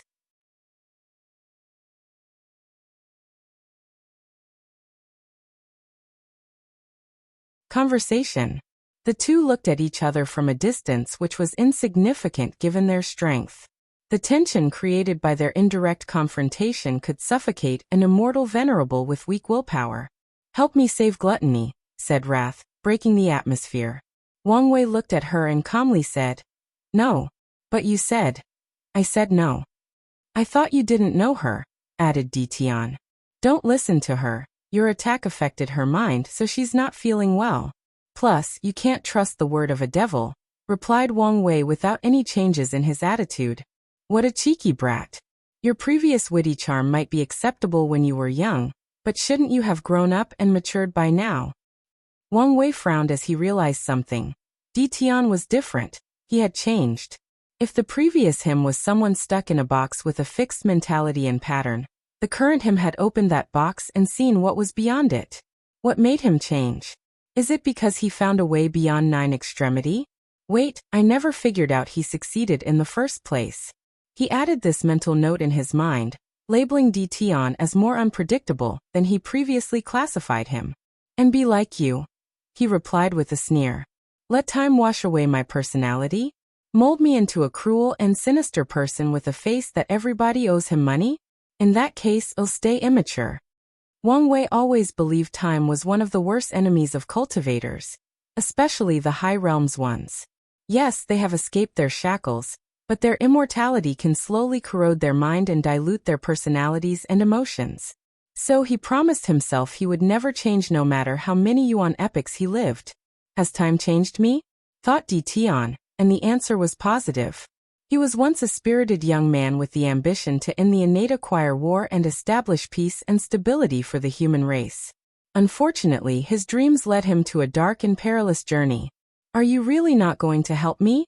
Asked Wrath, but Wang Wei ignored her. He was not in the state to fight Dition for many reasons. The first one was his strength was technically still 4 root. As his main body reaches higher cultivation realms, his overall strength only increases slightly. And that's because he has not experienced the final fate baptism from his fate palace. However, he has a way around this method to acquire 5 root power. He uses his time Dao in combination with his future Buddha self to borrow the power of his future self after the baptism. This method is quite an ingenious way to bypass the current issue. However, it has a fatal flaw. It was still a shortcut or technique. If he fought Dition, with the latter's understanding of time Dao through samsara law, he could cancel his technique and reduce his strength back to the original level. The second reason is that the stubborn wrath might be caught in the battle and die. He wanted to keep his promise, but there was no way he could fight Tion and simultaneously protect her. Truthfully, in this short interaction, he calculated the possibility of using Pride's Tao to kill Tion here. However, after his calculations, he realized it was impossible, and the latter had a high chance of running away or, as he feared, canceling his technique and killing him here instead. Finally, and the most important reason, was information. In their first battle, the reason he lost so miserably, besides the fact Tion's strength compared to him was similar to Mike Tyson beating a toddler, was the advantage of information or intelligence. Tion knew his trump cards and ways to survive dangerous situations. He prepared countermeasures, rendering him helpless and useless. But now he was the one with this advantage because of the Oracle Mirror. Although the mirror cannot update him on Tion's current developments and progress, it still provides him with enough intelligence to give him a significant advantage. He did not want to give up that advantage by providing Tion with more information on his current strength and progress. While Wang Wei was thinking about whether this battle was worth it, Tion was doing the same. He did not have as many reservations and worries as Wang Wei. Except for one. After our last battle, he somehow figured out the unorthodox 9-extremity foundation, and caught up to me. If I fight him now and he senses my transition into 10-extremity, he might do the same. Wang Wei might find a way to reach 10-extremity without the limit breaker. Tion did not doubt an overlord's ability to create miracles. So he weighed the pros and cons of fighting for these devils. 10-extremity is the key to me proving the Tao. As for the devils, they are replaceable. I can use the clan's resources to cultivate a few heaven chosen with the Tyrant and support Tao. When he returns home, he can wake up a sealed heaven chosen and trains them in these Tao. The Tyrant Tao is more common. Some people might already have it or something similar. However, he has to find the right person for the support Tao. Let's go, he said to the shadow. Wait, said Wang Wei. What is it? If you want to fight, it'll amuse you, said Tion with a cold face. I promise things won't be much different from the first time. You know that's not true. Anyway, I'm not here to fight. I just want to talk, replied Wang Wei, who secretly sealed Wrath's ability to talk. Please visit Panda, in 0ve1. Koem talk? What do you want? Why don't you prove the Tao in another world community? Are you joking? I'm not. You and I do not have much enmity, and both want to prove the Tao. We don't have to fight if we come to an agreement. No enmity? What you did to my sleepers is not enough. You almost killed me, and I eliminated your intelligence agency, making us even. So there is no need to hold a grudge. But I do. Most of these people you killed were people I care for, people that went through so much with me, people who were with me at my lowest. Don't be so inflexible. If you become emperor somewhere else, I can make an oath not to interfere in your wife's revival, argued Wang Wei. And do you think I would trust something so important to you? Sneered Tion. He caused Ninger death, so he must atone for his sins by reviving her himself. I can make an unbreakable oath to Grand Tao itself. Unbreakable oath? Said Tion with some mockery in his tone. Maybe before he might believe in such a thing. However, after knowing the existence of something like the limit breaker, he knew there was no absolute in this world. If there were a person capable of finding the loophole in any oath or promise, it would be you. Wang Wei frowned slightly. Although he expected a negative answer, he did not expect the latter to be so stubborn, and did not even entertain the idea. Nevertheless, he did not immediately give up and decided to take some calculated risks. He waved his hand to send a booklet with one page to Tion, who caught it and read the title. Merit Proving Tao Method.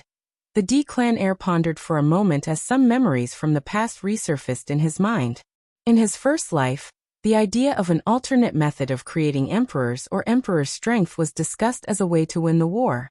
Back then, only the heaven path tribulation was viable to humans, but many wise sages and emperors speculated on other methods. I still disagree. Why? We can both prove the Tao through this method. Even with our current foundation, we can only say we have a 95% chance of becoming eternal emperors if the heaven will was handed directly into our hands. However, using this alternative method would only give a 90%. I don't want to take any risks. Wang Wei knew Tian's statistics were over-exaggerated. However, his concerns about alternate methods were valid. One of his fears is that the methods he used to help his mother, Li Jun, and Yan Liling to become emperors will decrease their chances of becoming eternal emperors, even with merit for help. Secondly, even with this method, where would I find enough merit? I imagine it would require a tremendous number. I feel you're being too rigid. Can't you even consider this possibility? And I feel you're being too presumptuous. Why must I be the one who leaves? Why can't you leave and prove the Tao somewhere else? I have my sect and family to consider, shrugged Wang Wei. And a new era to lead. And I have to repay my karma to the D clan, countered Tian. The D clan's luck sheltered him from heavenly Taoist planning in the early stages of his reincarnation. So he will repay the karma once he can. Furthermore, although he did not care about the upcoming era, he also wanted to avoid anything happening to the myriad emperor world. He wanted his Ninger to come to an intact and peaceful world. Tian no longer wanted to entertain this conversation, so he disappeared.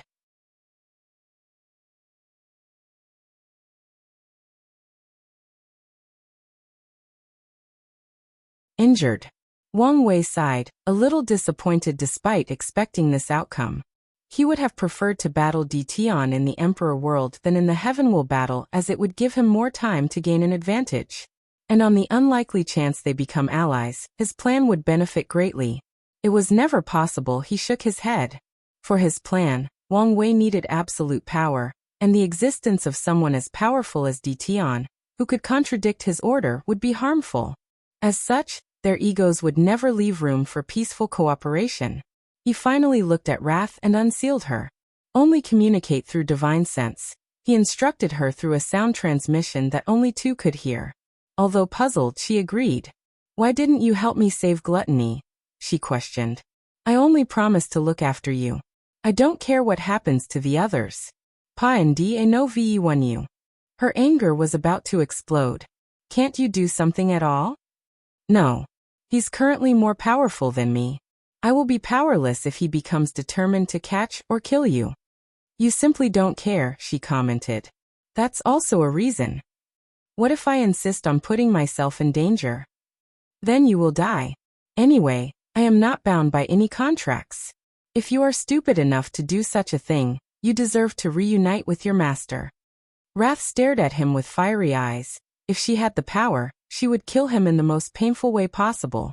Do you want to test if that's true? She replied, calling on his bluff. Little girl, don't act out before me. Don't think I don't know you attacked Tian because you knew I would come to save you, said Wang Wei with a gentle smile. However, Wrath's body trembled as she felt a deep fear deep in her soul. I'm usually a patient and chill person to get along with. But don't push my buttons. You understand? Wrath mechanically nodded. Her body moved by instinct while her mind was overwhelmed by fear.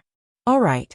If you want to save your friends, become powerful enough to take it from his hands. I will, replied Wrath, who bit her tongue to use the pain to overcome the fear. Simultaneously, she made a new goal for herself. No, too, but she did not know whether she could ever accomplish the other. It doesn't matter if I can succeed. Pursuing this monster's footstep will allow me to go far in the cultivation path. A firm determination flashed in her eyes. Wang Wei saw the change in her eyes and temperament, but he did not care enough to ask or figure it out. Quickly finish your end of our bargain. All right. One last thing. I will attack you, and you have to defend before running away with your companion. Wrath was smart and quickly figured something was going on. However, she did not ask any further questions. Wang Wei suddenly attacked her with immense force, and she blocked him with her sword. However, she did not retaliate but broke the void with her two companions. Wang Wei watched her leave with an intense killing intent emanating from his body. Her cunningness and scheming ability are not bad, he thought, smiling internally. He knew Wrath had a two-steps plan for fighting Tian. The first relied on him to save her, and the other was threatening or blackmailing him. So, she sent sloth and envy to Gluttony's territory to take Tion's troops hostage when necessary. However, Wang Wei thinks she underestimated his strength and ruthlessness. He could save his men and capture her with relative ease. Or worse, sacrifice these soldiers to kill these devils. Nothing? Suddenly thought Wang Wei. When he first arrived, his intuition warned him of prying eyes nearby. However, no matter how much he searched or the method he used, he did not detect anything. Boom. Please visit Panda in 0ve1. Co. And Wang Wei punched the air. The power of destruction emanated from his body, annihilating everything in 100-meter diameter. Trees, mountains, soil, dirt, animals, and atoms were all destroyed with that single attack. He even eradicated space-time, leaving a zone of nothingness. If someone came to this area, they would see that a big chunk of this continent was destroyed or erased from the world. Still nothing? Thought Wang Wei. He knew to trust his intuition, so this only meant the person was already gone, or the method they used was beyond his ability. Whatever, he uttered before waving his hand and returning things to their original state. He was prepared to leave and return to his cultivation when he sensed something. After the changes in this continent, a powerful force blocked the spatial tunnel to the Devil Continent's exits. However, he felt the blockage had drastically reduced. This is not a coincidence. Someone was indeed here.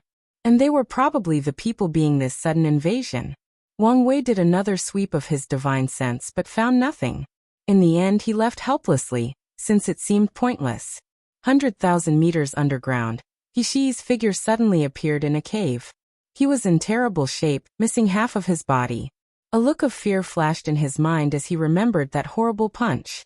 It reminded him of the helplessness he felt the first time he asked one of his ancestors to experience the power of an immortal. Without wasting time or hesitating, he swallowed several pills to appease his injuries. Luckily, he cultivated a 9-stage Dui realm, allowing him to remove the opponent's power. Still, the process was slow because his Dui realm seemed to lack a certain quality compared to Wang Wei's. After a quick analysis, he knew the reason. His opponent made each of his 9 cultivation realms unique, while he only did it for a few before cultivating his Dui realm to a higher level through years of training. Phew, exhaled Hishi. His condition had stopped deteriorating. If not for the remaining power of the 4-symbol artifact, I would have died. During his cultivation journey, he experienced numerous ups and downs and overcame countless challenges. But this was the first time he came so close to dying. My journey has been too smooth, he analyzed. I have suppressed all the peers in my generation, making me arrogant. As the saying goes, there is a heaven above heaven. His eyes became brighter as his state of mind sublimated. A peaceful aura enveloped him as he entered a natural state. I may be behind now, but that may not be the case after we prove the Tao. Hishi's eyes were bright and profound. Then he focused on what he had learned. The relationship between Wang Wei and that person called Tion is sour, which is understandable. However, there seems to be a strange relationship between Wang Wei and that devil woman. He frowned as he analyzed things deeper. Despite how he attacked her, everything was odd. There is a chance he suspected my presence and put on a show. This information was less useful than it appeared. His sect could not use it to their benefit since there was no tangible proof that Wang Wei had contact with the devil race. The Myriad Emperor world ended the reign of the devil race, and has been hunting them down for countless years. So it's hard to convince people they have allied with the devil race with only his suspicions. He would need solid proof. After pondering for a moment, his eyes became fierce. Let me ask the sect to try one last desperate attempt. He was the linchpin that powered the barrier that prevented people from exiting the continent. However, with his injury and wasting much of the 4-symbol mirror's power, the seal won't last long.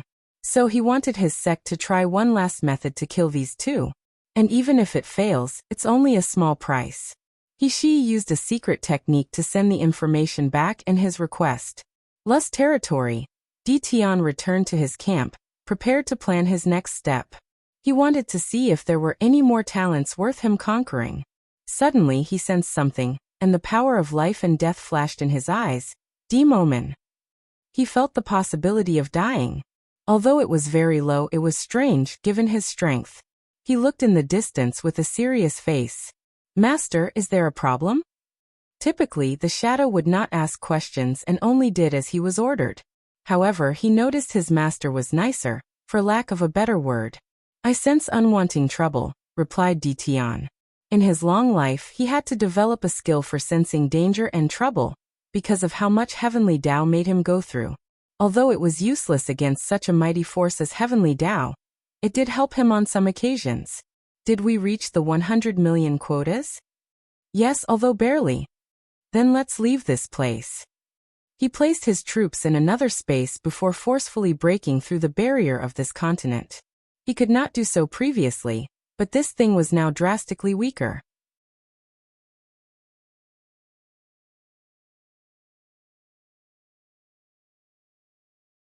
Ingen's pursue.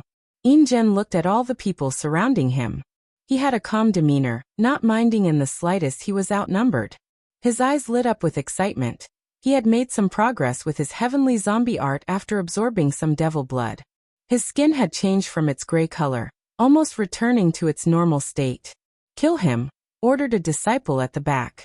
Then, the disciples waved their hands to summon numerous demonic beasts, exponentially increasing their numbers. The demonic beasts then attacked. Some went directly toward Ingen to rip him apart, while others used long-distance attacks, mainly elemental ones. Bang! The attack landed on him, destroying the surrounding environment. However, he was perfectly intact. "Now it's my turn." His hand turned black before growing claws. Ingen rushed to the nearest beast and cut it into two. He appeared to another hand and penetrated its brain, leaving blood all over his clothes. Claw, a pale blue claw rushed from his hand and crushed everything in its path, leaving a rod of blood and carnage. Crack! A shadow beast suddenly appeared behind Ingen and bit his shoulder, ripping it off. At least, that was the original plan. Instead, the beast's teeth exploded because of Ingen's fleshly body. Then he gently shook his shoulder, and the beast exploded into a blood balloon. "Use beast fusion," yelled the leader of this group, and his followers responded. These disciples suddenly turned into hybrids of humans and demons. "Interesting cultivation system," commented Ingen. They reminded him of someone from his generation with the myriad beast physique. Ingen smiled as he prepared to go on a massacre. However, he sensed someone in the surroundings that gave him a dangerous feeling, so he raised his guard. A chilling energy came from his body to envelop these attackers. The chill was not the power ice but power, the cold of the underworld. With this one attack, only one person survived, the leader. A demon with some innate bloodline?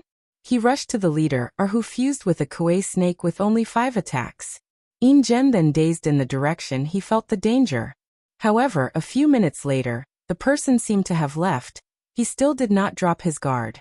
"This cleanup has been very beneficial," thought Ingen in his era. He was a mortal with poor cultivation talent. Even for body refining, since his bones and blood were naturally weak and could not correctly strengthen. However, Ingen wanted to walk the path of cultivation, and he would not let anyone or anything from getting in his way. After contemplating and planning, Ingen realized body refining was the only way to change his talent and fate. However, no sect or faction wanted him. His body was not even suitable to absorb incense, and he could not even join the more accepting Buddhist sect. Ingen was stubborn and decided to join a body refining sect at all costs. So he knelt before the gate of the Body Dao cave, known as the Best. With his weak mortal constitution, he knelt for 5 years. It was a miracle for a mortal to survive so long without food and water. But through sheer willpower, he created this miracle. An elder from the cave admired his conviction and accepted him as a disciple. And Ingen did not disappoint. Although he could not cultivate any of the cultivation techniques from their library, he acquired enough knowledge to create his own, the golden zombie art. By absorbing yin qi, he would turn himself into a non-human and abnormal state. He turned himself into a zombie. And the yin qi he absorbed was not the pure kind from the moon. It was the eerie one found in cemeteries full of death qi. The process was painful as this type of yin qi was detrimental to the soul when absorbed in large quantities. Furthermore, there was a chance of losing his mind and turning into a mindless monster that only knew how to kill. Ingen divided his scripture into 5 categories: normal zombie, iron zombie, bronze zombie, silver zombie, and gold zombie. With each realm, he needed more yin qi, and the process was more excruciating. And for the silver and gold zombie, he needed life and death resources to cultivate. After completing his cultivation, Ingen became a famous heaven chosen, suppressing the heaven chosen of his era. As a result, he also had to survive the hunting of some Buddhist factions who did not want to see him rise. He always escaped with the help of the body Dao cave, his luck and intelligence. Please visit Panda, N0VE1. Co. Ingen quickly became known as the person most likely to prove the Tao. All signs showed he had little to no rival, even from the Buddhist sect. Regrettably, there was an upset. A person from the previous generation suddenly showed up and ruined Ingen's dreams. Wang Chong. Pa En Dan 0VE1. C0M. The man was a legend from the previous generation as someone who fought equally with the great emperor. However, people thought he sealed himself to wash away his karma.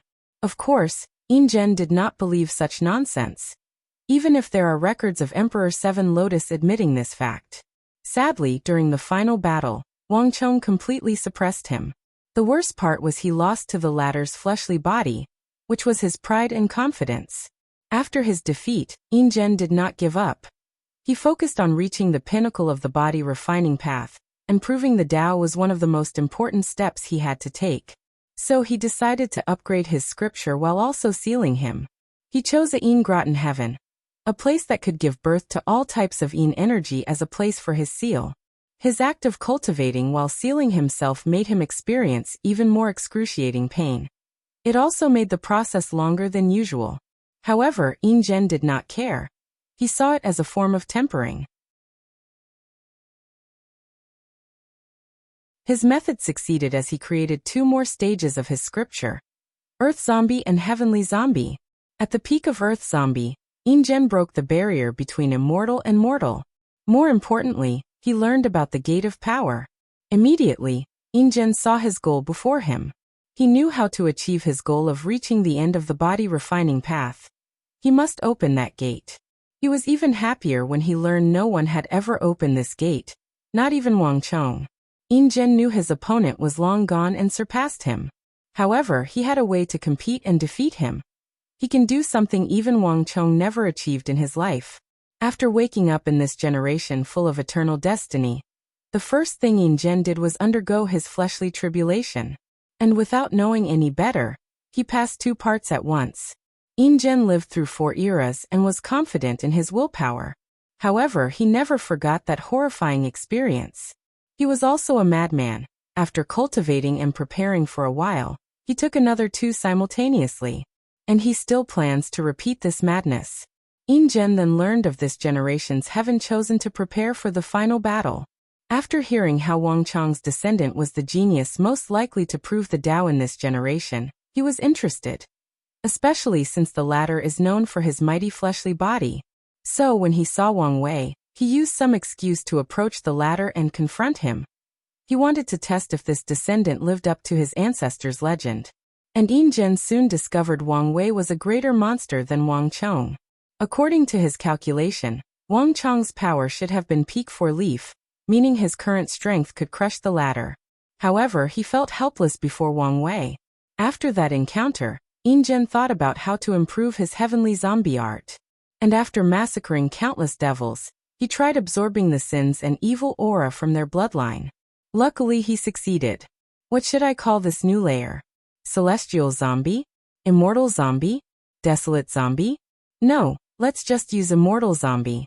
Ingen chose this name because he could feel once he succeeded, his lifespan would drastically increase. Currently, he can naturally live for more than 100 million years. That's one of the advantages of his scripture.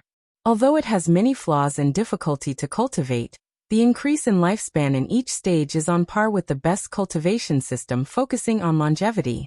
I can probably live up for 500 million years, thought Ingen, full of excitement. He could foresee the possibility of failure in this heavenly battle. However, he only cares about surviving. If he does, he can seal himself again and try in the future. After making a plan, Injen looked at the exit space channel and soon realized he could not leave. Let's hide until the chaos ends. He took his troops before disappearing.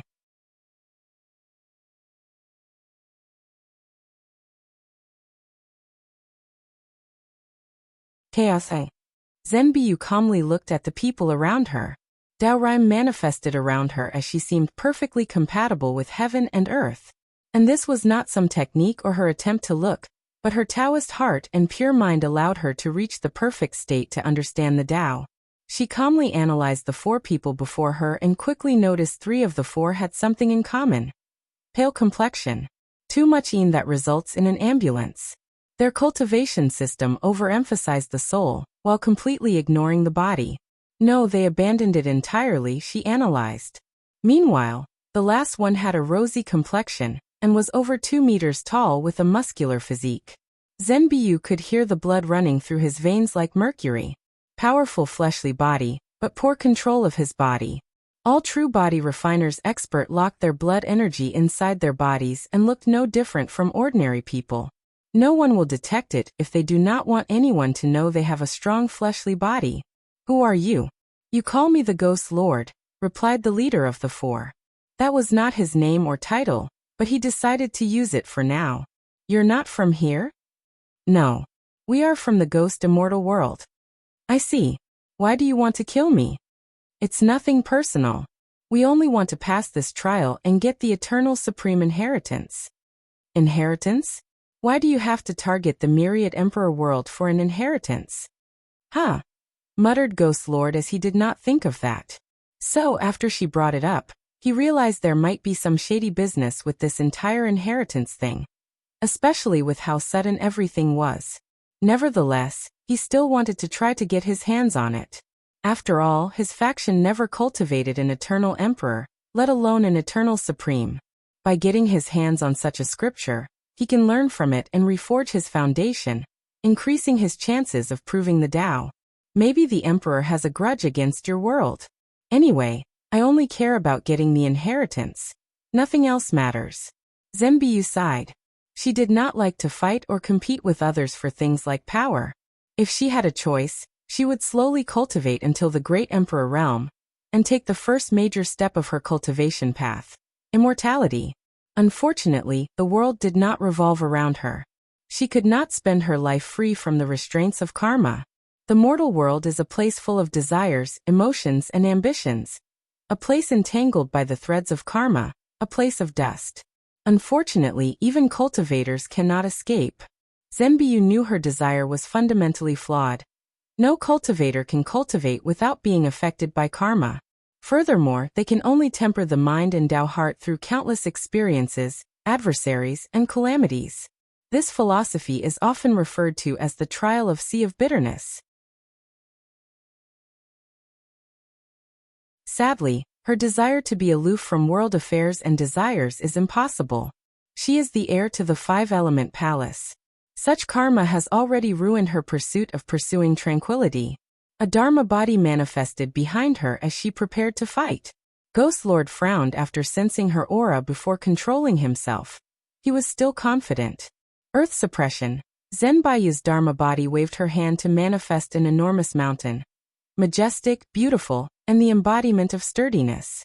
A terrifying pressure enveloped Ghost Lord that made his body tremble, almost crushed into a blood pool. Luckily, he acted swiftly and enveloped himself with a powerful spiritual power, blocking the pressure. He raised his hand to create a small mountain in his palm that instantly countered the pressure. Law of Earth, thought Zenbiu before releasing a weird aura from her body. Ghost Lord's face changed as he found it difficult to control his Earth Law. It was as if he encountered the owner of the Earth Law, and he was someone who borrowed it. Such a terrifying control of the 5-element law. Ghost Lord increased his spiritual power, which in turn raised his control of the Earth Law. He waved his hand to generate a powerful flame that burned the mountain. Zenbiu waved her hand, and her mountain absorbed the flame, turning into a volcano, spewing magma so hot that the space distorted. Ghost Lord acted swiftly and used his fire law. He is a dual wielder of fire and earth law, walking the path of earth-fire Tao. He combined the 2 laws to create a magma shield to protect himself and his allies. Please visit Panda, N0V1. Damn, she's powerful, he thought. Phew. Ghost Lord spewed a mouthful of blood as something pierced his body. He calmly looked down to see the culprit was a tree branch. From the lava that dropped next to him, Zenbyu turned them into wood elements to attack him. I thought I could defeat you alone. I guess not. A golden appeared from his forehead before another gilded version of himself appeared next to the impaled body. Ghost Lord's soul looked at his impaled body, not caring about its destruction. I wanted to continue to use the remaining yang energy to temper myself. I guess that's not possible anymore. His body was so weak he knew it would not survive such an intact, unless he used countless resources to heal it. But it was not worth it. Let's deal with her together, he ordered before controlling Blood Servant, the body cultivator.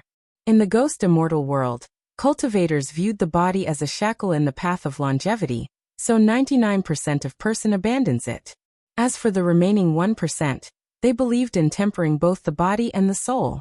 Unfortunately, the laws of heaven and earth and the cultivation system make this task beyond difficult. Any heaven-chosens who temper their bodies to a certain level will experience a phenomenon where their soul automatically absorbs all the blood and yang energy of the body to nourish it, thus weakening and injuring the body in the process. The only way to walk on the path of double refining is to comprehend yin-yang law and achieve balance. Unfortunately, in the ghost immortal world, heavenly Tao makes it extremely difficult to comprehend yin-yang law. Even more difficult than understanding the supreme outlaw Taos. Despite the difficulty, some geniuses do succeed. So the rest of the world adapted to fight against these people. They trained and controlled blood servants, people who only cultivated the body. Body refining resources are rare in the Ghost Lord's world. As such, only heaven-chosen, with the full support of their emperor lineages, can have a blood servant. Furthermore, before or during the heaven-will battle, he can swallow him to further nourish his soul. The blood servant rushed to Zenbyu. Bang! He hit a metal plate that appeared to protect Zenbyu, injuring his hand. She used the law of gold and earth to create an extremely dense metal, and used it as a shield. Under Ghost Lord's control, the blood servant attacked again, resulting in him being pushed a dozen meters back, vomiting mouthfuls of blood. Zenbyu changed the properties of the metal to grant it force-bouncing properties. So, the metal redistributed the force of the attack back to the servant. Meanwhile, the other two people with Ghost Lord went on the offensive. Chains appeared from their forehead and headed directly toward Zenbyu, who responded appropriately. She used her 5 elements law to generate thunder and lightning. She controlled water law to create clouds before mixing it with fire law. Thunder and lightning are the nemesis of most in-nature things, including the soul. Unfortunately, she miscalculated these people's soul abilities as the chain bypassed her thunder and entered her sea of consciousness. Zenbyu's soul protection treasure activated and created a barrier with 5 colors surrounding her primordial spirit, blocking these chains. Ghost Lord took this opportunity to counterattack. A fire spear appeared before him before plunging towards Zenbyu. Luckily, she still had some battle experience as her body acted instinctively and turned into metal. Zenbyu looked at the wound on her waist with a frown. She activated the law of water and wood to heal herself before focusing on the battle. Should I continue to fight or just run away? She did not like to fight in the first place, especially a pointless battle like this with nothing to gain. Maybe I can use this experience as a form of tempering, she thought, hesitating on the right choice. Meanwhile, her alter ego/real personality observed everything deep from her sea of consciousness. After seeing the battle, she secretly shook her head, lamenting how terrible her battle experience was.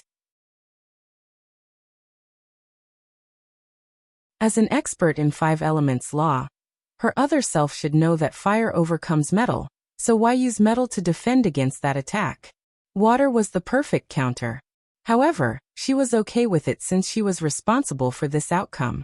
She purposely influenced the other ego to decrease her battle capabilities, hoping that the 5-element palace would allow her to seal herself and not fight in this generation. She wanted to wait for the deal with Wang Wei to finish before proving the Tao in another generation. Regrettably, things were not going her way.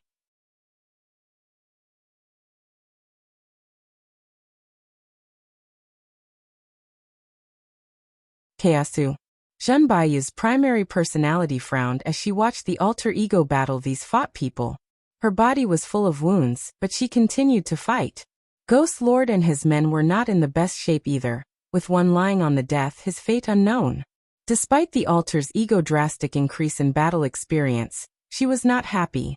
She tried to influence it to run away and abandon the battle. And her action was about to succeed until the last minute when the alter ego ignored her influence and chose to temper herself. So, she waited until the battle progressed to this state where the alter ego had used much of her spiritual power to influence her to run away. And this attempt was successful. 5 elements escape, P, and 0v1 calm 4 clones of Zhenbaiyu appeared next to her, making 5 of her. Each one looked exactly like her and had the same wounds, aura, and soul fluctuation. The first one turned into a flaming meteor and rushed in the north direction. The second turned into a cloud before blending with the other clouds in the sky. With this method, she was almost indistinguishable from any other normal cloud. The third blended with the soil and disappeared. The fourth one turned into a sword and flight in the southern direction. The final one exploded and released a type of pollen that affected people's divine sense and reduced their searching capabilities. Ghost Lord and his group were too slow in their response. And when they tried to act, they could not distinguish which of the 5 was the primary body. Damn it, yelled Ghost Lord. He lost his primary body, and his blood servant was severely injured, which would require countless resources to heal. And despite all these losses, he gained nothing in return. He looked at his collapsing follower and gave the latter a healing pill. Hurry up and heal. We need to target someone else. Deep in a mountain cave not far from the battle, Zhenbaiyu sat cross-legged to heal while also reviewing her gain. As she was using this battle to increase her battle foundation, she could not help but focus on the unbalance of these people. The yin and yang unbalance between their bodies and their soul. 5 zhang organs, 5 elements, balance, mutual generation and overcoming, the cycle of yin and yang. She entered a state of enlightenment as the laws of yin-yang flashed before her.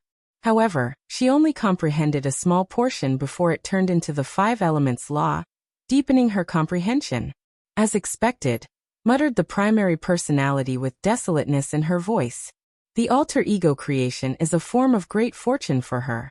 After all, it is a state of mind perfect for comprehending the law of heaven and earth. And with the 5 elements balance physique, it's as if she had 2 powerful physiques. With such talent, she could evolve 5 elements into yin-yang. Yin-yang into taiji and taiji into chaos, she muttered.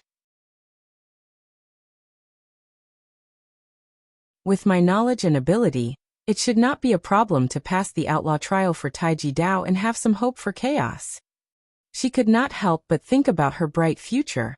Each evolution would grant a law baptism that drastically increases her strength, meaning such a path would establish a better foundation for cultivation than directly comprehending taiji law.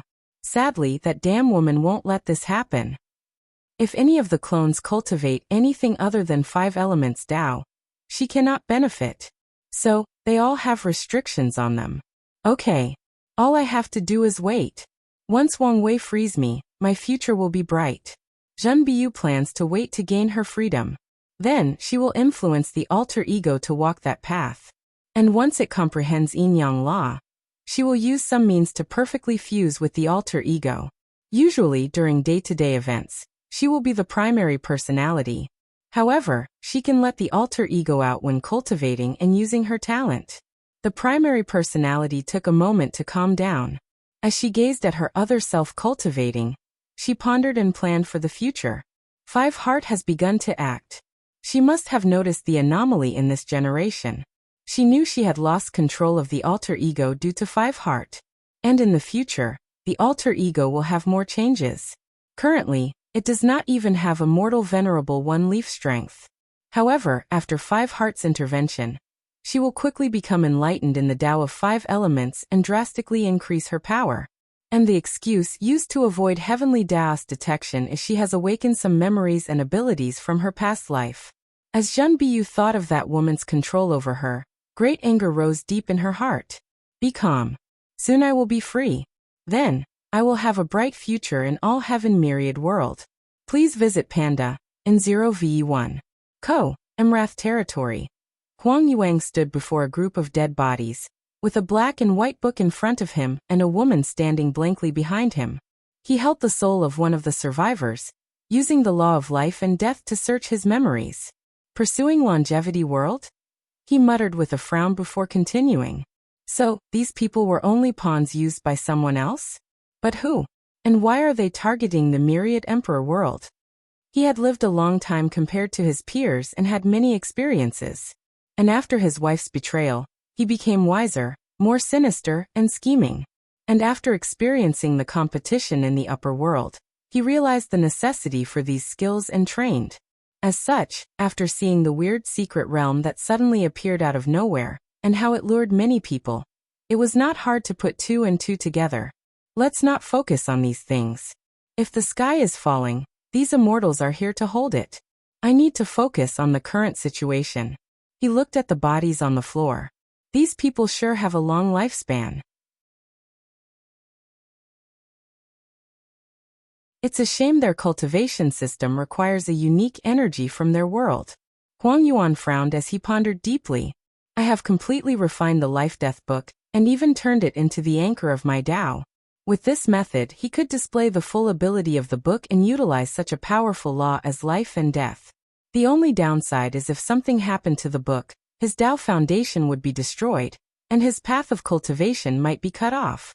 Nevertheless, Huang Yuan chose this because this was the only way he saw to kill Wang Wei after his humiliating defeat. However, after joining the Suppressing Fate Alliance and learning of the latter's true power, he knew he was dreaming, thinking he could kill the latter on his own. Although I have complete control of the book, I'm still limited by my cultivation, and cannot display its full power. Innate treasure had a low threshold for use and no backlist, unlike Emperor artifacts. However, mortals still could not display their full powers. However, there might be a way. I can extract these people's lifespans and use them as sacrifices. He can use much more power from the book with this method. He suddenly rushed to check on these people's conditions. I should not have killed them. Luckily, a few can still be saved. Extracting their lifespan from them would be more efficient if they were alive. He controlled his book and used the power of life and death to save a few of these people, while also gathering the scattered souls of the others. Huang Yuan placed them away before smiling. He turned around to look at his former wife, Fan Qianhan. Do you see? Despite your betrayal, I'm slowly walking on the path of Emperor, getting closer and closer. Huang Yuan sneered.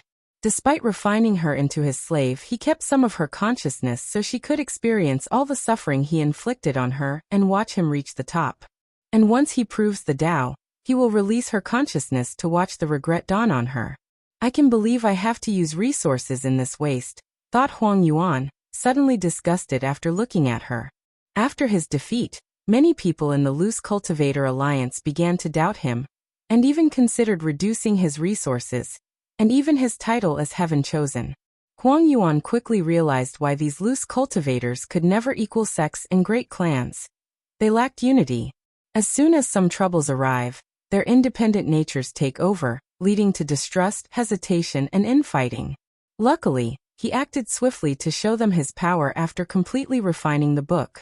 However, he also no longer trusted the Alliance lords and upper echelons of the Alliance. So he began to take power rapidly and control the Alliance. And with his talent and strength, it was no problem to defeat the other and convince the elders. Nevertheless, he did not trust other people from the Alliance to lead his troops for the Heavenwall battle. Huang Yuan then decided to use Fan Qianhan since she was the only person incapable of betraying him. Go get the troops. We are going to hide, he ordered, not wanting to deal with the current chaos. Huang Yuan suddenly turned around to see a man holding a sword looking at him. He instantly became serious since he felt a significant threat.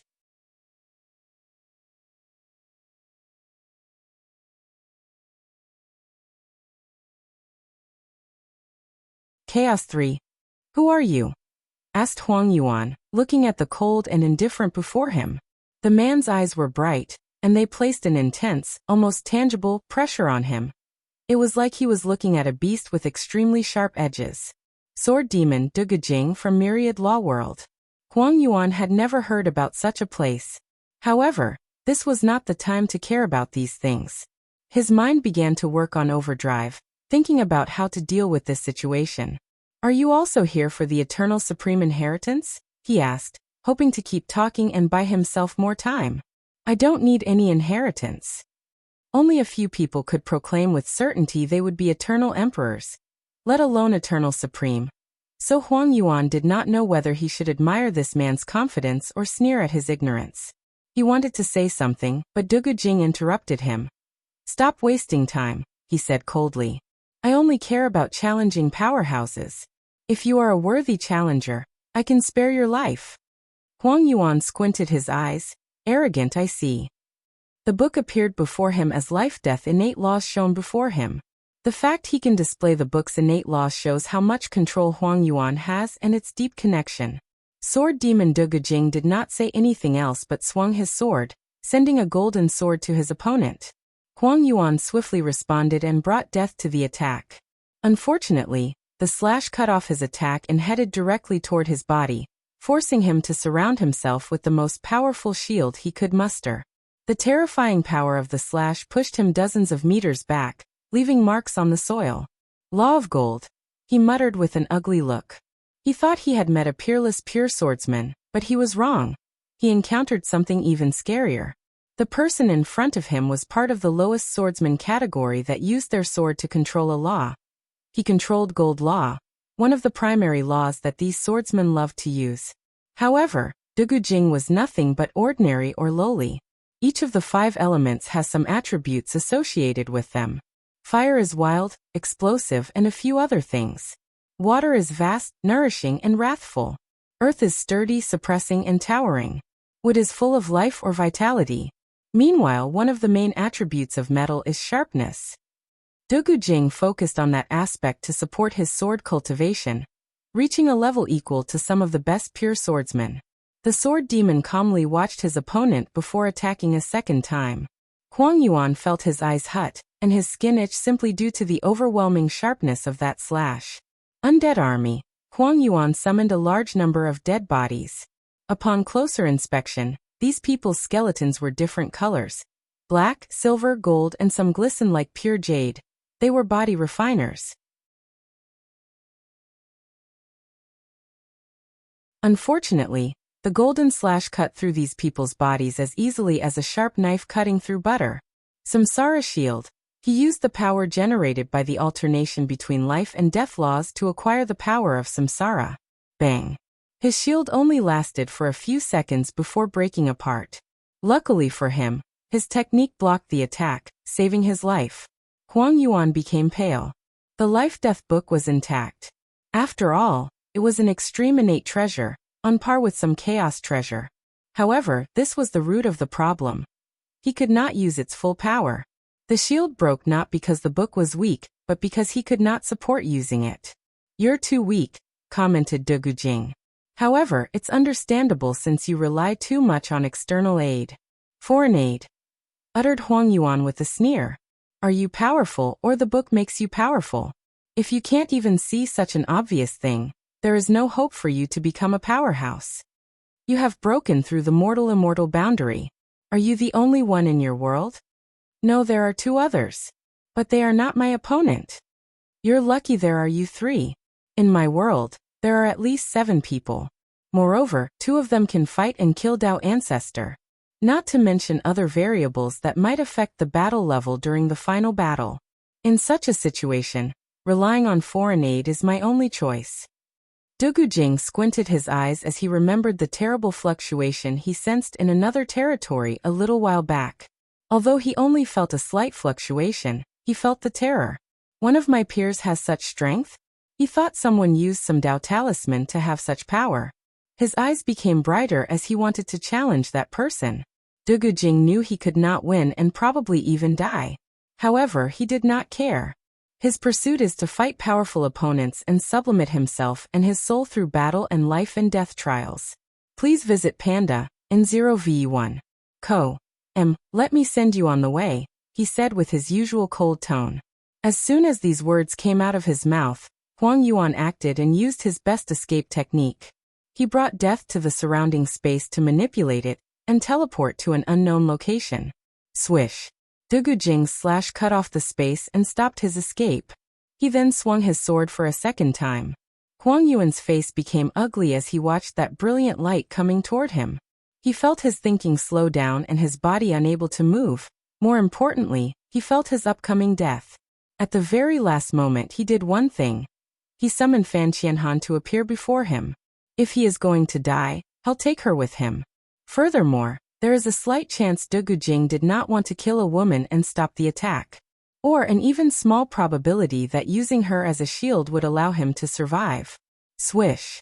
A white light enveloped the two, and they disappeared from sight. Dugujing immediately became on guard, thinking an enemy had approached him, and he was incapable of detecting it. He searched the surrounding area with his divine sense but found nothing. Could it be? P. Indian 0v1c. Huang Yuan and Fan Qianhan appeared in another small world created by Wang Wei's formation. He immediately looked around, hyper-alert to his environment. I'm saved? But who did it? He barely finished his words before a thick red thread appeared above his head and connected to him. He reacted and tried to defend himself with the life-death book, but it was useless. The karma thread attached to him, and he knew he owed a heavy debt. The debt of life-saving. Could it be him? But why would he save me? He did not think it was simply to our karma debt. Don't think about it. Let's heal first. The sharpness of that attack affected his soul simply because he looked at it, and it was so close to him. In another territory, Mo Xingyan's body was slowly falling apart due to the besiegement of a group of people. I've told you many times, I'm a puppet. There is no reward for killing me, she tried to persuade them. That is yet to be determined. Plus, this puppet's craftsmanship is quite unique. With the right buyer, it should be worth a lot of money. Mo Xingyan frowned as she continued to resist. The luck backlash is worse than I thought. The heaven-devouring emperor knew Heavenly Tao did approve of his method of reviving. And the technique used to counter him is through calculations and a backlash of luck. He foresaw this situation, hence the reason he only took over Mo Xingyan's body after she reached a certain level. Unfortunately, he did not expect it to be this bad. After arriving on this continent, he had suspicions about the 7 Devil Kings since he knew about the Devil Primogenitor. And when Gluttony's troops attacked his men to prevent him from killing more devils, he saw Gluttony's generals use some power from his Tao and recognized what it was. Immediately, Heaven Devouring planned to swallow Gluttony and learned from the Devil Primogenitor's Tao. He even planned to hunt the other devils to fuse the Tao and manifest the genuine 7 Sin Tao. With such a unique Tao, he can benefit whether he learns from it or uses it as a sub-Tao.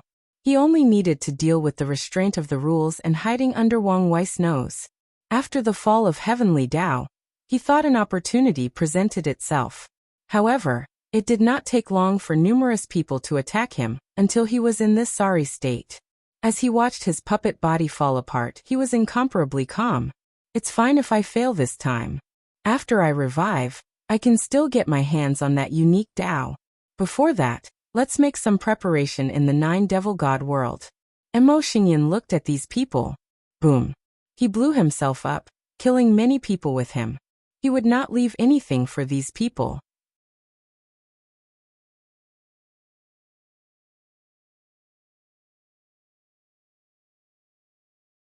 Chaos 4. Tong Ruobing looked at the people who attacked her and frowned.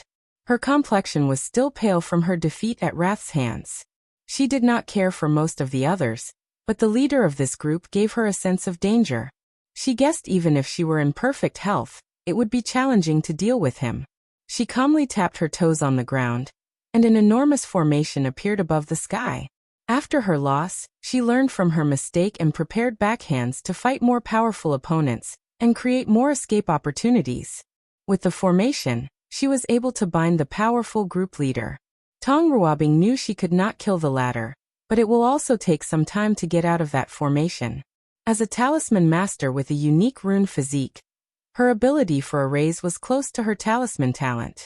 She waved her finger to manifest 2 talismans, Suppression Talisman and Soul-Searching Talisman. People from the Beast Master world? A heavenward world focused on controlling beasts or demons and fighting with them. Their stages of cultivation involve controlling more beasts and growing, or evolving their bloodline. Furthermore, the beast master can receive feedback from their blinds with their beast to increase their body and soul, and have numerous divine abilities. Some talented people are even born with an accompanying beast, some of which can have innate or even chaos bloodlines.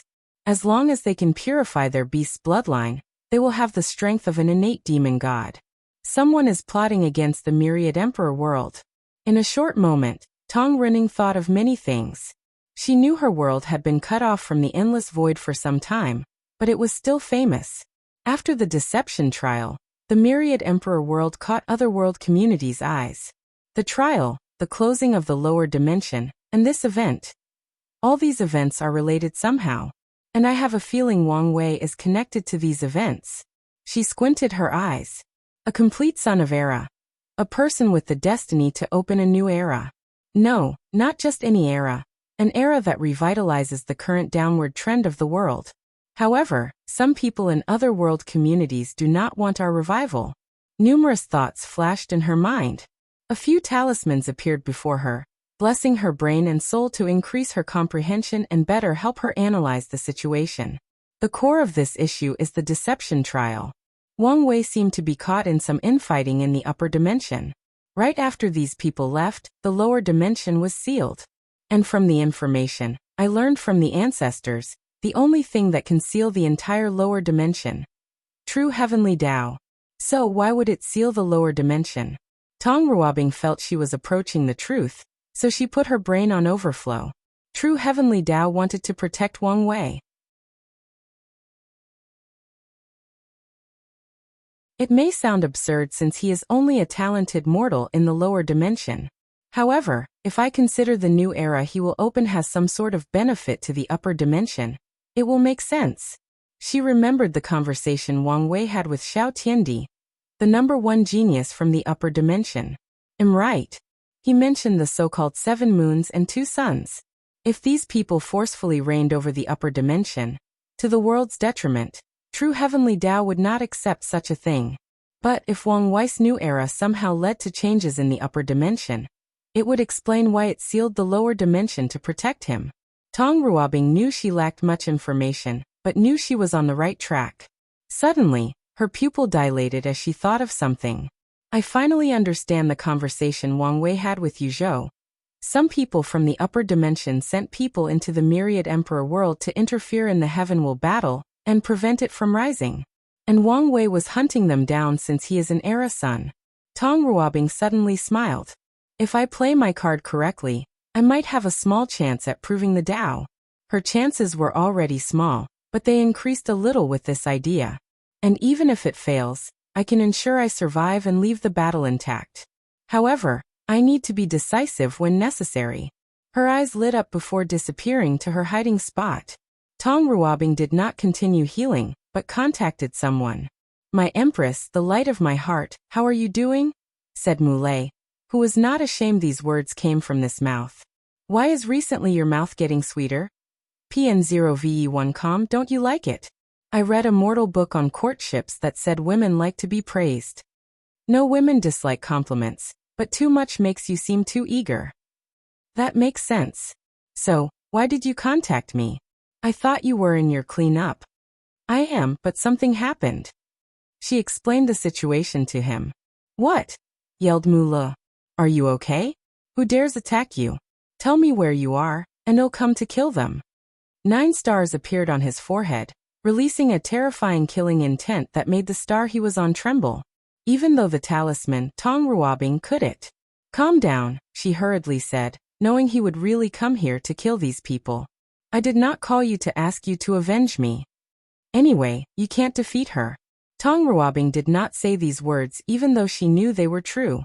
After the trial, Muley found a way to control laws with certainty while continuing his pure body refining.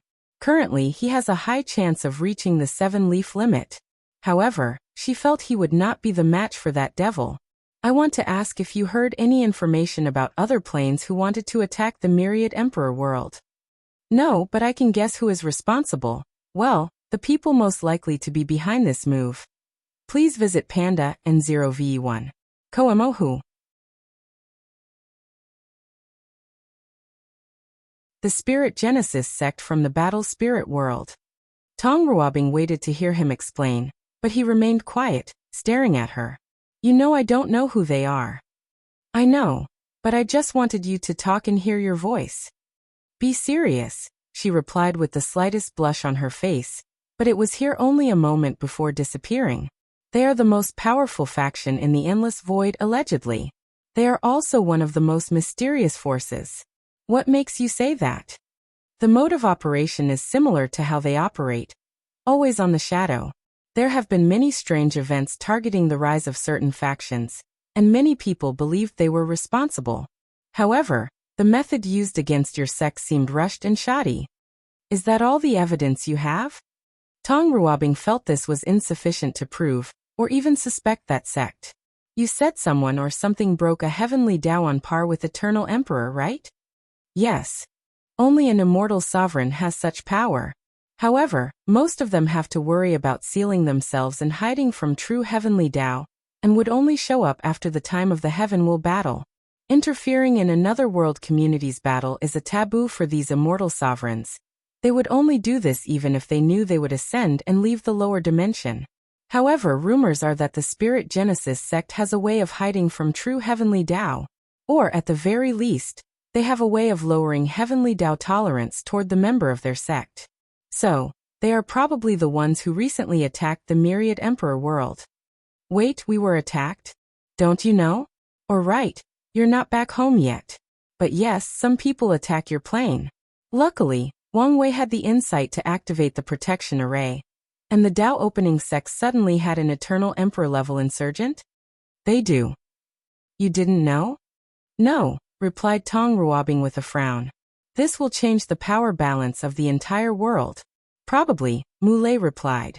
Anyway, have you thought about what I said? Based on the current situation, Wang Wei is the one who will prove the Tao. It would be best to compete in another world. My decision is the same. I want move. Tong Ruabing had many reasons not to leave. Firstly, like most cultivators, she had affection for the Myriad Emperor world, and will not easily leave. Cultivators are selfish people who value benefits above anything else. However, when it comes to certain things like nationalism or pride in their mother world, most people are stubborn. Of course, there are other reasons most cultivators do not go to weaker worlds to prove the Tao. First, treasure to travel to other world communities are rare and precious. Secondly, there is the identity token. Only emperor lineages can condense these things, and no lineage will trust foreign cultivators. And for a cultivator like Tong Ruabing with a background, her faction won't easily allow her to go to another world, or help her acquire a token through an exchange. As for Top Ruabing, she had another reason she refused to move. She wanted to challenge herself. Cultivators can learn as much, if not more, from defeat than from success. Fighting monsters like Wang Wei and Di Tian can be a sublimating process for her cultivation journey. She might die, but the experience will be valuable if she survives. Anyway, her path will not be cut off as long as she survives. Are you sure? If something happens to you, I don't think I will be able to avenge you. He knew how powerful Wang Wei was, and did not think he could win even after proving the Tao. I don't need you to avenge me. Fine. Muley knew his future Tao companion was headstrong, which was one reason he loved her. Anyway, once he becomes an emperor, he can easily revive her by taking her soul from samsara. And since her existence would not be affected, he did not have to worry about her imprint. You're tuning in to the Li Mei's Sword of Destiny YouTube channel. We're so grateful for your support, and don't forget to subscribe to join us on this incredible journey through captivating stories. Your generosity through donations truly makes a world of difference, as it's the primary source of revenue that allows me to expand and enhance this channel for you. Thank you from the bottom of my heart for being a part of this adventure.